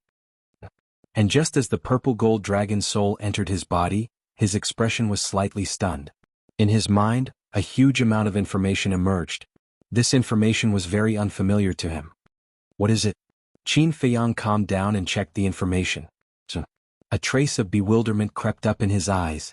This was actually a cultivation method of a battle art, called the Divine Dragon Art. Divine Dragon Art? Qin Feiyang frowned. Why did this name sound so familiar? Suddenly, his body trembled violently, and his face instantly revealed a look of ecstasy. He finally realized why the Divine Dragon Art gave him a sense of familiarity. Because this Divine Dragon Art was the battle art created by the first emperor. When he was young, he sneaked into the emperor's study and read an ancient history book. In this ancient history book, there was some information about the first emperor. Although there wasn't much information recorded, there was one thing that was clearly written. Back then, when the first emperor conquered the world, in addition to his own strength, he also controlled a super terrifying battle art. This battle art was the Divine Dragon Art. According to the records, the power of this Divine Dragon Art had already surpassed the limits of a perfect battle art. Back then, many of the tyrants who dominated a region were defeated by this Divine Dragon Art. There were even records that the previous emperor of the Tianyang Empire, Mu Tianyang, was also defeated by the Divine Dragon Art. One could imagine how terrifying this Divine Dragon Art was. But before the first emperor disappeared, he didn't leave behind the cultivation method of the Divine Dragon Art. Therefore, as time passed, the Divine Dragon Art became an ethereal legend. In the past, when Qin Feiyang read this ancient history, he didn't believe that there really was a Divine Dragon Art. Because it was too unbelievable. Beyond the limits of a perfect battle art, wasn't this equivalent to a divine art? How could there be a divine art in this world? But now it was different. After cultivating the 6-word divine art, his understanding of the divine art was deeper than anyone else. Perhaps this Divine Dragon Art was really a supreme divine art. Qin Feiyang suppressed his excitement, closed his eyes as if there was no one else around, and carefully read the cultivation method of the Divine Dragon Art. What is he doing now?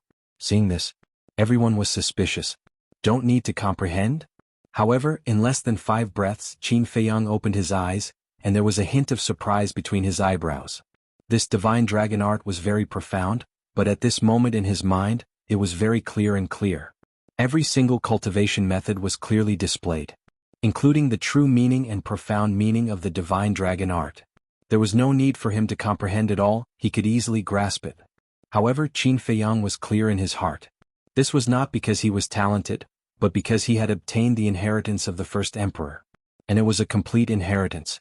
But at the same time, he was very puzzled. He had opened the purple gold dragon soul for so long, but why did he only get this inheritance now? He raised his arm and opened his palm. A wisp of purple gold divine light emerged from his palm. That purple gold divine light was very small, about the size of a strand of hair, but it exuded a mighty dragon might, as if a real dragon had appeared. And the emperor and the others below looked at the wisp of purple gold divine light, their eyes full of surprise. The masked old man's performance was particularly special. He stared firmly at the purple gold divine light, and there seemed to be a trace of disbelief in his old eyes. But there was also a hint of nervousness, anticipation, and even a hint of joy, which seemed extremely complicated. However, Qin Feiyang did not notice all of this. He also stared at the purple gold divine light, his heart full of doubts. A moment later, with a slight thought in his mind, more purple gold divine light emerged from his palm. A purple gold square seal quickly condensed. The square seal, which was as big as an adult's fist, floated in front of Qin Feiyang, emitting a dazzling radiance that illuminated the sky. At the bottom of the square seal was a vivid and lifelike purple gold divine dragon. Chapter 929. Whoosh. Seeing the square seal, the masked old man's eyes trembled slightly. He quickly rushed up to the sky and landed beside Qin Feiyang. Qin Feiyang looked at him suspiciously. Don't talk. The masked old man secretly transmitted his voice while carefully looking at the square seal. At the same time, the emperor and others below also stared at the square seal in shock. It's really the divine dragon seal. The masked old man looked at the square seal for a moment, then looked at the bottom of the square seal. When he saw the purple gold dragon imprinted at the bottom of the square seal, his eyes were filled with shock. Qin Feiyang was stunned. He looked at the masked old man in shock and asked, "How did you know?" The divine dragon technique had a total of 4 moves. And this square seal was the first move, the divine dragon seal. Not only do I know that this is the divine dragon seal, but I also know that you have mastered the divine dragon technique. I also know that the blood in your body has changed. The masked old man laughed hoarsely. At the same time, he waved his hand and a wave of divine power swept out and flew toward Qin Feiyang's wrist. Before Qin Feiyang could react, he felt a pain coming from his wrist. When he looked down, there was a wound on his wrist. Wisps of purple gold blood slowly flowed out of the wound. Looking at the purple gold blood, Qin Feiyang's expression revealed a hint of bewilderment. When he looked inside his body, he didn't feel any aura from the blood. But now, when the purple gold blood flowed out of his body, it emitted a strong dragon aura, just like the blood of a dragon. What? Purple gold blood? The emperor and others also saw the purple gold blood, and their faces were full of disbelief. The masked old man looked at the purple gold blood with burning eyes and transmitted his voice. Do you know what blood this is? This is purple gold dragon blood. Dragon blood. Qin Feiyang's eyes trembled. That's right. Now the blood flowing in your body is dragon blood, and it's pure dragon blood. The masked old man nodded. Why is that? Qin Feiyang asked instinctively, his face was full of disbelief. Because you received the inheritance of the Qin Emperor. You know what? The blood in the Qin Emperor's body is also purple gold dragon blood. Furthermore, only those who possess the purple gold dragon blood can cultivate the divine dragon technique. As far as this old man knows in this world, only you and the Qin Emperor possess the purple gold dragon's blood. The masked old man said. This? Qin Feiyang was dumbfounded. Shocked, aren't you? The masked old man asked with a smile. Yes. Qin Feiyang nodded. Then can you tell me where you obtained the inheritance of the Qin Emperor? The masked old man thought to himself. Human. Qin Feiyang was about to blurt out the words mermaid clan, but he suddenly became vigilant. The masked old man smiled and said, Actually, even if you don't tell me, this old man knows. You know? Qin Feiyang looked at him suspiciously. The masked old man smiled faintly and said, The mermaid clan's holy land, right? What? Qin Feiyang's body trembled violently, and his eyes were full of horror. He actually knew. Everyone thought that the Qin Emperor didn't leave the cultivation method of the divine dragon technique. But in fact, he did leave it. It's just that he left the inheritance of the divine dragon technique in the statue of the mermaid clan, waiting for a lucky descendant to inherit it. Coincidentally, you went to the mermaid clan and obtained this complete inheritance. Perhaps, it's not a coincidence that you can obtain this inheritance. It's the result that the Qin Emperor had long expected. The masked old man sighed, and there was an inexplicable emotion in his tone. Expected result? You mean, the first emperor had expected that I would go to the mermaid clan 10,000 years ago? Qin Feiyang frowned. That's right. The masked old man nodded. Qin Feiyang didn't believe it. He knew that the first emperor was very strong. But to predict the future, this was simply a fantasy. One had to know. At that time he wasn't even born. The masked old man glanced at Qin Feiyang, shook his head and said with a smile, "This old man can only tell you that the strength of the Qin Emperor is not something you can imagine.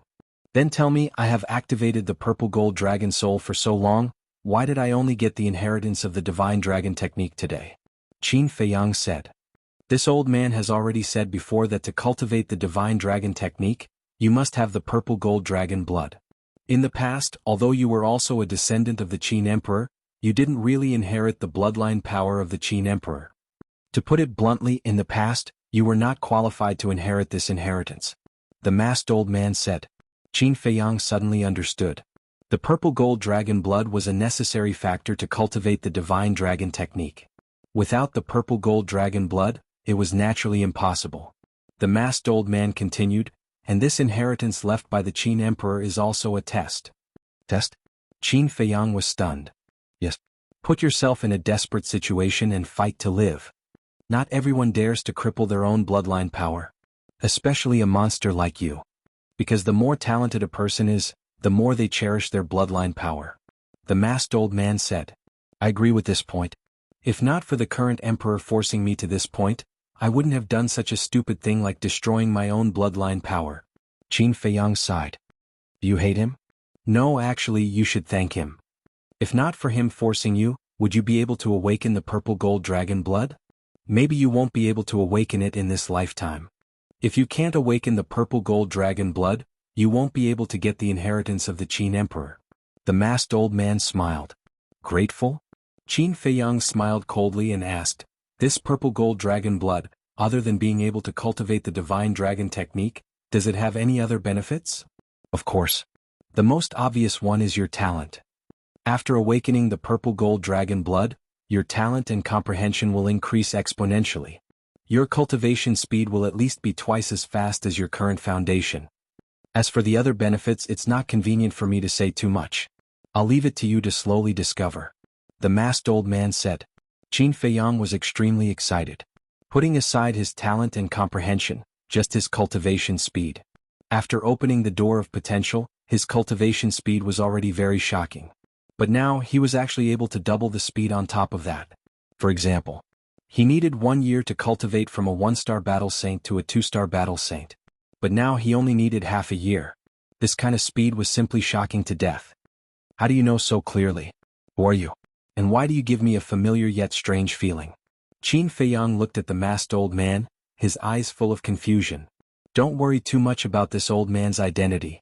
You'd better think about how to make the emperor sign that unfair contract. After all, if you can't make him agree, you won't be able to roam the forgotten continent in peace. The masked old man pondered for a while and smiled. Qin Feiyang frowned. He asked secretly, Senior, do you have any ideas? If you use the royal tutor or the young prince to threaten him, there's no doubt that it'll be a long tug of war. After all, he's the emperor of a nation. He won't be able to put down his pride in front of so many people. You can try another method. Who knows, it might be more effective than this one. The masked old man said. Try another method. Qin Feiyang muttered to himself. After a while, he cupped his fists and said, Thank you for your advice, Senior. Huff. Next. He exhaled deeply. With a thought, the 9-leaf fire lotus and the crimson sword soul that were protecting him returned to his sea of qi. His gaze also turned cold and sharp. No matter what he had gone through, at least he had achieved his wish. From now on, he would have nothing to do with the emperor. Swoosh.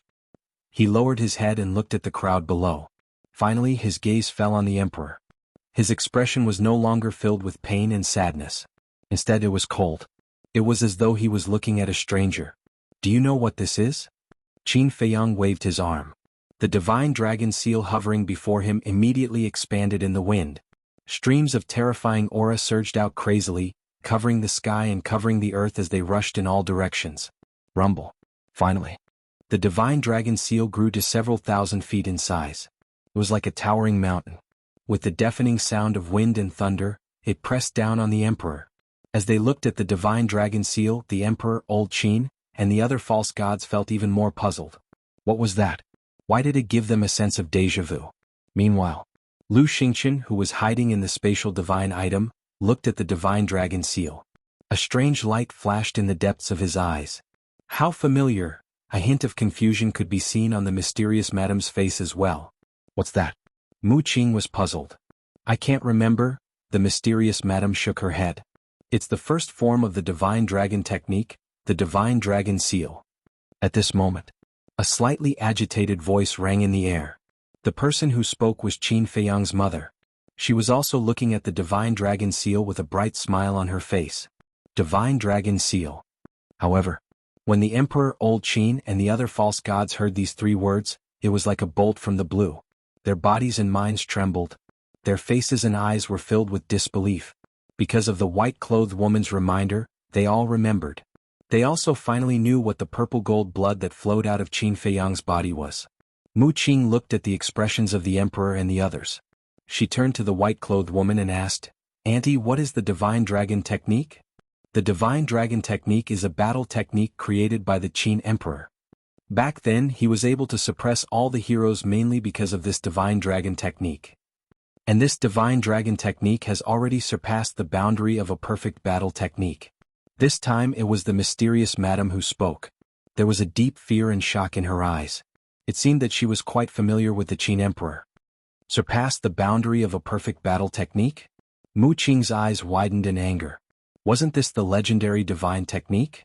In other words, this bastard, after destroying his bloodline power, not only did his previous talent not disappear, but he also obtained a great fortune?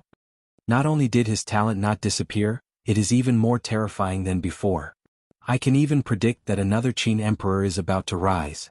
Chapter 930. The divine dragon seal descended from the sky, and the dragon aura surged, shocking everyone present. The emperor's expression was quite ferocious at this moment. He suddenly rushed into the sky and shattered the divine dragon seal with a punch. This aura is exactly the same as the legendary divine dragon seal. His face was slightly dazed, and then he rushed into the sky and stood opposite Qin Feiyang. Quickly tell me, where did you get the inheritance of your ancestor? He looked a little exasperated at this moment. What's wrong? Are you feeling unbalanced? That's true. To think that you, the emperor of the great Qin Empire, didn't get the divine dragon technique, and now that I got it, you must feel bad. The corner of Qin Feiyang's mouth lifted, and he looked at him mockingly. The emperor's face was gloomy. Although you are the emperor, you don't have the purple gold dragon soul, purple gold dragon blood, or divine dragon technique. To be honest, I really feel sorry for you. Qin Feiyang shook his head. Enough. The emperor shouted angrily. Did I say anything wrong? Having the purple gold dragon soul, purple gold dragon blood, and divine dragon technique is the most orthodox descendant of the Qin emperor. Qin Feiyang sneered. The emperor's eyes turned cold and he said in a deep voice, "So, you plan to kill your father and usurp the throne?" Ha! Qin Feiyang suddenly raised his head and laughed unscrupulously. Father? Wasn't this word a little too funny? Let me tell you, I have no interest in this bullshit emperor's position. I only care about my mother and my friends. Tell me, what do I have to do to make you promise not to hurt them? Qin Feiyang said.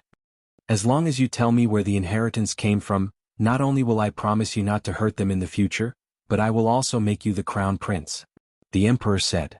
Your Majesty, please reconsider. Qin Feiyang is now in a state of qi deviation. We can't let him come back. The current empress's face changed and she hurriedly persuaded. If Qin Feiyang was made the crown prince, then what about the little prince? She would never allow such a thing to happen. Celestial Empress is right. The current Qin Feiyang is already blinded by hatred.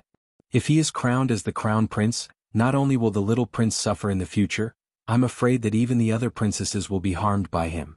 Zhuge Mingyang knelt in the void and said respectfully to the emperor. Qin Feiyang lowered his head and looked at Zhuge Mingyang. What does it have to do with this person that the emperor conferred him the title of crown prince? Yes.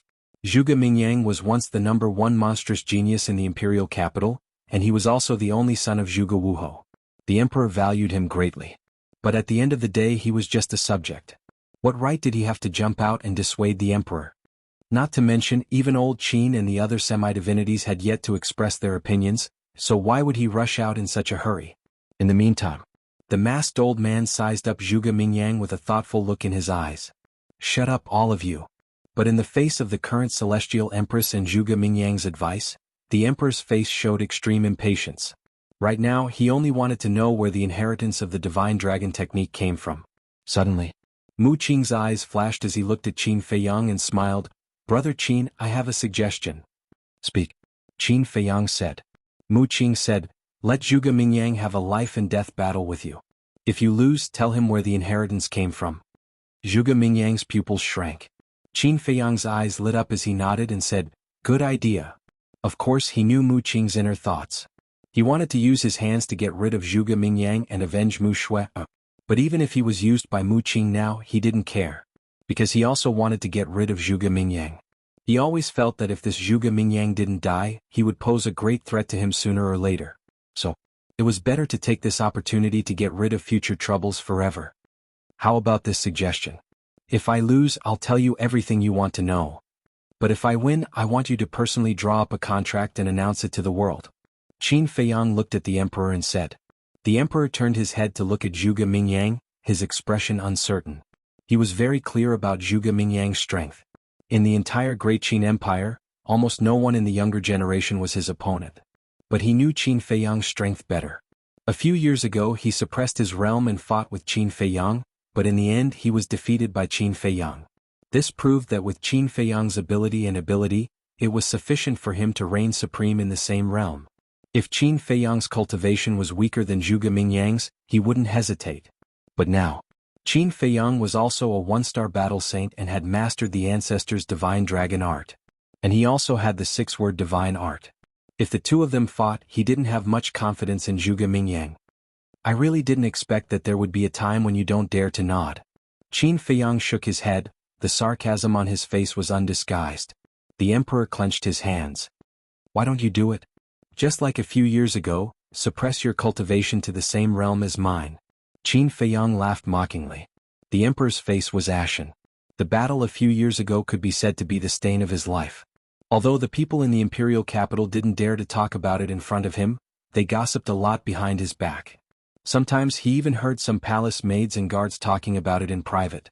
Every time he heard these discussions, he felt a sense of shame in his heart. It was like a sharp blade was ruthlessly stabbing into his heart, making him feel very uncomfortable. And now, Qin Feiyang once again brought up this matter in front of everyone. The anger in his heart soared straight up to a critical point. Qin Feiyang, don't go too far. Zhuge Mingyang glanced at the emperor, stared at Qin Feiyang and shouted.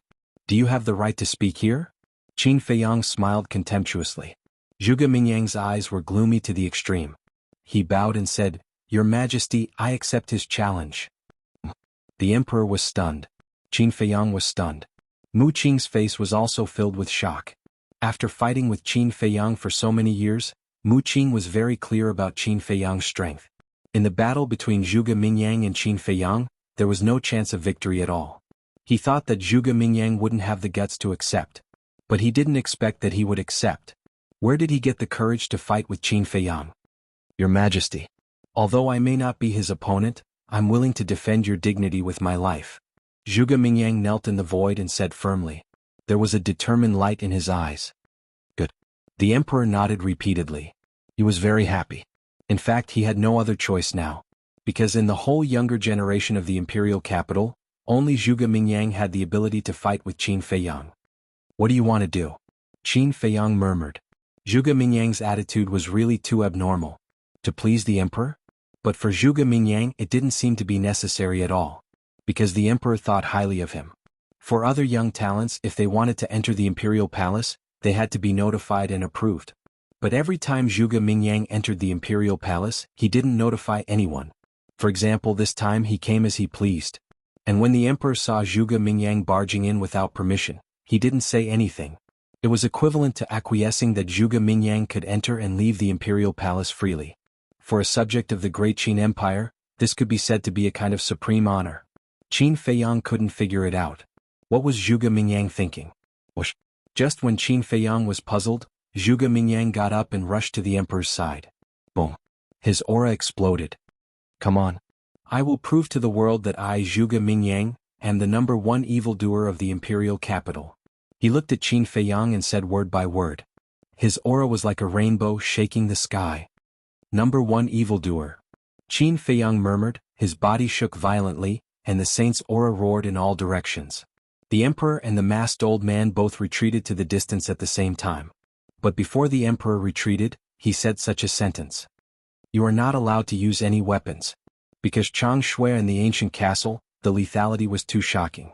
If Qin Feiyang took out these two artifacts, Zhuge Mingyang wouldn't even have the slightest resistance. So, he wanted to put an end to this situation. Qin Feiyang glanced at the emperor and said lightly, You worry too much, just Zhuge Mingyang, I don't need to use weapons. Arrogant. Zhuge Mingyang was furious. With the billowing saint's aura, he took a step forward, raised his fist, and threw a punch at Qin Feiyang. Yes, I am arrogant. Because I am no longer the Qin Feiyang of the past. Qin Feiyang roared, raised his arm and threw a punch without dodging. Boom. The two fists met with a loud bang. A destructive air wave like a tide, rolled out in all directions with the two of them as the center. At this moment, the void within a few miles twisted crazily, as if it was about to shatter. Humph. The two of them snorted at the same time, and their bodies retreated uncontrollably. I remember that in the Black Dragon Swamp, you forced us into a desperate situation with your own strength and almost killed us. But now, is this all you've got? Qin Feiyang stepped into the void, stabilized his body, and then roared and rushed toward Zhuge Mingyang again. I only hate that I didn't kill you back then. Zhuge Mingyang's eyes were filled with murderous intent. He pushed his hands out and a majestic battle chi roared out. That battle chi was very special. It was green in color. At first glance, it looked like an ancient green dragon, roaring in the sky, containing a shocking destructive force. And that battle chi also exuded a strong dragon's aura. What?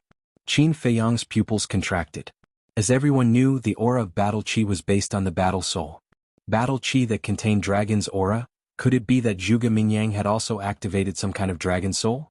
Boom. He clenched his fist and the flaming battle chi surged out. At this moment, his whole body was burning with raging flames, as if he had turned into a man of fire. I would like to see how capable you are. Immediately, Qin Feiyang squinted his eyes, and a sharp light flashed, and he punched toward Zhuge Mingyang's battle chi. Accompanied by a loud bang, the roaring battle chi was dispersed.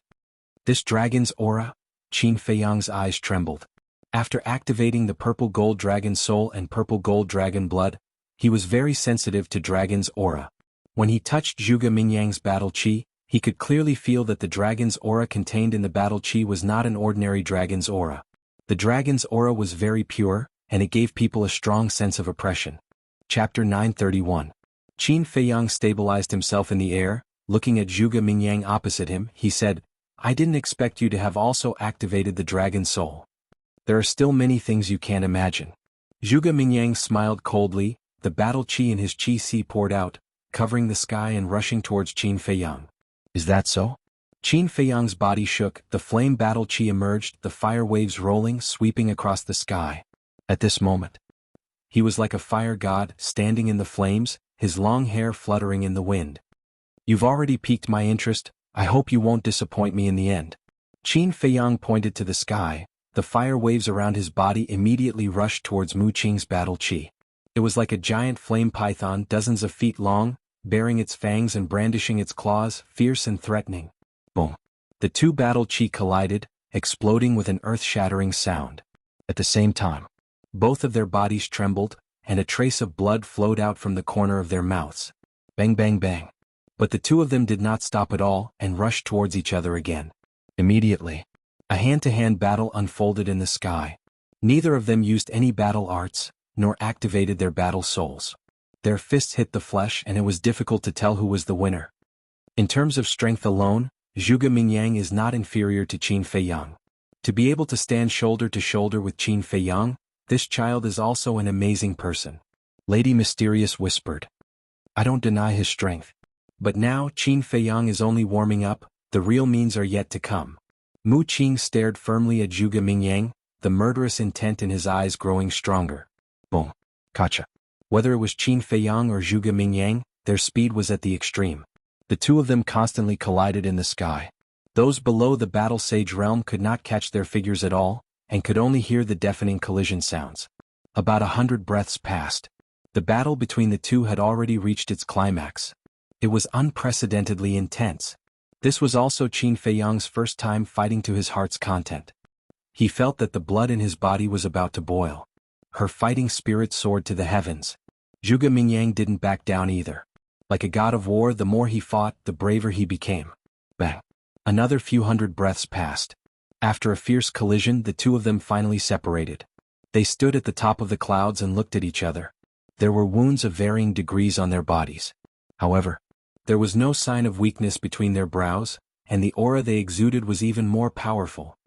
It's been so long, the warm-up should be over. Can we get serious now? Qin Feiyang spoke. His eyes were like lightning, appearing extremely fierce. As you wish. Azure Dragon's secret art, dragons roar to the heavens. Zhuge Mingyang raised his head and roared.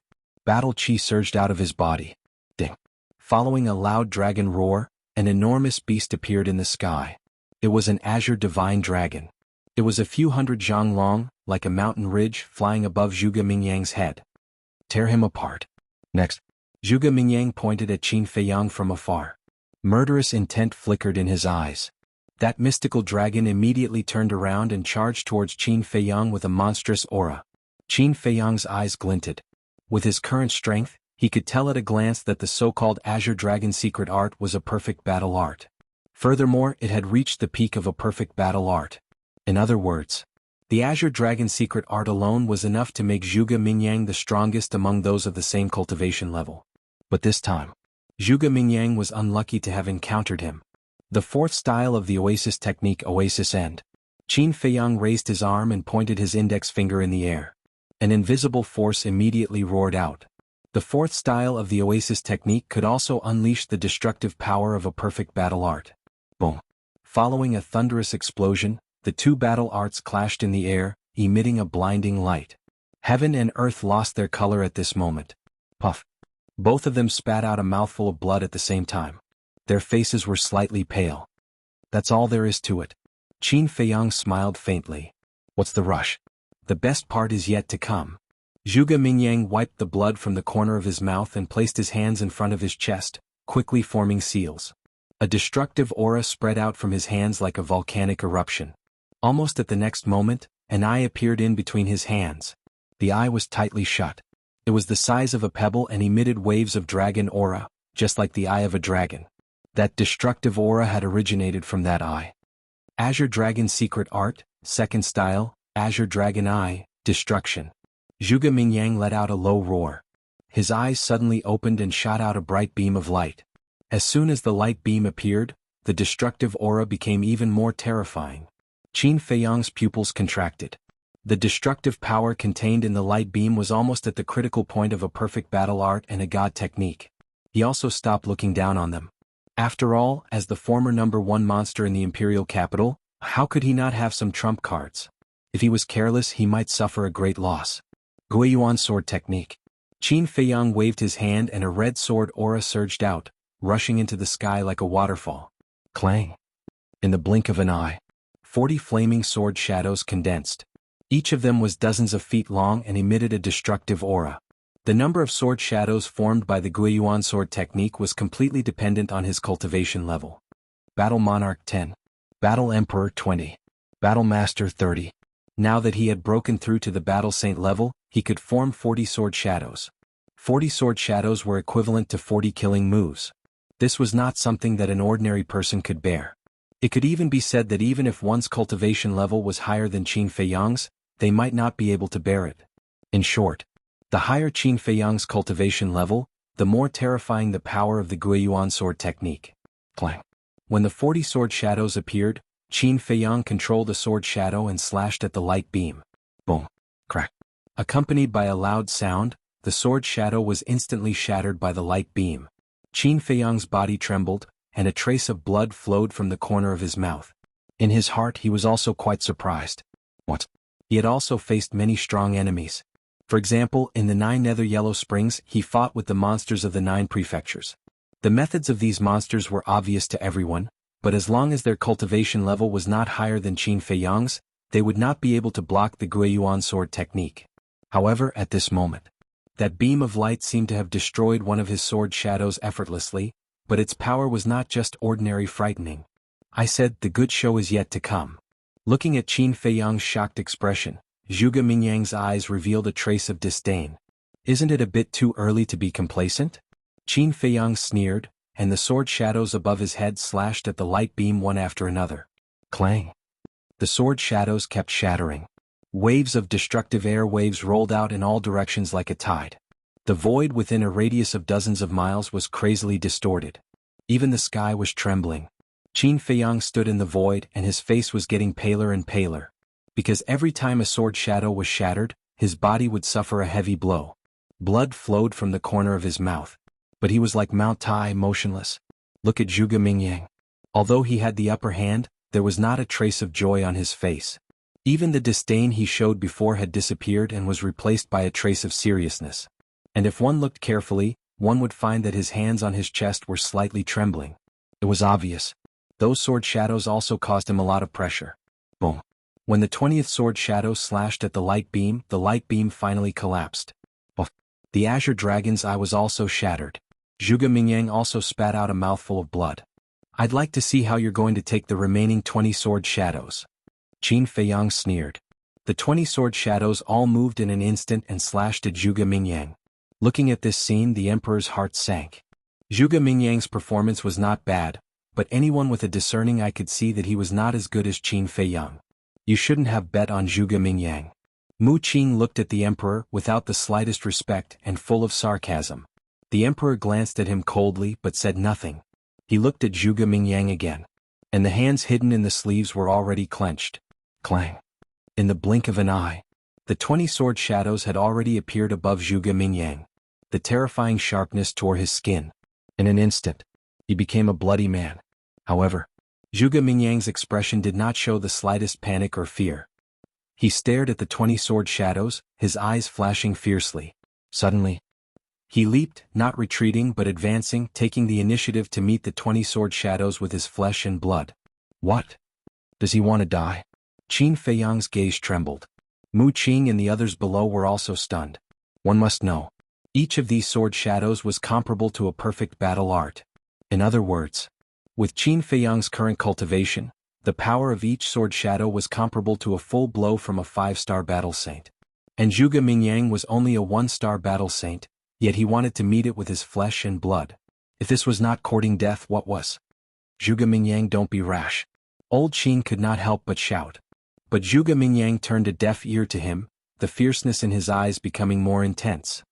Qin Feiyang, now I'll show you my true strength. The third move, Green Dragon Celestial Phenomenon. With a roar, he raised his fist and punched the 20 sword shadows. Qin Feiyang stared at Zhuge Mingyang. Although he did not know much about Zhuge Mingyang's character, he would definitely not bluff. Perhaps this person really had something to rely on. Suddenly, Qin Feiyang's eyes showed a trace of surprise. Just before Zhuge Mingyang's fist met the 20 sword shadows, Zhuge Mingyang's fist suddenly rushed out a gust of battle qi. Following closely, that gust of battle qi turned into a green dragon, crushing the 20 sword shadows as easily as crushing dry weeds and smashing rotten wood. The whole process took less than half a breath, and all the sword shadows turned into ashes. How is this possible? Qin Feiyang spat out blood, his eyes full of disbelief. Mu Qing and the others below were also shocked. In an instant, 20 sword shadows were crushed. What level of battle art was this green dragon secret art? Divine art? Chapter 932. At this moment, the bright sky palace fell into a dead silence. Everyone raised their heads and looked at Zhuge Mingyang in disbelief, including Yiglao, Old Qin, and the other false gods. The strength that Zhuge Mingyang displayed was far beyond their expectations. They thought that Zhuge Mingyang wouldn't have much power to fight back against the monstrous Qin Feiyang. However, they didn't expect that Qin Feiyang would be suppressed by Zhuge Mingyang instead. The shock in Qin Feiyang's heart couldn't dissipate for a long time. Without a doubt, this Azure Dragon secret art must be a divine art. Zhuge Mingyang actually mastered a divine art. This was too unbelievable. At the same time, after crushing the 20 sword shadows, the Azure Dragon didn't disappear and turned to roar at Qin Feiyang. Its momentum was earth-shattering and terrifying, and its speed was extremely fast. In the blink of an eye, it swept in front of Qin Feiyang and crashed into Qin Feiyang's chest. Poof! Qin Feiyang spat out a mouthful of blood and was sent flying on the spot. And his chest was badly mutilated, with purple gold blood flowing out. His internal organs were also seriously injured. If you had used all your strength from the beginning, you wouldn't have fallen to this point. So, don't underestimate anyone, especially me, Zhuge Mingyang. Zhuge Mingyang stood proudly in the air and looked at Qin Feiyang contemptuously. He shouted, "Destroy him for me." Brr. The azure dragon roared and rushed at Qin Feiyang again, the dragon's aura rolling in all directions. Qin Feiyang felt a deadly sense of crisis even before he got close. He finally came to his senses and a fierce light flashed in his eyes. Boom. He raised his arm without hesitation and slammed his palm in the air. Return formula. A golden light emerged from his palm and turned into a huge wave that rushed at the azure dragon. Rumble. With a loud bang, the golden light and the azure dragon were locked in a stalemate in the void. The destructive aura shook the heavens. Looking at this scene, Qin Feiyang's eyes trembled. It could actually contend with the return formula. If this azure dragon secret art was not a divine secret art, then what was it? A divine art. Where did Zhuge Mingyang get it? Self-created? That was impossible. It wasn't that he looked down on Zhuge Mingyang, but that the divine art was too profound. In this world, it was likely that only deities would understand the profound meaning of deity arts. Only by knowing the profound would one have the chance to create a divine art. Like him. Although he had mastered the 6-word divine formula and the divine dragon formula, he was not very clear about the profoundness of these two divine formulas. Therefore, this azure dragon secret art must have been obtained by Zhuge Mingyang by chance. But where was it? The Great Qin Empire had a divine art? Or was the azure dragon secret art given to Zhuge Mingyang by someone? Given? At this point he suddenly thought of Elder Qin, the state preceptor, and the other 4 false gods. Because these 5 were all false gods, they might really have some divine arts. However, when he looked at the 5 of them, he found that Elder Qin and the state preceptor were both shocked. Obviously, they only just found out. As for the other 3, although they were shrouded in black mist and their expressions could not be seen, it was definitely not them. Because, if the azure dragon secret art was really taught to Zhuge Mingyang by them, then the state preceptor and Elder Qin would definitely know. After all, they were all false gods of the Great Qin Empire, so they must be very familiar with each other. The most important point was, although they were all false gods in the Great Qin Empire, the emperor was the one with the real power. Therefore, no matter what they wanted to do, they had to ask the emperor first. This was the system. No matter how strong you were, no matter how long you lived, you had to maintain a certain level of respect for the emperor. But now the emperor was also surprised. Therefore he could basically conclude that the azure dragon secret art had nothing to do with these people. Whoa. Just as Qin Feiyang was puzzled, the stalemate was finally broken. The azure dragon suddenly howled and turned around, crashing into Zhuge Mingyang's body like lightning. Ah! Zhuge Mingyang let out a blood-curdling scream as his entire body flew out like a meteorite. The skin on his body instantly cracked and blood splattered into the sky. It seems that the divine art that I have mastered is still stronger. Qin Feiyang's spirit was greatly boosted as he immediately rushed towards Zhuge Mingyang with monstrous killing intent. Seeing how powerful Zhuge Mingyang was, he did not dare to drag it on any longer. Because he was worried that this person might still have some tricks up his sleeve, so he had to end this battle as soon as possible. And now Zhuge Mingyang was severely injured by his divine art, which was undoubtedly a good opportunity. "You lost just like that?" the emperor muttered. Zhuge Mingyang's performance did not disappoint him. After all, his opponent was Qin Feiyang. It was already very good for him to be able to fight like this. But he was not satisfied that he could not get an answer from Qin Feiyang. "Shwe. The person who killed you will soon get his retribution. You can rest in peace." Mu Qing was also muttering to herself with a trace of relief on her face. All these years, because of Mu Shuer's death, he had been living in self-blame and guilt, unable to find peace at all. Although he did not kill Zhuge Mingyang with his own hands, he still had a part of the credit. It could be considered as revenge for this blood feud. Not only the emperor and Mu Qing, but at this moment, everyone present thought that Zhuge Mingyang had reached the end of his road. "Your Majesty, Zhuge Mingyang is a talent. We can't let him die in the hands of Qin Feiyang. Let him admit defeat quickly. Yes, if he is trained well, he will definitely do something in the future. In the future he may even be the only one who can stop Qin Feiyang." Elder Qin and the other fake gods were secretly transmitting voice messages to the emperor, looking extremely anxious. The emperor was in a dilemma. But in the end he listened to Elder Qin and the others and shouted, "Zhuge Mingyang, I order you to admit defeat immediately." Admit defeat? Hearing this, Qin Feiyang raised his eyebrows. Instead of stopping, he used the phantom steps to maximize his speed. No matter what, he had to kill this person today. However, Zhuge Mingyang did not show any signs of admitting defeat at all. His eyes were sharper than before. Boom. Suddenly, he stepped into the void, stabilized his body, looked down at the emperor and said, "Your Majesty, I'm sorry, I can't obey." "How dare you?" The emperor was angry. "I, Zhuge Mingyang, have never admitted defeat in my life. Especially in front of Qin Feiyang, I can't admit defeat." Zhuge Mingyang said word by word, his eyes filled with determination. "Finished?" He ignored the emperor and looked up at Qin Feiyang, shouting, "Today one of you must die here." Qin Feiyang coldly smiled and said, "That's what I think too." "Then let's fight." Zhuge Mingyang was so angry that his hair stood on end. A terrifying dragon's might roared out from his body. Immediately after, a behemoth rushed out from behind him. That divine dragon was hundreds of feet long, covered with blue dragon scales the size of a dustpan, and 4 dragon claws under its abdomen, obviously hard and powerful. Azure Dragon. Qin Feiyang's pupils shrank. According to legend, in ancient times, there were 4 divine beasts that could overturn rivers and seas and cover the sky with one hand. They were the Azure Dragon, White Tiger, Black Tortoise, and Vermilion Bird. Although these 4 divine beasts were not as powerful as the purple-gold divine dragon, in the eyes of the world, they were godlike existences. Who would have thought that Zhuge Mingyang would actually activate the Azure Dragon Fighting Soul? Azure Dragon Fighting Soul, coupled with the powerful Azure Dragon Secret Art, this Zhuge Mingyang was simply impeccable. Looking at the roaring Azure Dragon Fighting Soul in the sky, many people felt a sense of awe. But Qin Feiyang, on the other hand, was boiling with battle intent. Clang. With a giant sword that could tear the sky and earth apart, a red sword soul appeared. Kill. Both of them shouted at the same time. The Azure Dragon Fighting Soul and the red sword soul pierced through the sky, crazily colliding in the void. The dragon might was torrential, and the sword radiance was boundless. The 2 fighting souls carried the will of their respective masters, competing against each other, neither of them wanting to be at a disadvantage. "What the hell is this bastard doing?" Mu Qing was extremely angry. The Qin Feiyang in front of him was not the Qin Feiyang he knew. Just a mere Zhuge Mingyang, how could he not be able to deal with it?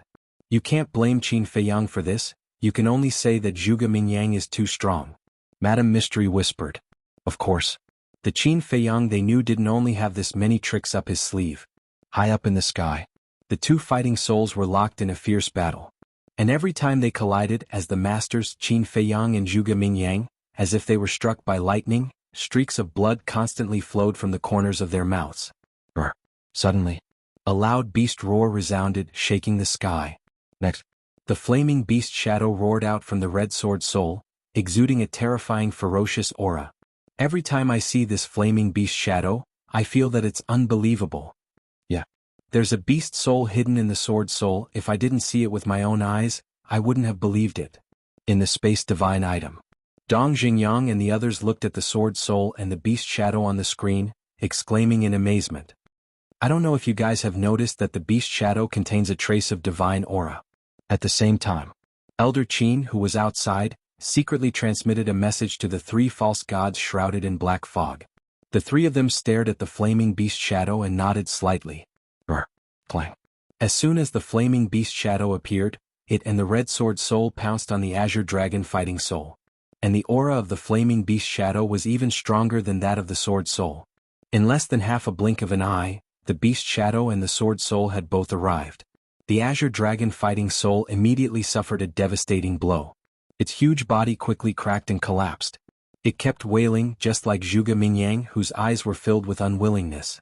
He had tried his best, but why was he still no match for Qin Feiyang?